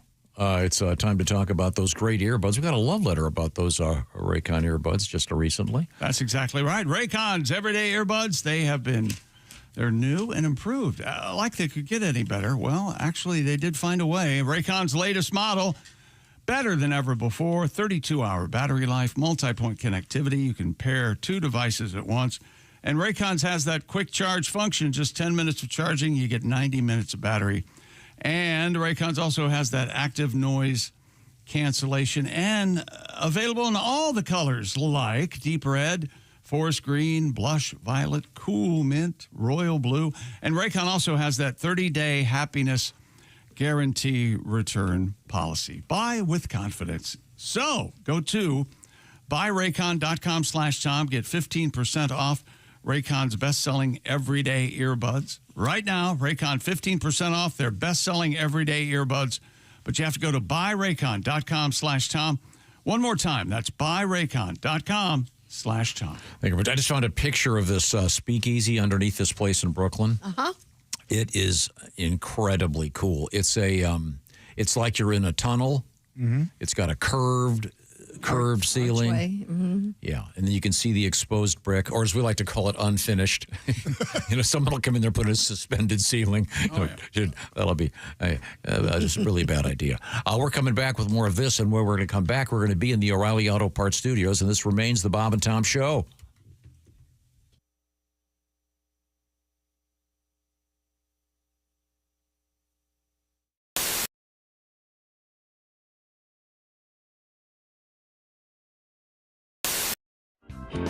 What do you want to hear? Well, I was thinking what music you want to hear? I was thinking since it's summertime. Yes. And everyone's watching baseball, playing baseball. Do you know your softball tribute? Yeah, I can try to get through it better than I did the other one. Church league softball. Let's pull the key up. Great idea. There we you go. Church league softball fist fight. Getting washed in the blood on a Tuesday night. What would Jesus do? Lord, he wouldn't do that. Knock hell out of a preacher with the softball bat. Well, the swinging shepherds from the sheep of the Savior were tied with the Sourwood Church of Christ, an example of some highly unholy behavior in a game that had already been protested twice. Something unbiblical must have been said for them to be aiming heat at a minister's head. Clocking the clergy ain't the thing to do, but neither's the high hard one on a 0-2. Church league softball fist fight, a bloody laying on of hands neath the left field lights, knocking out 4 teeth, getting a busted lip ain't exactly my idea of Christian fellowship. Church league softball fist fight, rolling around the pitcher's mound, it just don't look right for nice people from the church and the Sunday school class to trade the cup of brotherhood for a can of whoop ass. Thank you. Tim Wilson.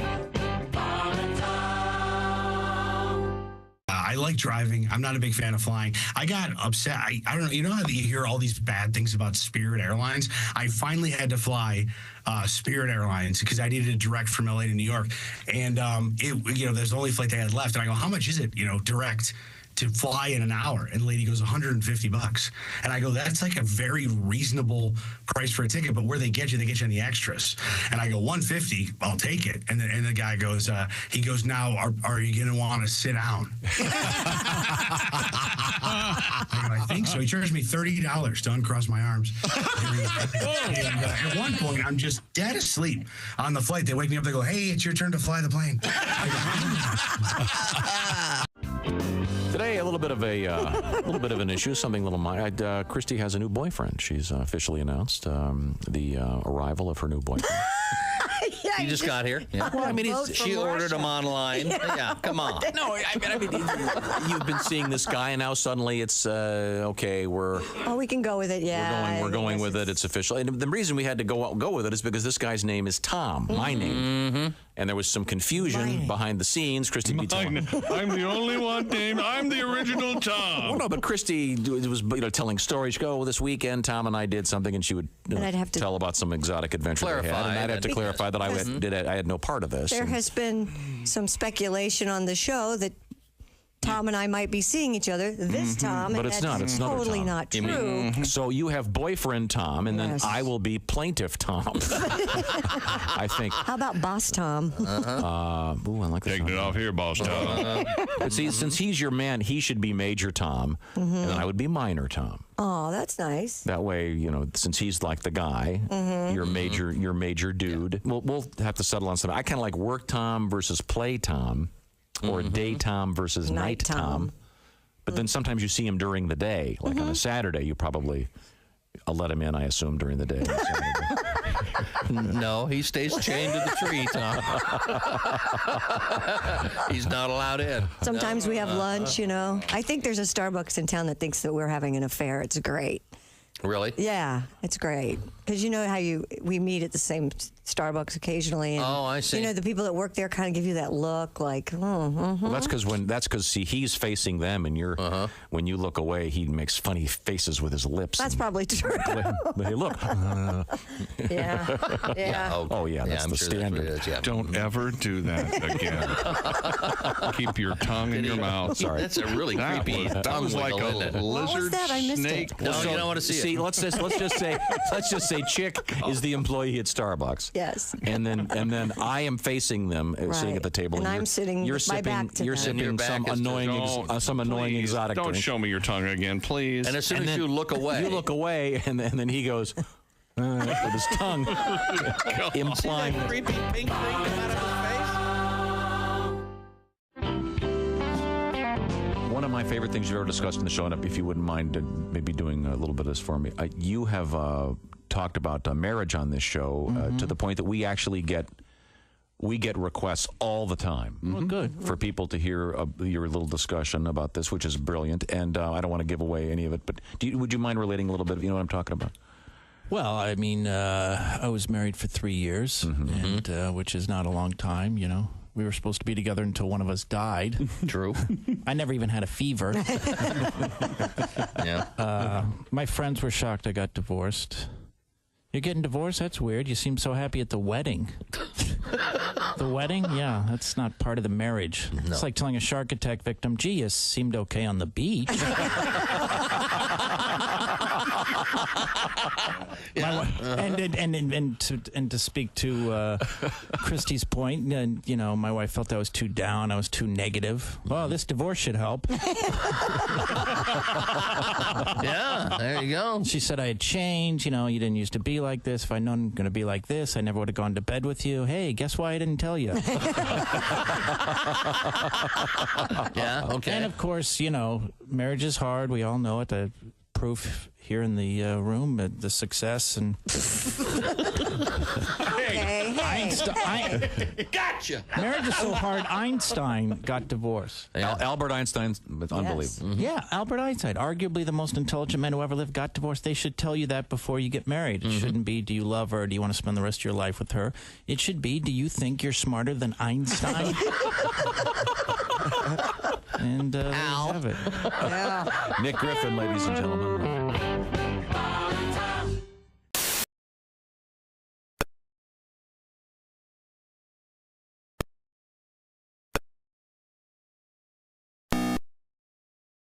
Hope you win.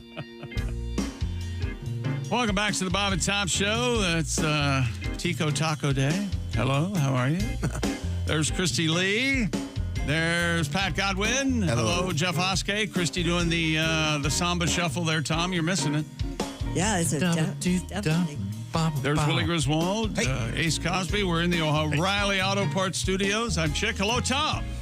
Hello, Chick McGee. Now, Pat Godwin, is it next week you're going to be in Florida doing a little comedy? Starting on Wednesday, the 15th, at the McCurdy's Comedy Theater in Sarasota. I may show up and surprise you Saturday night, That would buddy. be nice. We'll Are you hang going to be? out. Are you going to be pushing the merch next week? I don't do no merch. No merch. No merch. Maybe you should start selling merch. How about a very special Pat Godwin experience for a little extra? That costs you nothing. All you got to do is be cute and inviting. Okay. Doesn't cost a thing, Tom. No T-shirts, no. I'm not no a CDs. I'm there to sell jokes, not T-shirts. I'm not in the clothing world. What am I, the manager of the Gap? Well, let's check in with Christy Lee at the SILAC Insurance News Desk. Left-handed people comprise about 10% of the population. Did you know that? And a new study challenges the long-standing belief that left-handed people are more creative. I think they are. Researchers at Cornell analyzed over 100 years of data, though, Chick, found no evidence that left-handers are naturally more creative than others. In fact, left-handed individuals are underrepresented in many of the most creative professions compared to right-handers and those with mixed-handedness. Ambidextrous. Lefties do show up more often in music and the arts, though, but not in fields typically ranked as the most creatively demanding. Wait a What's minute. more creatively demanding than music and no arts? kidding. That's ridiculous. Try broadcasting. Okay. How about that? I don't agree with this study. But you were left-handed, right? Yeah, I was born left-handed. They made me right-handed. My brother is left-handed. They changed after like 5 years later. He's not creative at all. Like, I don't think Really? No. And you would tell him that to his face. Okay. Yeah. Yeah, my dad was my dad was a natural lefty, but they forced him as a kid to learn how to write right-handed. But when we would toss the ball around, he would throw left-handed. Yeah, I fish left-handed. I throw left-handed. Oh, really? But I eat right-handed. I write right-handed. Do you bowl left-handed? Yes. What about shake hands with Mr. Johnson? There. Both-handed. Oh, I'm equal on that. Good for you, man. Yeah, I can tag the guy in if one's getting a little attitude. I can tag in his friend. What's that called, Willie? Ambidextrous. Oh. Yes. Yes. Okay, here we go. Here's a list of famous left-handed people. Oh. Jimmy Stewart. I don't see him on here. Aristotle. Aristotle? They didn't use their hand. Didn't they write with their feet? No, yeah, whenever he used his chisel, he would hold the chisel with the left hand. How do you wipe his own asses? Huh? Oh, Aristotle. Oh, so that's clever, Pat. An Aristotle Onassis reference. That may be a first for him. Nikola Tesla. Oh, yeah. He was left-handed? Yeah. Huh. Mozart. These guys are creative. Yeah, well, I mean, if it's 10% of the population, you're eventually going to land on somebody. Keanu Reeves, terrific actor, lefty. Whoa. Oprah Winfrey is a lefty.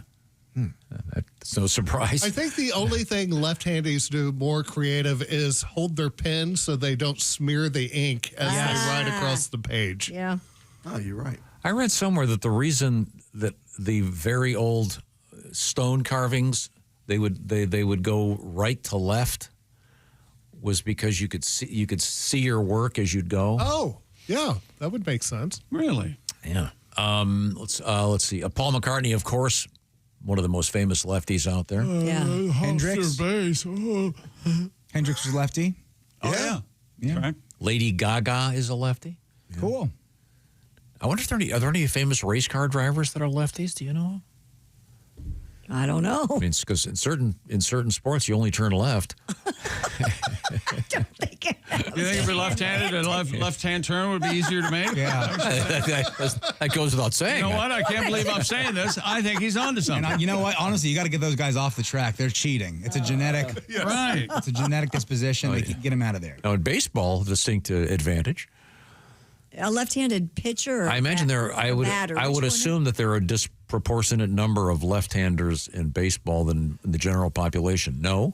I'll explore that for tomorrow. Well, there are people that have forced their kids into being left-handers. Have you read about that? Well, there are parents that hold kids up in certain grades to make them bigger. Well, and throw at them and make them catch left-handed. And yeah. I had to get Tommy John surgery, but you're going to be a great pitcher, son. I finally got him on this road to being a pro. I beat him every night. What? He's coming around. He's coming around. There's also new research out there that indicates eating cheese could give you nightmares. Everybody. Oh, what? Yes. This was I was just saying I love cheese. It's really going to mess up my nighttime cheese routine that I have. Researchers noted that eating dairy activates gastrointestinal disturbance, and the resulting discomfort affects people's dreams as well as the quality of their rest.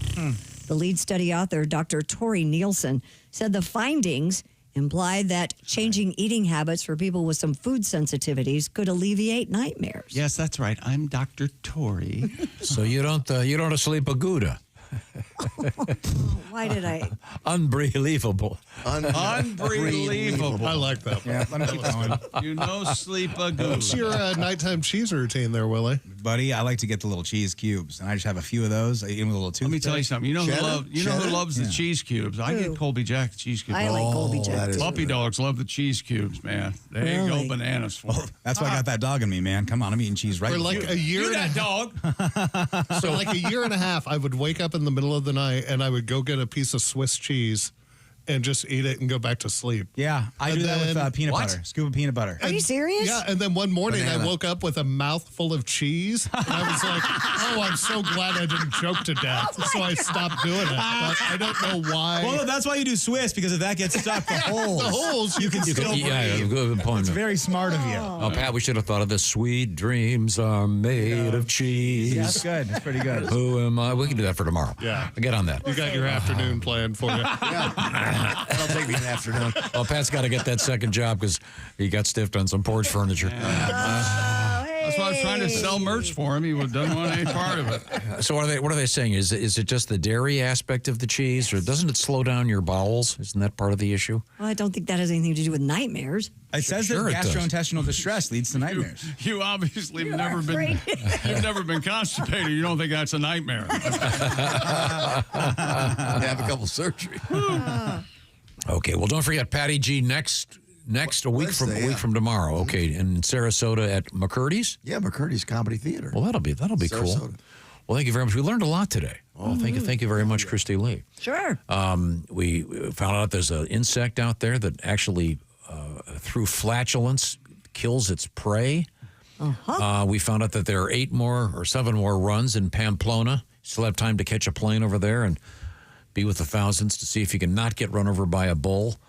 And a few people have already been trampled, but so far no deaths that we know of. And you missed the naked bike ride in Vancouver, but I'm sure there's another one coming up. And, of course, there is a museum that has, what was it called again, Chick? The famous Viking production in the Viking turd on display. A giant Viking turd. 8x2? In York, England. So if you want Coprophile? Yeah, that's it. It's the coprophile thing. Okay, thank you very much. From the O'Reilly Auto Parts Studios, this is the Bob and Tom Show.